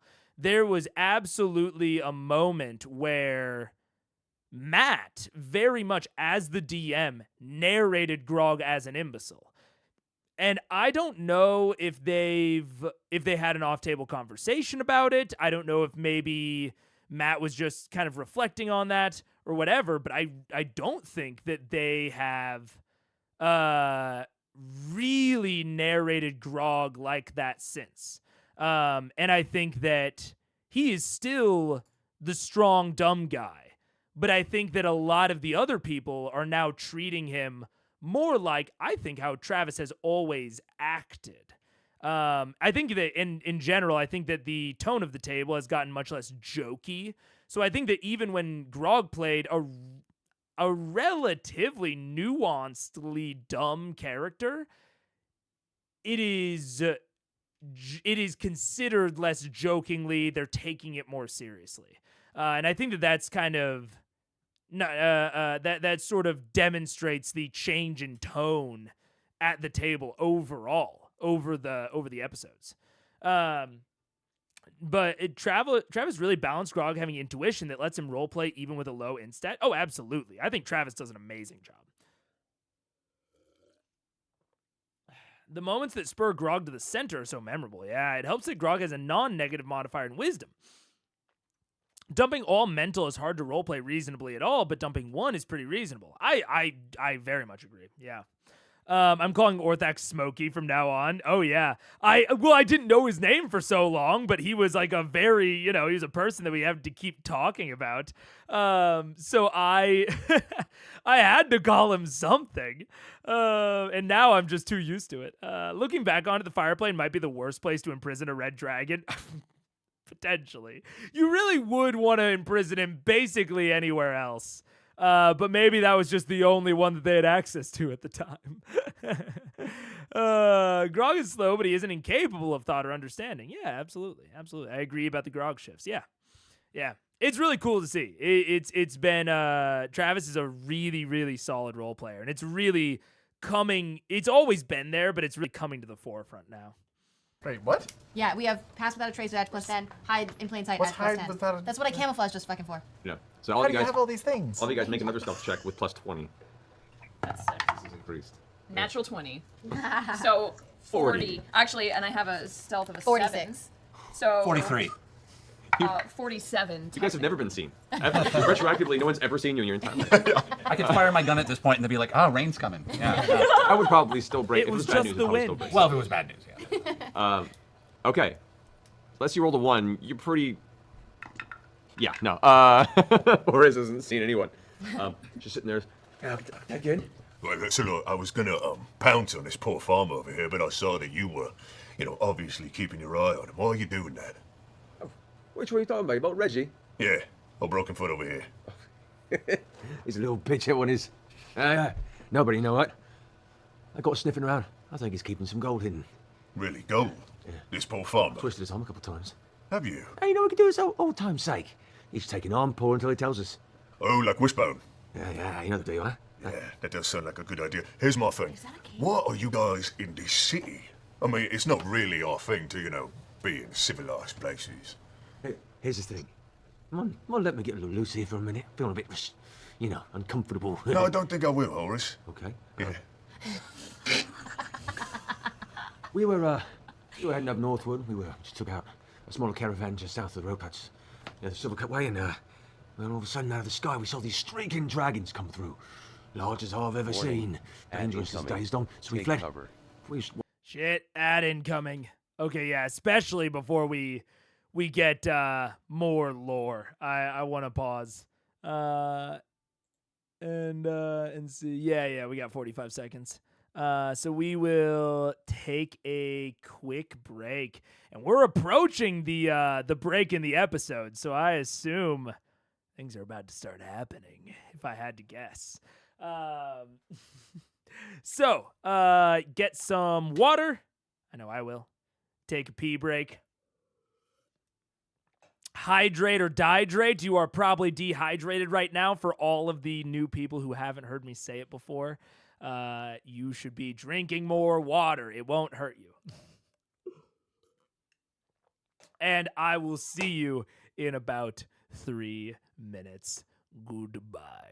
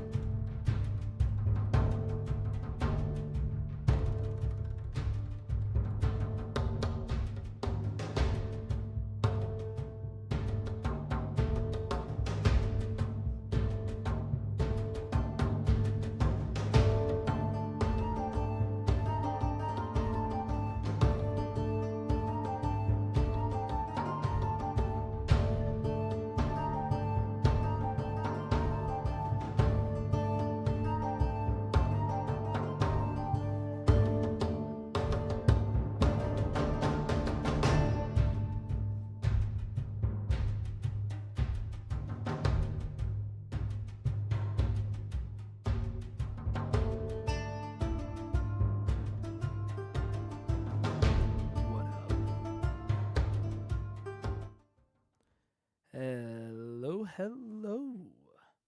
All right, we are back, and we're wasting no time. We're getting right back into it.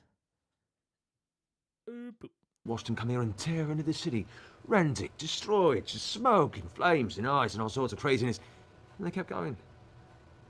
We figured, dragons come, didn't take the spoils. Well, there's plenty of spoils for us, eh? More than we could even dream of. Westerns pretty well guarded, but couldn't be much left over there. So we gathered up who we had, and mind you, the herd swelled a bit since you left, my friend. We conquered another wandering tribe. Last year, Zanroar took the head of their leader and commanded them to join. We're about 100 strong these days. Fuck. They got all sorts. Pecking order, still us Goliaths at the top, eh? We got all sorts of other piddly men. Really? Half men, half orcs. A few brutalized elves here and there. They make cooking easy.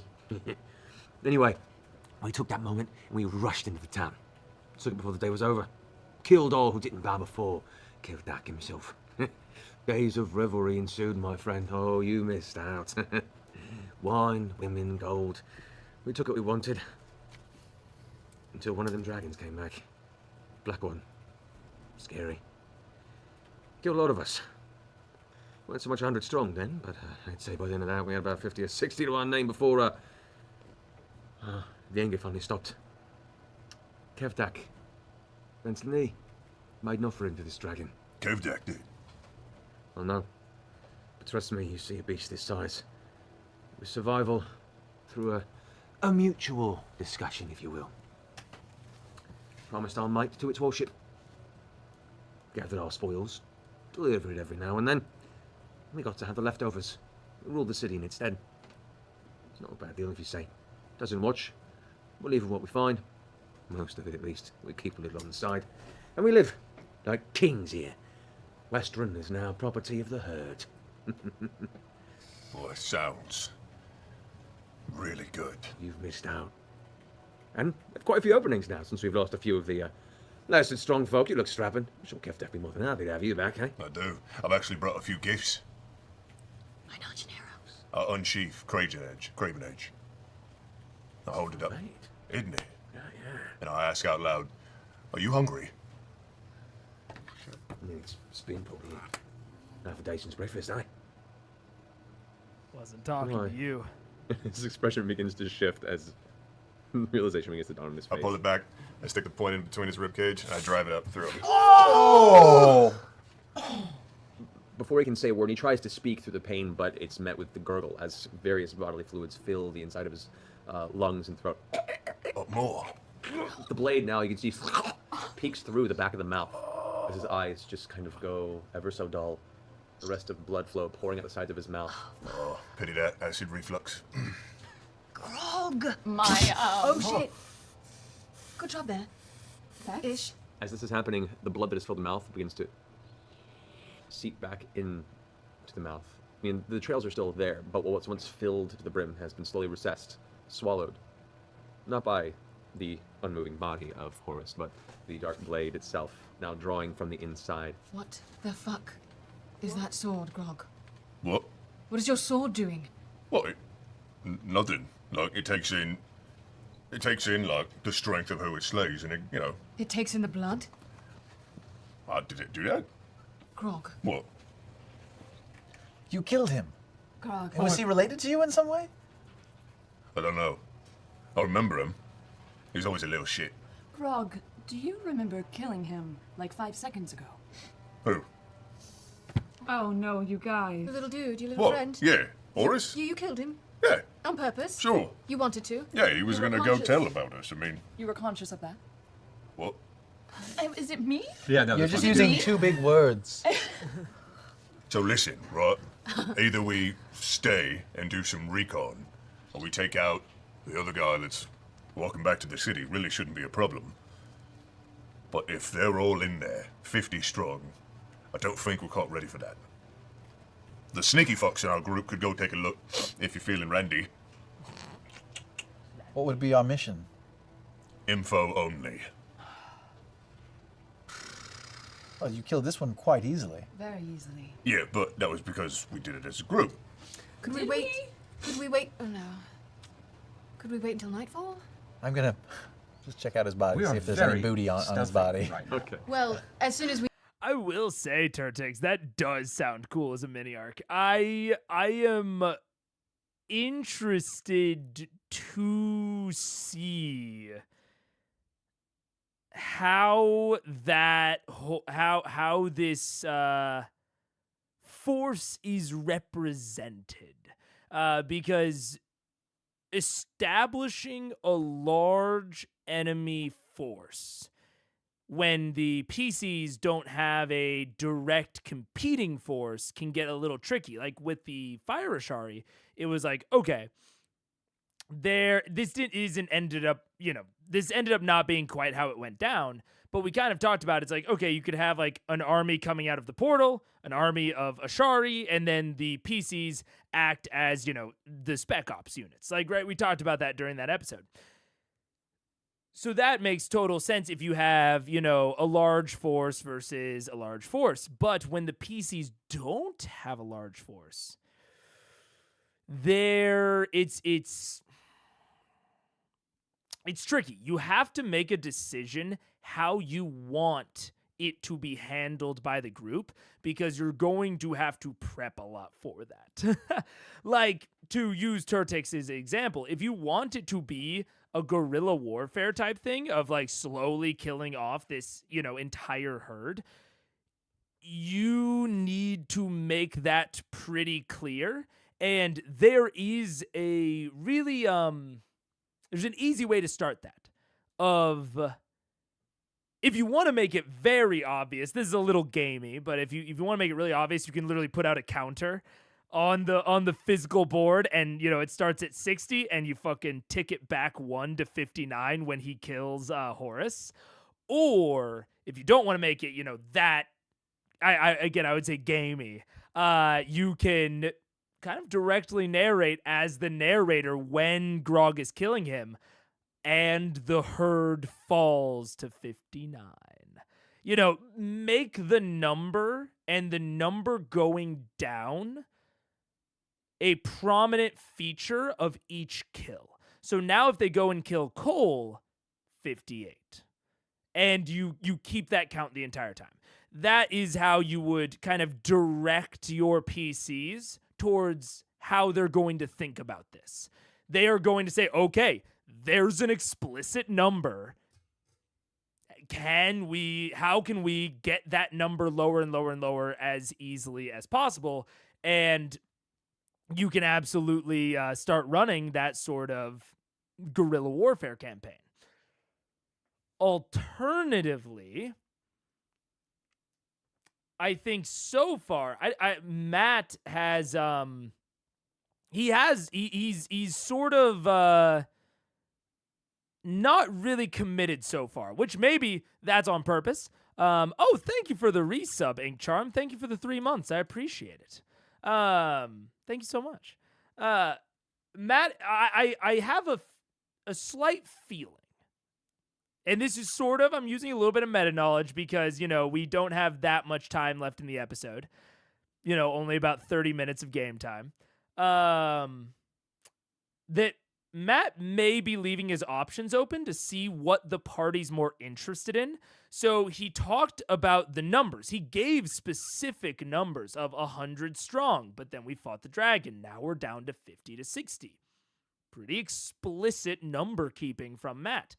But he also talked a lot about Kevdak and I was about to say Zevlor, not Zevlor. That's from Baldur's Gate 3. Zamadul, whatever his name is. The other person that Grog asked about, right? So he has both made the numbers very distinct and talked very distinctly about the leadership. I think if Matt was trying to direct them more towards that guerrilla warfare kind of arc, he would have talked Zanror. Thank you, not Zevlor. Zanror.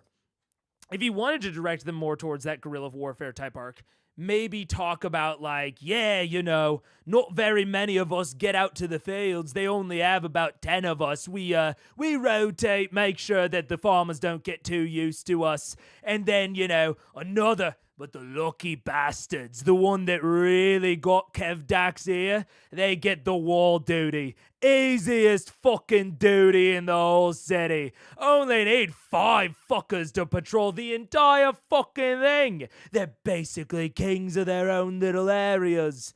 Right? Like, you start stratifying the herd even more by numbers. So you say, okay, Kevdak's up in the mansion. Then we got these people. They're in these areas. Then we got this strata. Then we got the elves. They have to do the shit latrine duty. There's about 10 of them.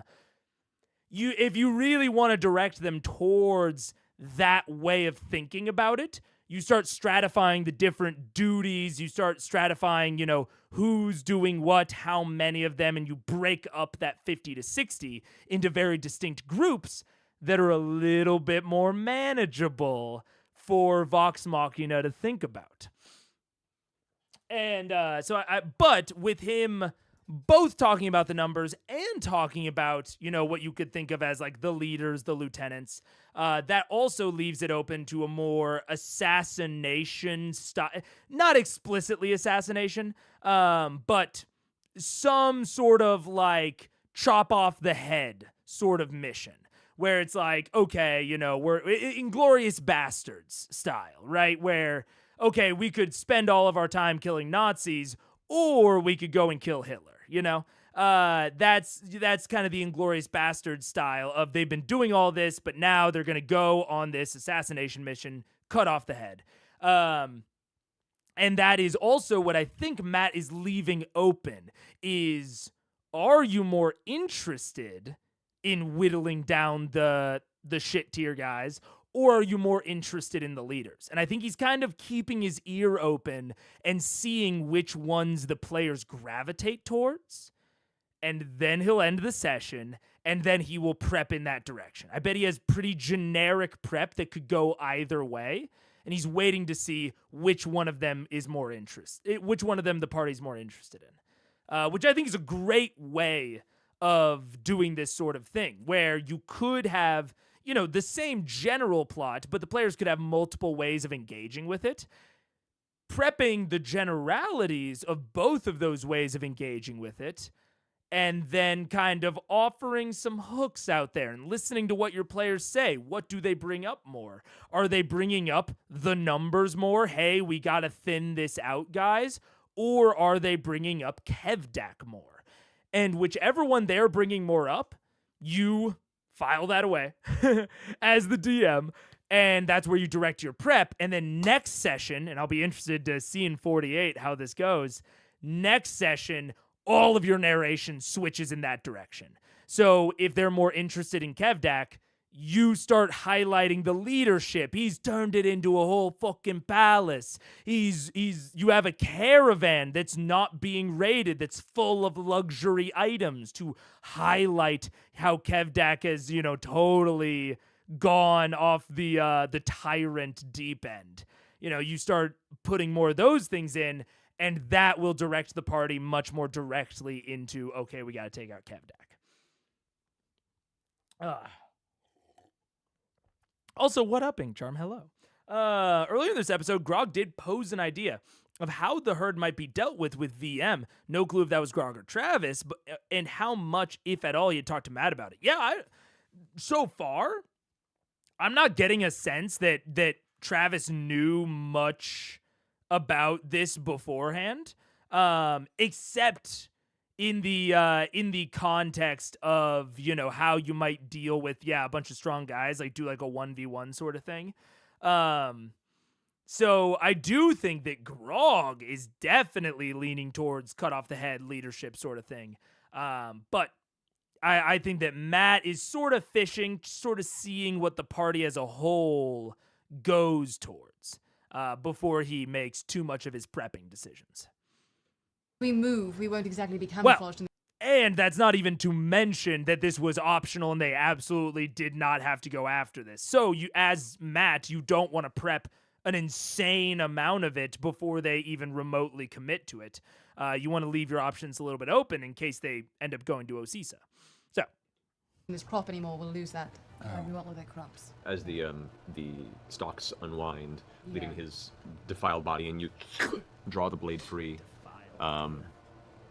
Scanlan, you find across the body there is a simple, slightly chipped but still functional greatsword that was sheathed in the back, just kind of wrapped in a haphazard hide that functions as a scabbard. Mostly just leather pants, a few furs. Looks to be a bone necklace and a bone bracelet around the wrist, which looks to be teeth, human teeth. And about 27 gold pieces in total change. How far are we from the city here? About always need a extra 5-minute walk. That's not far. Keyleth, can you use your powers to like suck him into the ground so that nobody sees him? I honestly don't think they're going to find him anyway. If I we put use, him in the brown you know, box. my abilities and try to camouflage the body so that nobody You can pull him find up into one of the walls of plant stalks and set him in there, mounting up whatever bits of fallen leaves and dirt you can. He's pretty well hidden. I kind of use my druid craft to like grow some flowers on top of the dirt that we just hit him with. Some flower works come up there. Some of the local leaves from the stalks kind of bend down and help cover. Leave him a couple of his human teeth that he's collected. I'm sure. Oh, that I'll he'll leave feel all good his that human he's teeth. I'm not gonna obviously take that very shit. Prideful of them. Okay. Great, so very successful trip Actually, yes. stopping down. Reggie? His partner's still long gone. That guard? The other guard, yeah. The guard's got Reggie's still standing there, kind of like, watch this whole thing happen, looking at you and goes, You did good. You did good. I know I did. Just imagine what we'll do to the rest of them. Thank you. Thank you. Are we going to do anything to the Right rest of now? them? We're going to go take a look. Are we gonna take a passion I don't mind you taking a look, but be careful. Is that... We can also still turn into mist. We can. We can all can't hurt us when we we're can all missing. mist and go into the city and check it out. See what we see? Be fast and stealthy. Can we stealth while we're misting? It doesn't matter if they see us; they can't I know, do but anything. still. I mean, it would be kind of being conscious of the cloud patterns in the sky, moving with the wind in a way where you become less noticeable as something strange. Yeah. So it's possible. Let's try that so we can spy on the city. Get closer in. It feels kind of cheap. Why? But no, At least if we go in, Grog, It's just we the can fun see side what we're of up the table. against. Bottoms up. yeah, but can't we use our eyes? Just as they are. Do we have to turn the smoke this time? Oh, why would we not? It feels a little cowardly. It's not cowardly, Grog. It's safe. You can We're stay just behind. asking us to go on foot, Vexalia and I, to do the same thing. What if Vex and I just went as just the two of us quickly? Just the two of us. Yeah, that's fine. I may join you two for this as well. All right. And what are the rest of us gonna do? Just wait? Me, Scanlan, and Look, Grog? you can turn into a cloud and float in there and see what you want to see, but I'm not turning into mist when my herd is inside that city. If I go in, I'm going in. As Grog. Yeah. So why don't we just not go in right now? Just... Why don't you all go in? I'll stay back with Grog. Thank you. All right. Not crazy. Ish. All right, the four of you convert into mist form, crest up over the edge of the cliff, there you go, and start drifting your way over towards the top of Western, leaving both Scanlan and Grog and Reginald amongst the crops. All right. Reginald, do you want some ale? Do you have some? No, I do, yeah. Hold on. Now you look fabulous. Hold on. Get the cask out. Get pour it up. He drinks thirstily, both because he seems genuinely thirsty, and second, it seems like he could use a long, hard drink. Pace after. yourself, son. There's a lot that's here. I've been drinking longer than you've been alive, friend. And he just, Well, another? yeah. All right, keep on coming. All right, and for that, we'll take a quick break. We'll come Oh, back Lord. here. See you guys here in a few minutes. We'll Oh, continue man, the oh, story. man, oh, man, oh, man. So, see you in a minute. Oh, yeah. Oh Wait. boy. All right. Then there's a 2-minute art break at 23. Hello. 23:07. Drop the speed a bit.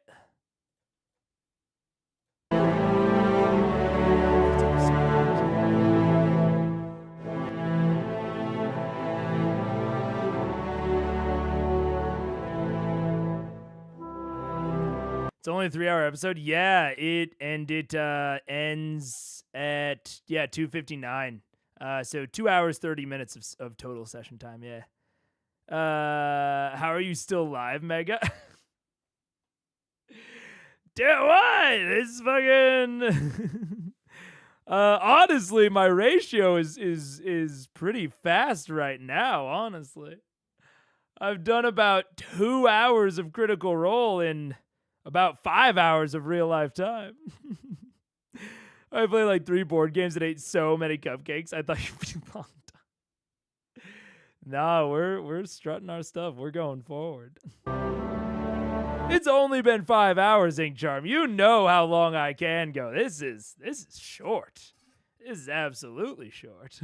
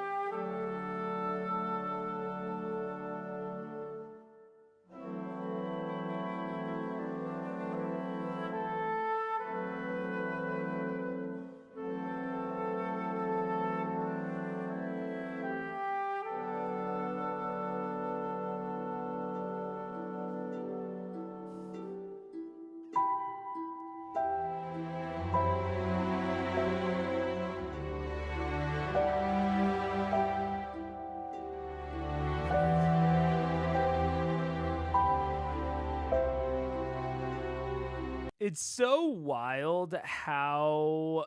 Also, who is this? This looks like Kaladin Stormblessed. Who am I looking at right now?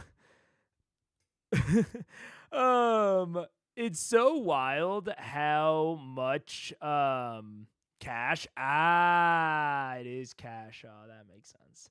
How wild, like, it makes sense when they do the art breaks, but I always assume that it's like, you know, they have to like pile them up. Like I don't have a good sense of how often the art breaks roll, so I always kind of think that it's like they roll after having, you know, built up for a while. And then I see like so many of Vex riding on the broom, so many of Gurn, like yeah, I don't know, like so many ones from just like the past week that are like fully fucking lined and inked. Like it's crazy. Anyways, I like Scanlan and Grog's friendship, the little ways they have each other's backs. Like that starts to become more apparent. I've definitely noticed it within the first or the last few episodes, like even the outhouse episode. I've definitely noticed the relationship between Scanlan and Grog becoming more apparent. Anyways, fully positives art circle they made. I bet trying to get on that mid-roll made people create more, potentially. Very, very much potentially. Grog is a soft spot for gnomes. I guess, according to the evidence, he does. Yeah, it does appear so. Yeah, Grog loves the little folk. All right. Let's see. I think, yeah. I think that's it. Oh, returning from the break, as Grog and Scanlan sit waiting to hear back from the rest of the team, traversing over towards Westerun, seeking information in their mist forms, the two of you reign behind. The four of you guys who are in mist form, where are you going? Can we stealthily head towards like a pocket of people? Do we see like a crowd of people being held? That would be Dude, that's exactly what I was about to ask. From Matt is like, is this supposed to be this? I'm in mist. This is your mist form. This is my mist form. Motion, I like it. I like you also make stealth checks. Good. Stealth check. Check. Do we still have pass without trace? Yes.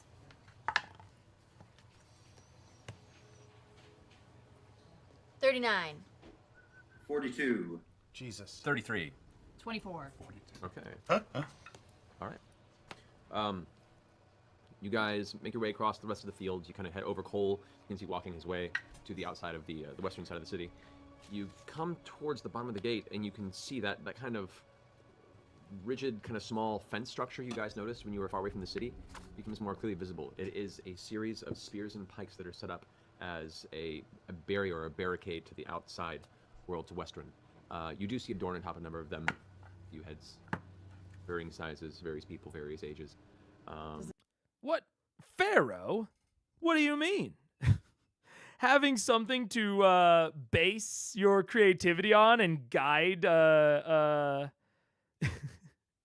your work is useful? I wouldn't know anything about that. All of my creativity is absolutely without basis or form or inspiration. It's all 100% me, baby. No, I feel you. I definitely, it is absolutely, I mean, that is why I would not be able to talk about, I would not be able to just turn on the camera and stare at the screen and talk about D&D. Even like cutting out the parts where we're just watching Critical Role, I probably wouldn't be able to do that for, 3 hours. I wouldn't probably even be able to do that for half the time. Just like talking to you guys about D&D, for an hour and 30 minutes. I don't think I could do it. But when I have something to prompt my creativity, when I have something to prompt me into action and motion, it's I can do it for 5 hours. So yeah, no, I absolutely feel you. Yeah. You're already familiar with the characters in the world, so you can dive right in. Yeah, absolutely. Well, and you can, yeah. There's just so much to guide you when it's based on something else. Yeah. See you later, Valkyrie. Bet you could talk about BitD though. No, if I ever do a BitD stream, I would take a bet that it will be less than an hour. Depending. It would depend on the exact thing that I do. Like maybe I could look over the rules for less than an hour, but for more than an hour, but I still have, something prompting me there.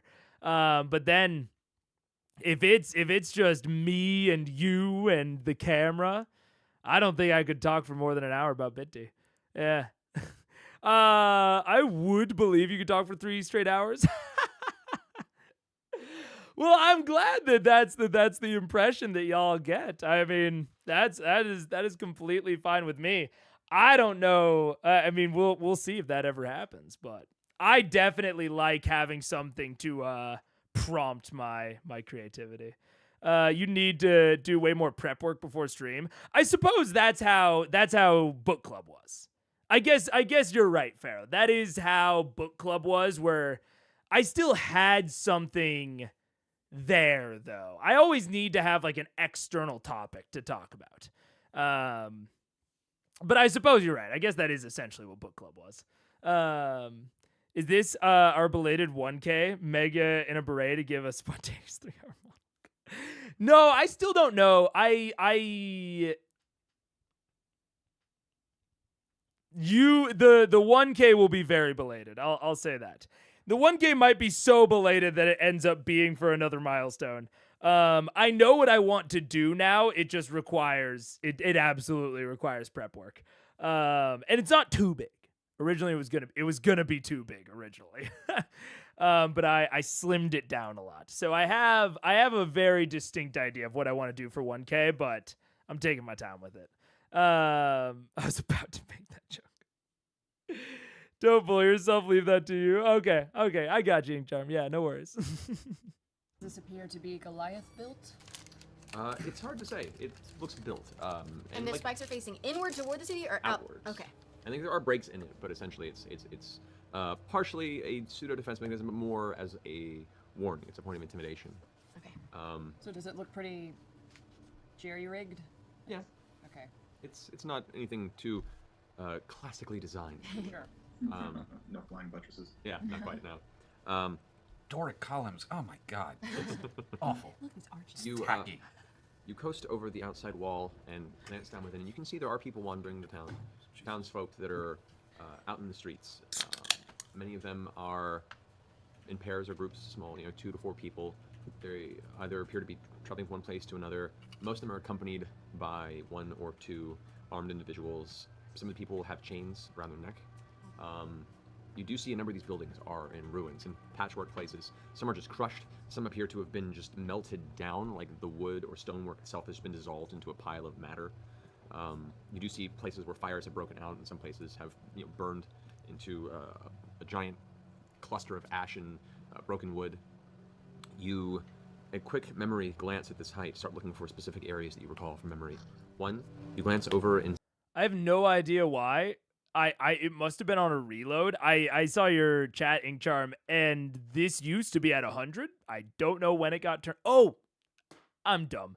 I was about to say I don't know when it got turned down. It got turned down during the art break because the art breaks are loud. Thanks for the reminder. I forgot about that. see where you first came to meet Pike, where she and Wilhand lived. That area is the area of town that was apparently salvaged from the battle. It still stands. There appears to be very minimal impact, and as you just give yourself enough closeness to check in, the red brick homestead of Wilhand does still appear to be. Can we see Wilhand anywhere? At this distance, no. You also note towards the shopping district of Westruun, there is the shop of Abderus Noja, one of your first enchanter friends who protected you during your first Winter's Crest. Yeah. He cast the prediction spell on us. This is making me feel very old. His structure is still standing as well. A few buildings around did not fare so well, but his shop and a number of other ones adjacent to it seem to still be standing. You can't really tell if they're functional or how busy they are, if anyone's doing anything with them, but that is still there. You do notice, though, at numerous parts of the street, there are just piles and piles of burnt wood and ash. Like they're just large burn piles that were set up at different periods of time and have long since burned, like little bits of whites, post-burning plumes that still kind of smolder over the past few days. You're not quite sure what these piles contained at the time they were set ablaze.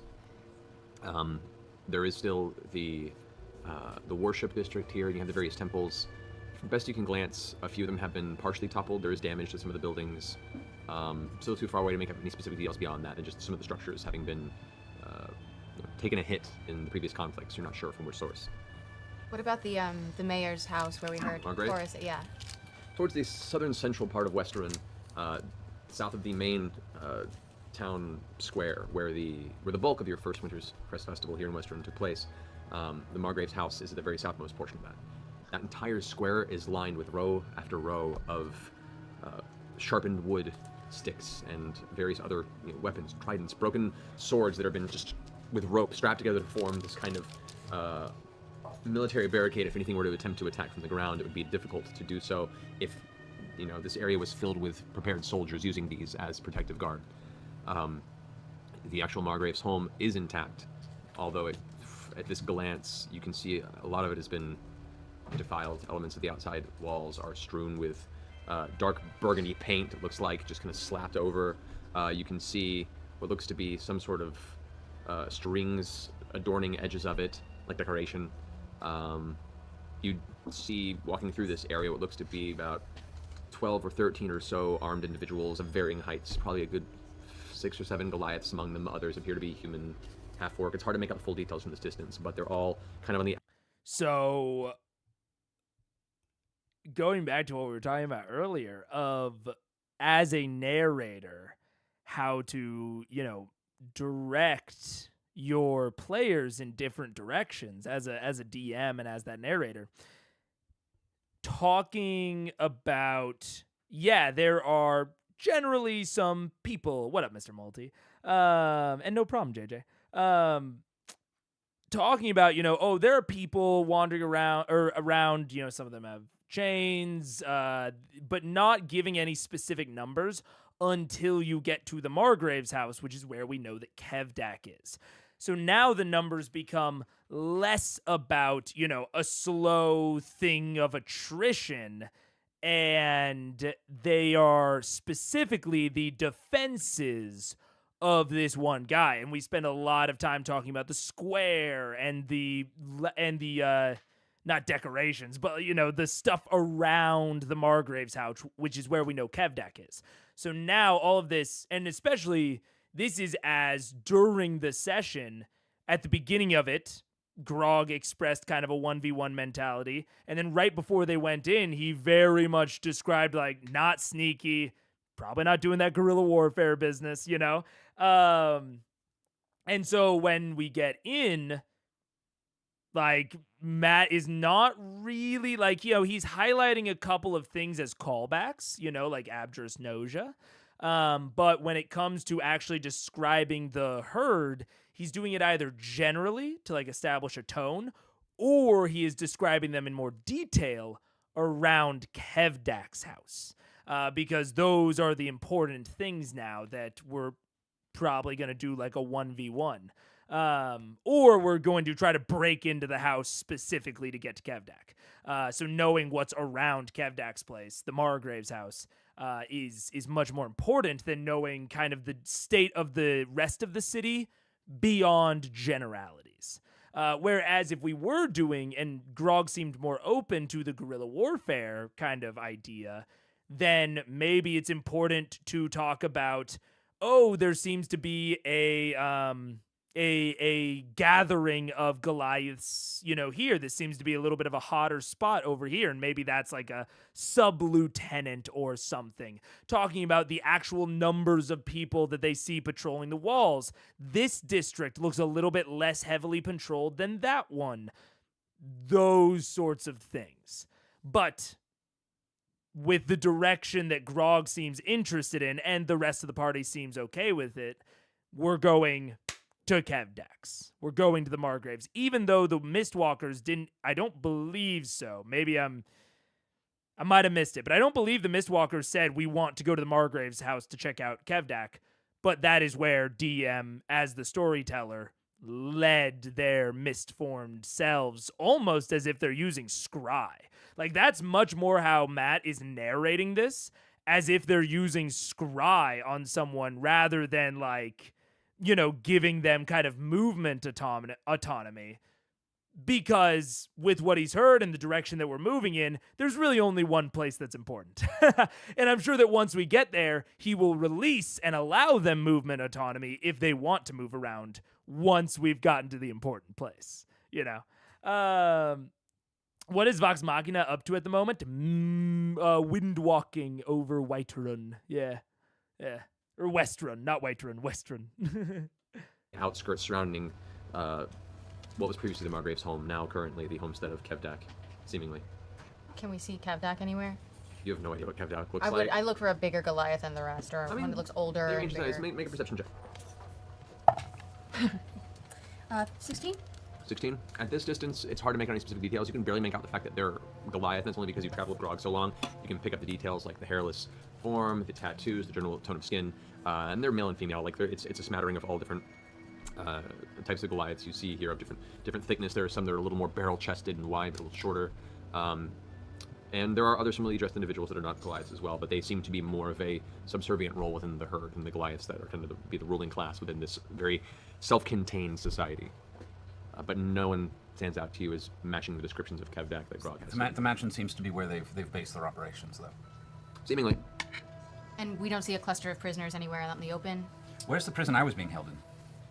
The prison you're being held in was in the Umbra Hills. That was actually as far north of Western. Yeah. That was when we fought the Nightmare. Yeah.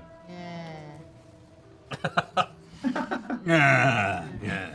Do We're we in the see Wayback a Machine cluster? today, but I just base it on the subtitles, JJ. So because I know that these subtitles were made with very intricate care by the community. So if it's spelled a certain way in the subtitles, that's normally what I go with. You see what? A cluster of prisoners out in the open? There we go. At all, or is it just kind of out around? It's hard to tell because most everyone who lives here is in some way, shape, or form a prisoner. You do see that at the various gates to the city, as you went through, there's about 3-4 individuals average stationed there. Nobody seems to be entering or exiting. And the pace of those that are not of the herd that you see walking through the city has a feel of hopelessness, or at least their presence outdoors is more a function. They do what they're told, and if they're not, you've already seen what happens to them. Now what? Maybe stealth isn't. Maybe Grog's right. We can't talk, can we? No, we're fucking clowns. Can we both, like, say go back to the... Yeah, I'm gesturing to go get out. Yeah, let's go back. Okay. Make a stealth check, guys, on the way out. 93. Scanlan and I have been alone. 39. 32. 44. 26. Okay. All right. You guys make your way westward. Is there anything you guys wanted to accomplish while they were gone? Just massage each other. Right. So I turn to Scanlan Oh, and I say, like, you and I are mates, right? yes, the best of mates. Right. Could I confide something in you? I wasn't aware that you knew what that word meant. Right. Well, I'm full of surprises. One of which is, so I had this horrible dream recently, and in the dream I was killing all these people with this amazing sword that I have. Yes? But there were a lot of people, and some of the people that got killed I knew. And I feel it has something to do with this sword that I have. And the secret is, I can hear the sword talking to me. Like talking, or you just...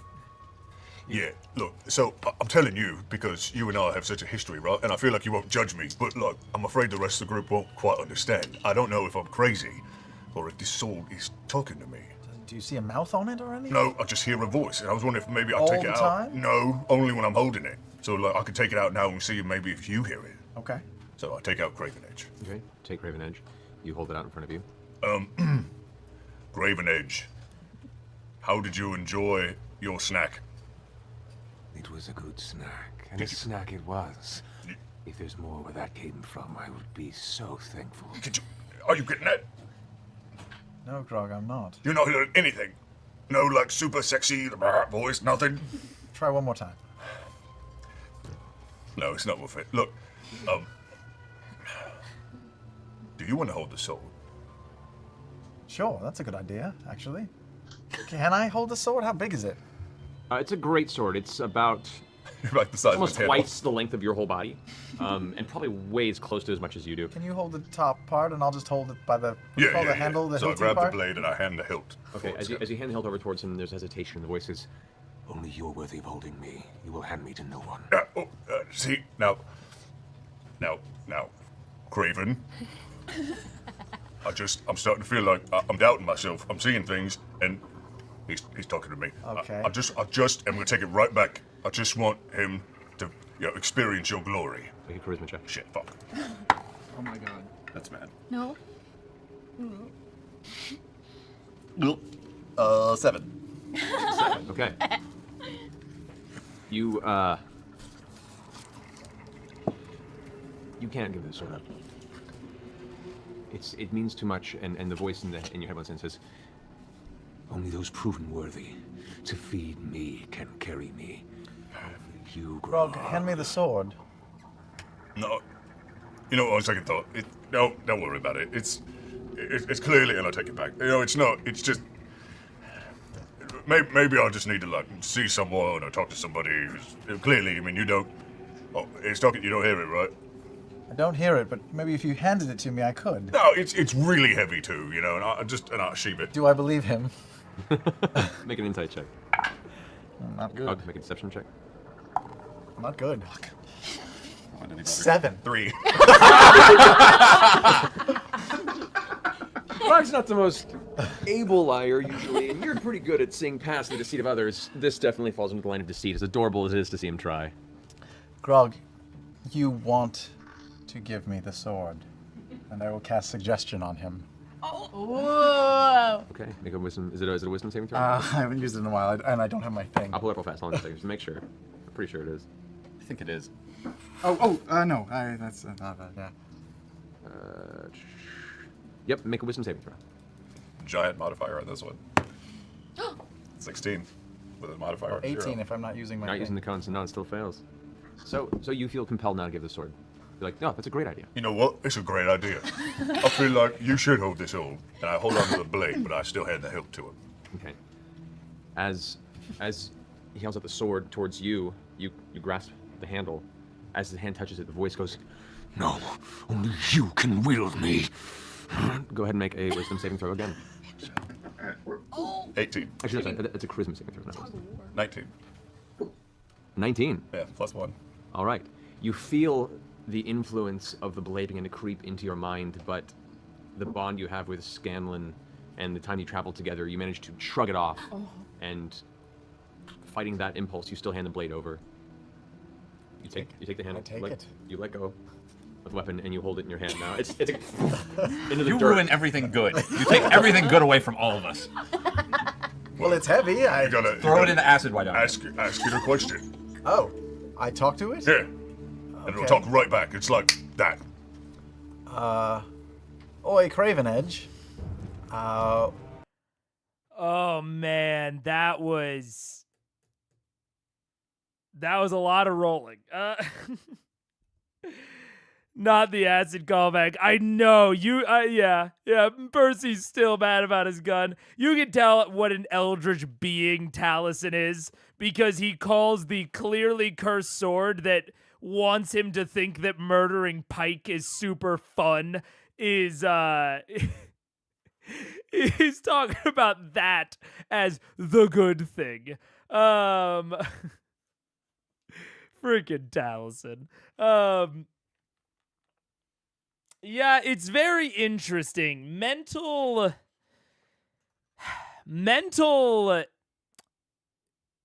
influence is tricky. That sort of enchantment-esque magic is tricky, and like talking about, like thinking about how it overrides things.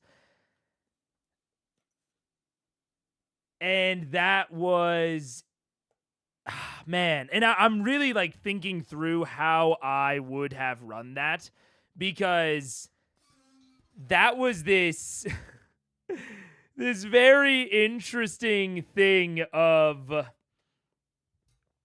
there was like so much going on there, where first Grog says, I want to hand it to Scanlan. Then Craven Edge says, no, you don't. So then Grog has to make a check. I don't know, we'll do a D20 to not do that. and so Grog fails. So then Grog wants to not, which he fails. So then Grog doesn't want to hand it to Scanlan. And then this is the weird thing of like, at that point, do you make Grog do a deception? Is he trying to actively deceive or not? Like, my instinct would just be to use a passive score there, or to have like Craven Edge do the deception or something, since he's essentially controlling Grog's emotions and desires, but I don't know. But then Scanlan casts suggestion on Grog, which now means that Grog fails. So then Grog does want to hand it back to Scanlan. So now we have these being true at the same time.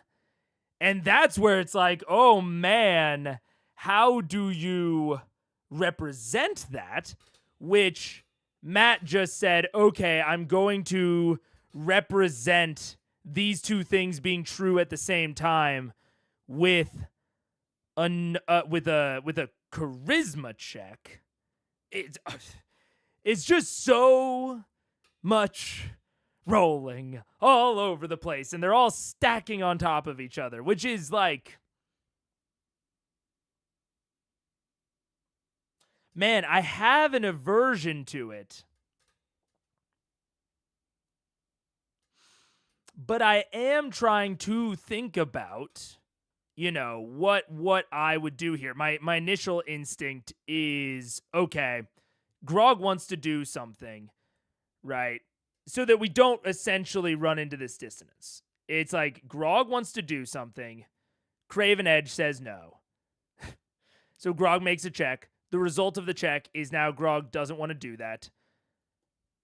And then I would say, like, once Scanlan casts Suggestion, I feel like Grog isn't even there anymore. I feel like once Grog has failed the check to Craven Edge, I feel like now it is Craven Edge and Scanlan essentially dueling, and this is the time where I'm absolutely into this being contested checks now.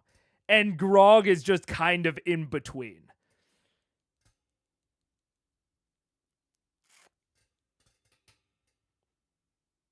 But I don't know. I'm going to have to think about this scene a lot more and like what's going on here.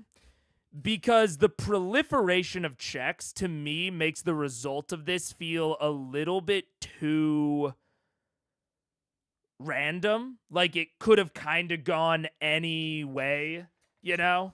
And, like, that...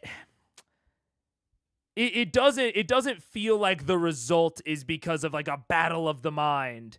It's just, like, there's just so many checks flying around that it feels very chaotic and very random. And the result doesn't feel like it was a struggle. It just feels to me like it was just the results that ended up being last, you know? Because there were so many stacks.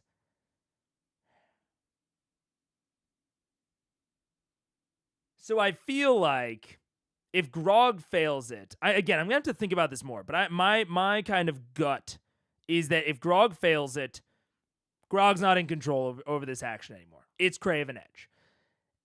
And if Scanlan wants to convince him, he essentially has to contest Craven Edge's control over Grog, because Grog's not in control anymore. So then we can kind of collapse them down into this Craven Edge versus Scanlan role, and then whichever one wins out, that's the one that Grog does. That's what I'm leaning towards, but I'll have to think about this a lot more. Especially, like, the whole deception insight thing was especially... That one's very weird to me, and I would have to... It might even require, like, a conversation with the players, because it essentially comes down to... That insight versus deception check, it essentially comes down to, if you're being mind controlled and you do something like you know, and Grog does something that he didn't originally want to do, and you know, he's like saying and role playing things, but he thinks that he wants to do that. Is that really deception? I don't know. My gut tells me no, but I don't know. I'm really debating on this one. I don't know. I would say his mind is influenced at that point and not purposely trying to deceive Scanlan, but Craven is basically making Grog say those things. Right, so deception feels weird. Even making Grog the one that Scanlan contests also feels weird. I don't know, though. Grog and Scanlan would go visit the working girls together. That's true. He did let them role play, not giving it. He put it away. Then Scan casted the spells. Yeah. He absolutely. I mean, I think that, you know, Grog or Travis is role playing it excellently. Yeah. I don't know. Interesting. Very interesting. I guess you also have to consider, if Craven is controlling Grog now, wouldn't it just want to butcher Scanlan instead? Feed over all and stuff. I mean, it depends on how much and that is like a key part of this thought process, is how in control is Craven at this point. To me, it actually seems very much like Craven is essentially casting suggestion on Grog. Warning. Ad incoming. Oh, warning, Take ad cover. incoming. So we'll wrap up this discussion. But it essentially feels like Craven casted suggestion on Grog and succeeded. It was like, okay, Craven casted suggestion, Grog has to do a saving throw. Grog fails, puts it away. What do you do if two, and this is maybe the core of it that I have to really consider, is if two separate, we'll abstract it a little bit more. We'll forget about Scanlan and Craven Edge. If two separate wizards cast conflicting suggestion on you, where they each tell you to do different things, and both of them succeed, what do? Is it just the most recent one? Or do they have to do some sort of, versus check? To me, that's a little bit more interesting. If they have to do a versus check. But at that point, if you're under suggestion, it takes psychic damage and do neither. Yeah, I don't know. That's interesting. That is very interesting. Something to think about. Maybe some homework. Come back with your thoughts and your feelings on this. I certainly am. I'm going to be thinking about this off stage, off screen. So we'll take a quick break, go to the bathroom, get some water, and we will be right back. Goodbye.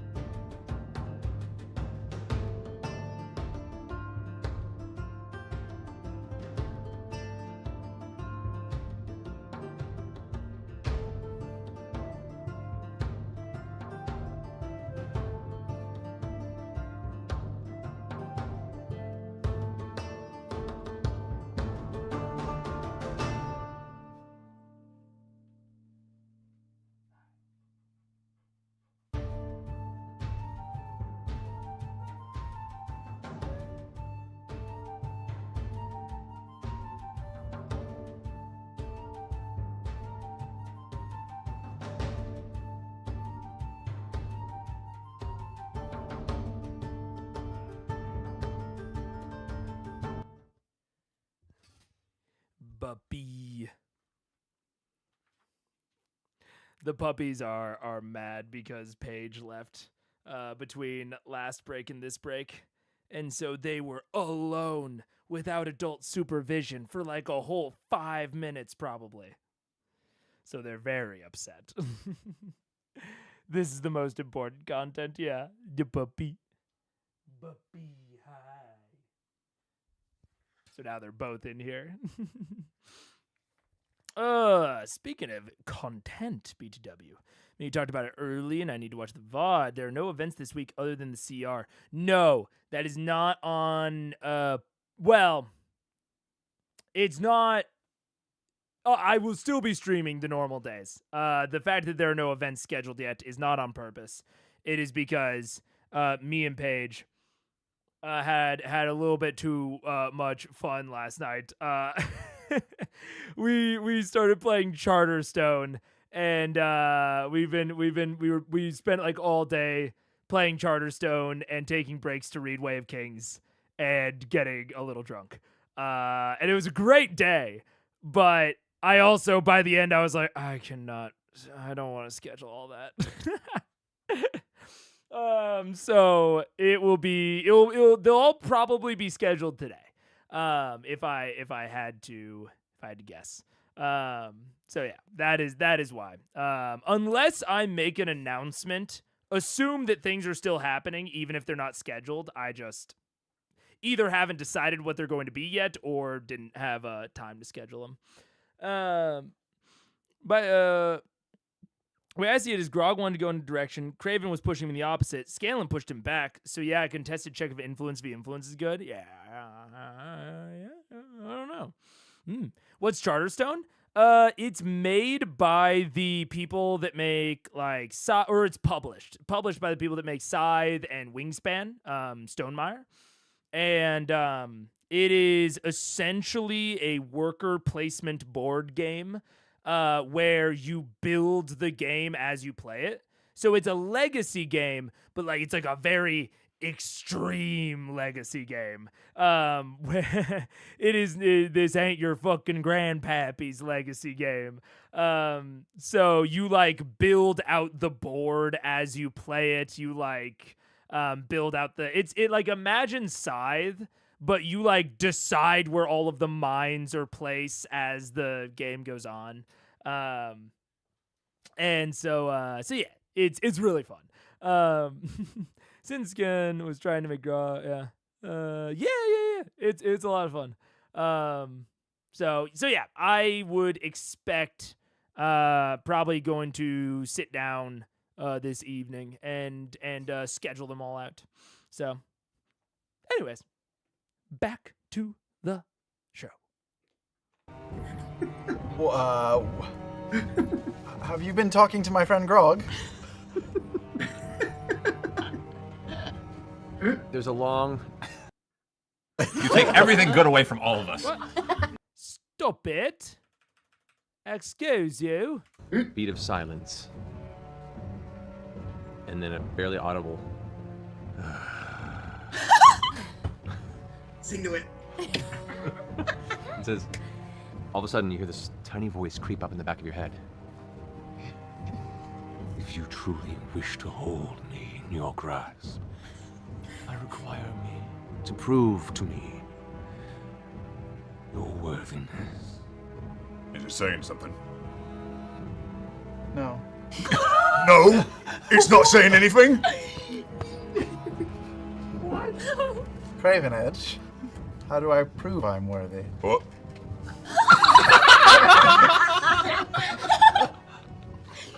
The blade, all of a sudden, it almost seems to have a slight shift of its own, like a divining rod. It kind of moves, and the blade shifts away from the direction of you and Grog, and gently shifts over down the way to an older gentleman who's now returned to picking a few crops, and just kind of points in his direction.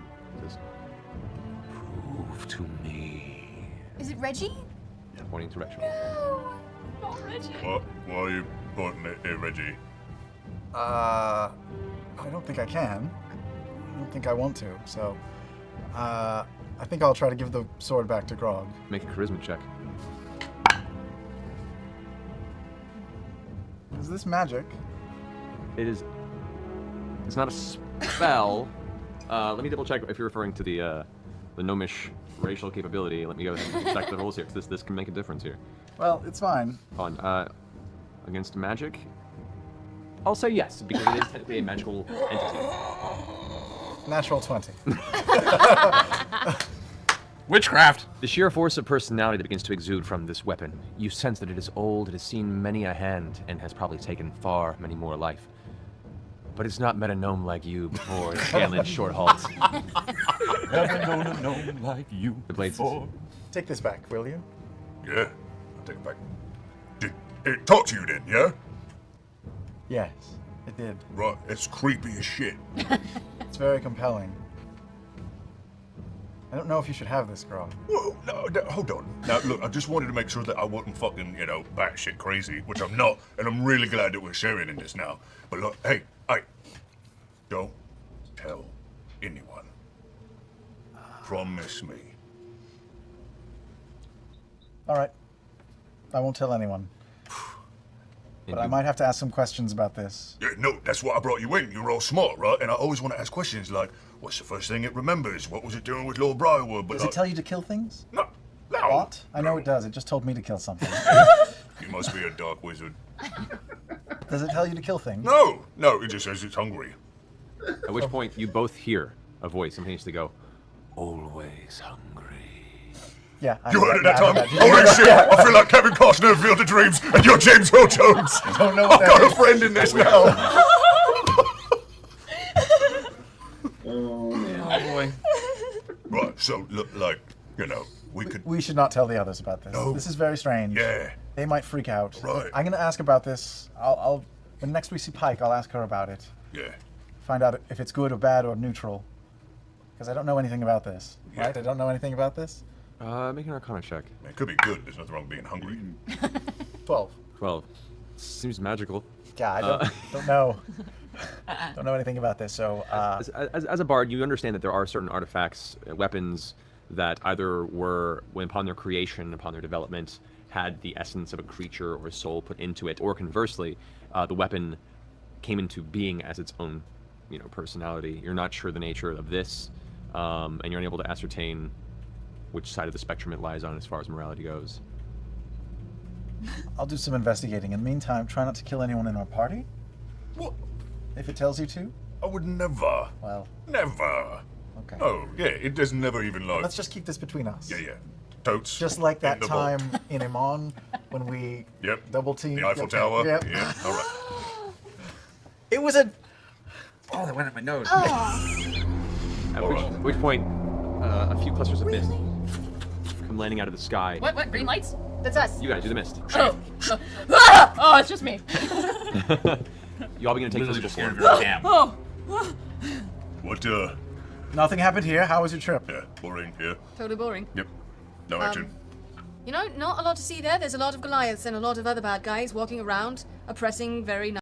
Oh boy, the top camera is frozen. And scene change. I agree, Charm.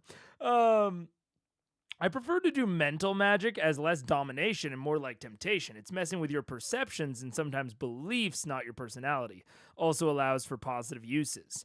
I definitely I get that. Especially if you're not going to have domination style magic be like explicitly evil. My general take on it in my worlds is traditionally in my homebrew worlds, enchantment magic is pretty fucking evil. In a way to where it's like, oh, a non-evil use of enchantment magic? That's odd.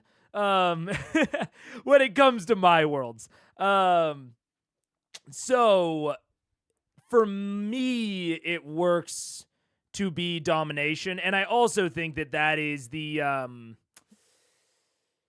domination is definitely the more, straightforward way to run it. Like, when it comes into temptation, I think that it can, how do I say this? It can just become more complicated and ambiguous. which I think can be absolutely very cool. But for the rest of like the tone of my games, if I have someone who has an enchantment spell and it doesn't quite work how they like, it's only like that temptation style thing. It's like kind of inconsistent in how it affects people. Again, I think it can be cool, but doesn't really fit with the rest of my tone. I do think that would fit with like Matt's tone and like Matt's table. But yeah, anything theories on what they will do about it? Will Scanlan keep quiet? Yeah, I think Scanlan will probably keep quiet. If I had to guess, I legit, especially since Grog agreed to talk to Pike about it, I have a feeling they are just going to generally keep quiet until they can talk to Pike about it. Alternatively, if Grog goes into murder bloodlust at some point, maybe then Scanlan will spill the beans. But I don't think Scanlan's gonna like grab anyone and like take him off to the side and tell him. I don't predict that sort of thing happening. Yeah, spell that makes you act only on intrusive thoughts. See, fun, but yeah, very ambiguous. Yeah. My concept is pretty Tolkienian. Yeah. Very inspired by his Sanway Latya lit thought opening. Yeah. Which, like, Tolkien is maybe one of the largest and most prominent examples of what you would call, like, soft magic. And it works beautifully for Tolkien. Lord of the Rings, I think Lord of the Rings would be a lesser, maybe not lesser, but I think that the soft magic absolutely serves the plot, and that the plot is what it is because of how soft the magic is. But it also means that you have to put more work into your story because the magic only exists to further the story and it doesn't really mean anything within itself. You have to have a story, like an extensive story for it to serve. So like to dive into it a little bit, when Gandalf faces off against the Balrog, right? That is not a tense scene. That is not an impactful moment because fucking Gandalf is this level or this order, or this strength of wizard, and the Balrog, like there are multiple Balrogs, and this Balrog, though, this is the big daddy of all Balrogs. Like that scene when he faces down the Balrog is not impactful because we understand Gandalf's power level and we understand the Balrog's power level, and Gandalf somehow through clever or courageous use of his magic overcomes steep odds. We don't know how powerful the Balrog is. We don't know how powerful Gandalf is. They are both as powerful as they need to be for the story. The reason that is impactful is because the Balrog is an overwhelming shroud of darkness, and Gandalf is a single point of white light standing against the darkness as the rest of the party escapes. Right? And the fact that we don't know exactly what Gandalf can do or the Balrog can do is actually beneficial there. We're not thinking about, oh, well, why doesn't fucking Gandalf use his fucking Leomund's tiny hut right now? Like, Leomund's tiny hut would be the perfect use here. Like, if the magic is too hard, we can get distracted. It can get too complicated. That scene stops working. We don't know what Gandalf can do. We know he's going to do everything he can, and that the Balrog is going to do everything it can, and we get the symbolism of that scene, and it pushes the story forward. And that is like I think that's the ultimate scene of, if you are into soft magic or you want to make your games more soft, looking at that scene is like textbook soft magic and like how it works and like what it's for. as opposed to something more hard like any Brandon Sanderson book is pretty hard magic, and you can see the litany of ways he uses it well. Avatar: The Last Airbender is softer, but it has more of a hard magic lean and usage with the bending. So yeah. But I definitely see, if you want to tell Tolkien-like stories where the magic really being vague is a service to the plot, you can, but you just have to have a really good and thorough plot for the magic to serve. All my villains try to tempt my D&D players to do bad things for good reasons, because I want to see when the characters or players break on their convictions, not when they fail a save. That's very fair. And that's just like a social interaction that you can do. I think that's totally, I will introduce that sort of things. Like I think the softest parts of my games are one-off magic items like Craven Edge. But for something like suggestion or like, like more explicit domination enchantment magic, I'm not going to normally be that soft. But I would also, if it was like a more soft temptation-esque magic item, like the ring, like the One Ring in Lord of the Rings, it is normally going to be like that's kind of all it does, so that they can focus on it. So like, and this isn't to necessarily like talk any layer of shit on Craven Edge or Matt's design. I love Craven Edge. I think it's really cool.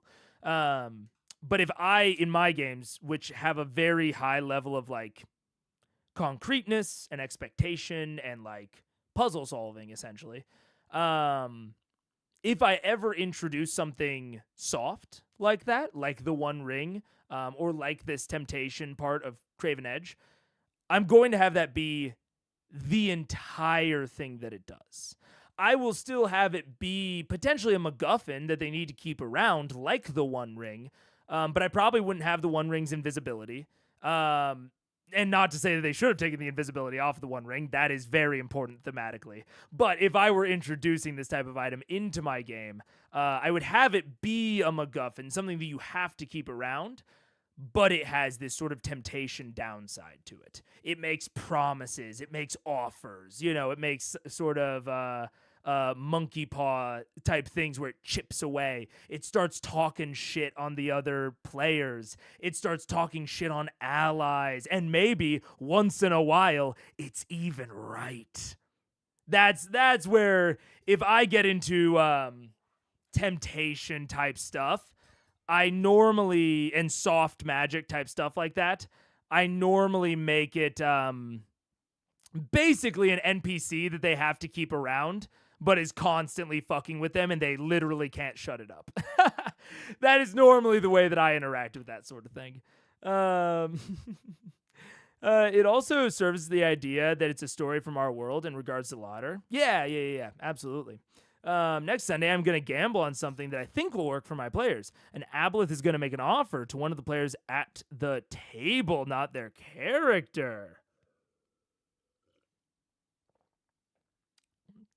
Getting meta with it is definitely a gamble. It is very table dependent on whether or not that'll work out.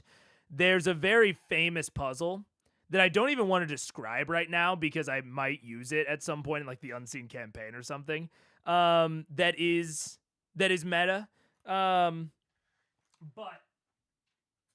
yeah, it is definitely a gamble because it can make things feel cheap. Like you are purposefully taking the players out of the world.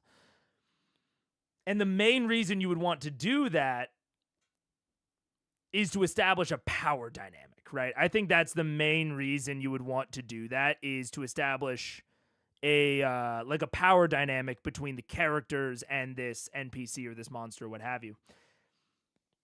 And power dynamics themselves are incredibly tricky. So I think that it's certainly a gamble, and you absolutely are the only one who knows if it will pay off, because it is super table and player dependent, yeah.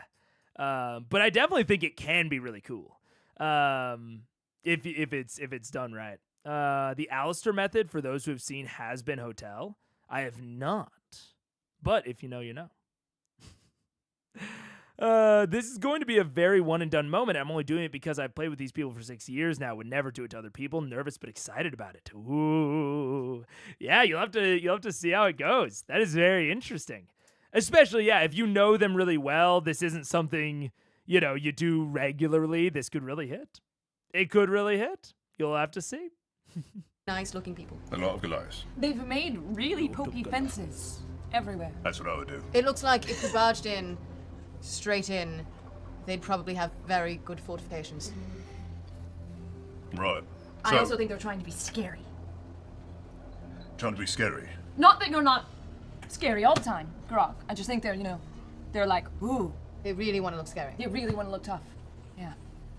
So here's the thing. Do we barge in, totally risk our life, or try to find a way, around this situation? So I'm sorry, there's a central stronghold of some Yes. sort? Yes. Is it a fortress? No, it's where the mayor lived before. It's a house. Yeah. It's like a big house. It's a nice house. It's a nice house. And if we were to make our way into it somehow, what would our mission be?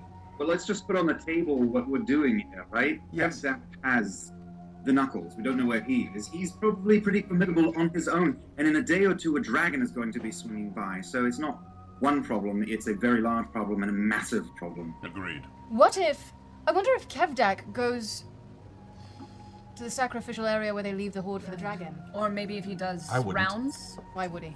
If he does rounds to check in on people. And I'll also say, I think it's more than likely that in the end, I doubt the dragons would care who is filling the sacrificial plate, as long as it's full. someone is. I agree. I think we could Yeah, get rid of the all of dragons them, don't and as care long as the about- plate's full. No.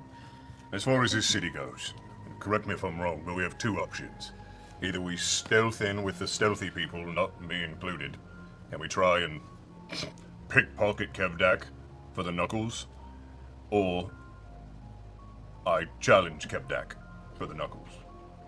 Is Kevdak known to ever wander off by himself? Does he take interests in his subjects to where we could corner him alone? Or is even it a smaller walk in group? and kind of try to challenge him? We could take out one of that guard. What was his name? Cole or something? Yeah, Cole was heading back to the city, though. We could find one of your Goliath friends, hold them hostage, and draw out Kevdak that way. They won't there's care also gonna about. be- They won't care about a hostage. There's also going to be the issue of, are they going to go looking for Horus? Maybe. Maybe not. Not that hard, though. Yeah. We could do some sort of a diversion, set a fire or something that would draw them out, or set a fire to the house they live in to draw It's them not a out. bad idea. What would bring Kevdak out? Grog would bring Kevdak out. Grog? Do you want to just march in there solo while we all sort of stealth No! around? No. While we all sort of stealth around in the rooftops watching, Think. ready to act. And Grog, I'm curious how tied you feel to the ways of your people now, or if you do. Do you feel the need yourself to face him on your own, or would you be amenable, would you be friendly to the idea of my sister and I softening him up for a moment and then letting you have at it? What do you want to do here? So, my fear is this. That if it's anyone but me and him, everyone gets involved. Not just us, but all 60 of them in that stronghold. I don't think we walk out of there very well. I'm not opposed to facing him head on and seeing what fate has in store for me while you free any prisoners that might be around or ransacking his house for any fun bits, but I think he's going to have the Knuckles on him. So, question. Is your herd and Kevdak the type where, if you start getting the upper hand in this fight, will the herd move to protect Kevdak? No. So they'll honor a It's one-on-one one-on-one. fight. They'll honor that. They won't pull a fast one and swarm in when he's on his Tell, last leg. tell us this: if we walk in with you into town, is that not good? Should you walk into town alone and we lurk in the shadows? Do you want to be on a hilltop? You know, like standing on a hilltop? Because we could arrange that. I would need to think about it. Regardless, I think now is not the time. Perhaps we go look for Osisa's mate. You don't want to do this now. It seems like now or never. Well, we know where Kevdak is. He doesn't seem to be going We may not anywhere. know where he is after this. He seems pretty fortified, and we don't have Pike, and this is her hometown. Judging by the... No, I didn't hear any of that. I want to throw something in here as well, and I don't know what to do in this situation. I'm looking to you all for guidance, but what I do know, I know two things. One is that I don't want you to fall, Grog. We need you, and I do not want you to fall to Kevdak. And second, if you do fall, I'm not willing to walk away without those knuckles. Not for me to use, but for us to use. We need those knuckles. So if you are to fall at his hand, which I do not want, I don't know that I can honorably walk away. Well, yeah, speaking from a selfish position, if I fall, you can really do whatever the fuck you want. I think honor is a bupkis at that point, so I don't mind what you do after that. You're not going to fall, Grog. No. My first point then, Grog. I need you. We all do. It's very sweet. Emotion. I would like it if Pike was here. We know. All right. But We wait. But look, could we hear Horace when he was interrogating him? Yep. Judging by the way Horace was speaking, it sounds like they're pretty settled in for right now. Like they're not nomadic anymore. Sitting pretty. Yeah, they ain't going anywhere. Bless you. Thank you. So we know what. And this isn't even really a I don't even know that I would want it to be different in this situation. But this is just another point of evidence of the lack of timers, right? Like Scanlan was like, "We got to do it now. It's now or never." And like the responses to him were like, "What do you mean? Seems like they're not really going anywhere." And he's like, "Oh, but we may not know where to find him next." It's like, "No, he's like very fortified. I don't think he's leaving. I think we could probably go and do other shit." And he'll still be here later. So, like I said, I don't even think I would want that to be different for this little, mini situation, but it is illustrative of when people say like urgent time-based things, the response for about 5 episodes has been like, well, is it really that urgent? Because it's not. Nothing is actually urgent ever since the fall of Amon, really. Nothing has actually been urgent. Nothing's really been on a timer. So yeah, it's this, and sometimes it causes this weird dissonance where it's like people say like, oh, we need to do it, but they don't. Where he is now, it'll give us a little bit more time to formulate our plan. This is your fight, Grog. We'll follow you in this one. You want to go in there with Pike? Yeah. Let's wait for Pike. We wait for Pike. We wait until Gilmore's up and standing, and we bring Pike here with us. Pike might even be an emotional trigger. For what? The herd, if they see her, maybe. They never met her. That's true. They probably don't give any shits. Look, let's just do this. Let's go after Aziza's mate. If we don't learn or find anything incredibly valuable, we're at the same place we are now. That's a good point. All right. And then we can kick the tires. We still have missed possibilities? We do. We can float on. All right, then Is let's float Reginald on. still around? At this point, Reginald's sitting there clutching his full satchel, just going like, Hi, Reggie. "Hi, So, we're gonna help you. right? We're gonna go get some reinforcements. We might have to wait a little while. That's okay, but you're coming back, We right?" most definitely are. We must. Spread the word that hope is alive. We will find a way to beat this. All right. I'll be careful. You be careful too. Come back as soon as you think you can and you're ready. Don't tell anyone what you saw here, though, right? Good luck. And if anyone asks where Horace is, what happened to Horace? I haven't seen him for days. It's good answer. Good job. Spits on the pile where his corpse is. All right. Hope to see you soon then. You will. He turns around and begins walking back. Reginald? You guys all take a moment, collect yourselves, revert back to your mist form, coast out of the farmland, heading southward in the direction of the Frostwell. We're there. That's We're where going to finish our campaign that evening. Man, Grog. Grog. Getting some. Feeling the pressure now. Yeah. Feel it? Live it showing suck? restraint and caution. No, I like it. I want Pike here, too. Yeah, so do I. Yeah, it's too Oh, big for Pike. Grog. Yeah. Could have taken him. You could have totally taken Coulda, but it's where Pike and her family raised Grog. You know? Yeah, Seems it's like- appropriate. And her schedule's still busy, but if we can get her next week. Yeah. Or, well, next week we do the Sphinx, and then the week after. Yeah. We're gonna figure it out. Whenever. Get her back some point soon, right? Yeah. Yeah. Glad she We can do. join us.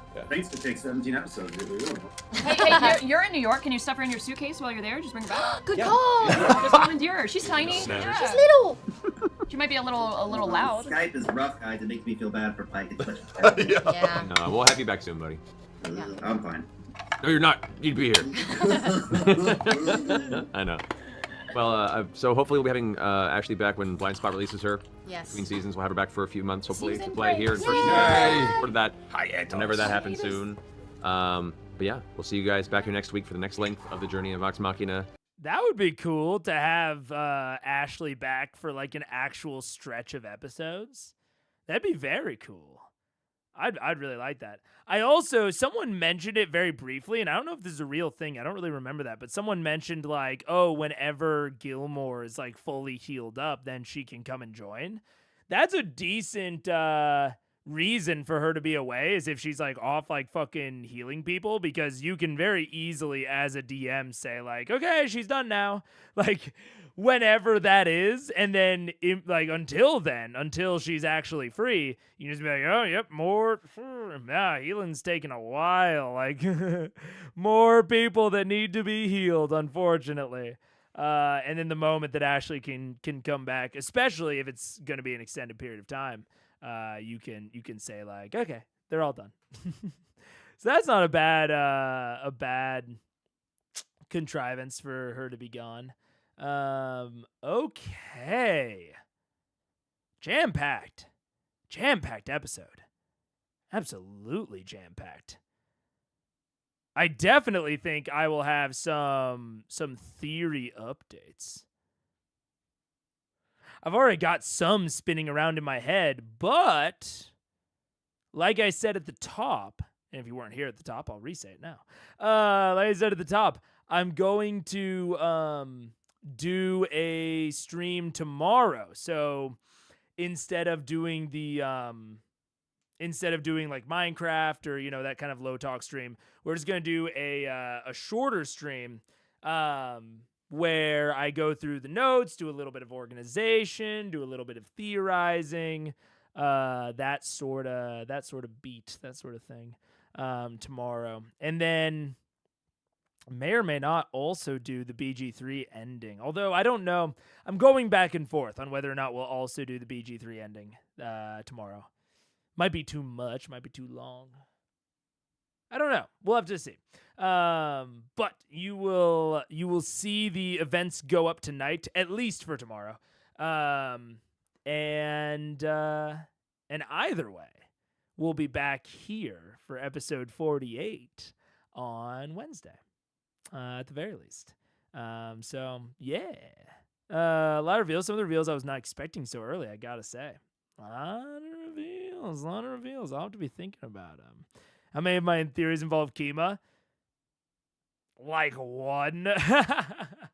She's so minor nowadays. Gotta keep my theories fresh, hot.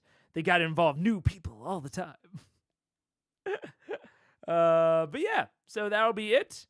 Thank you. I'm so happy streams are running smoothly. Oh, there was a dip during the middle of this. I don't know what the fuck was going on with it.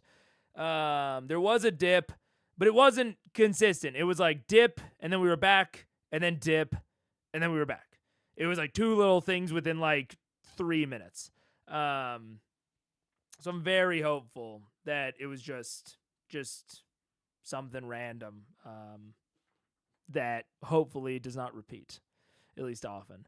But so sad. I enjoyed the Kima conspiracies. Look, I got plenty of conspiracies left in me.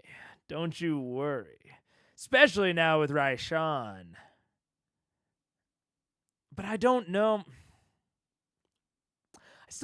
I just haven't seen anyone convincing yet, you know, for Raishan or Umbrasil or Vorugal. I haven't seen someone really, I don't know. I haven't seen anything that's like really, really like catching me. But I might have some updated theories. So either way, I will see you all tomorrow, then Wednesday, the rest of the week. Have a good morning, night, whatever time it is. And I will see you next time. Goodbye.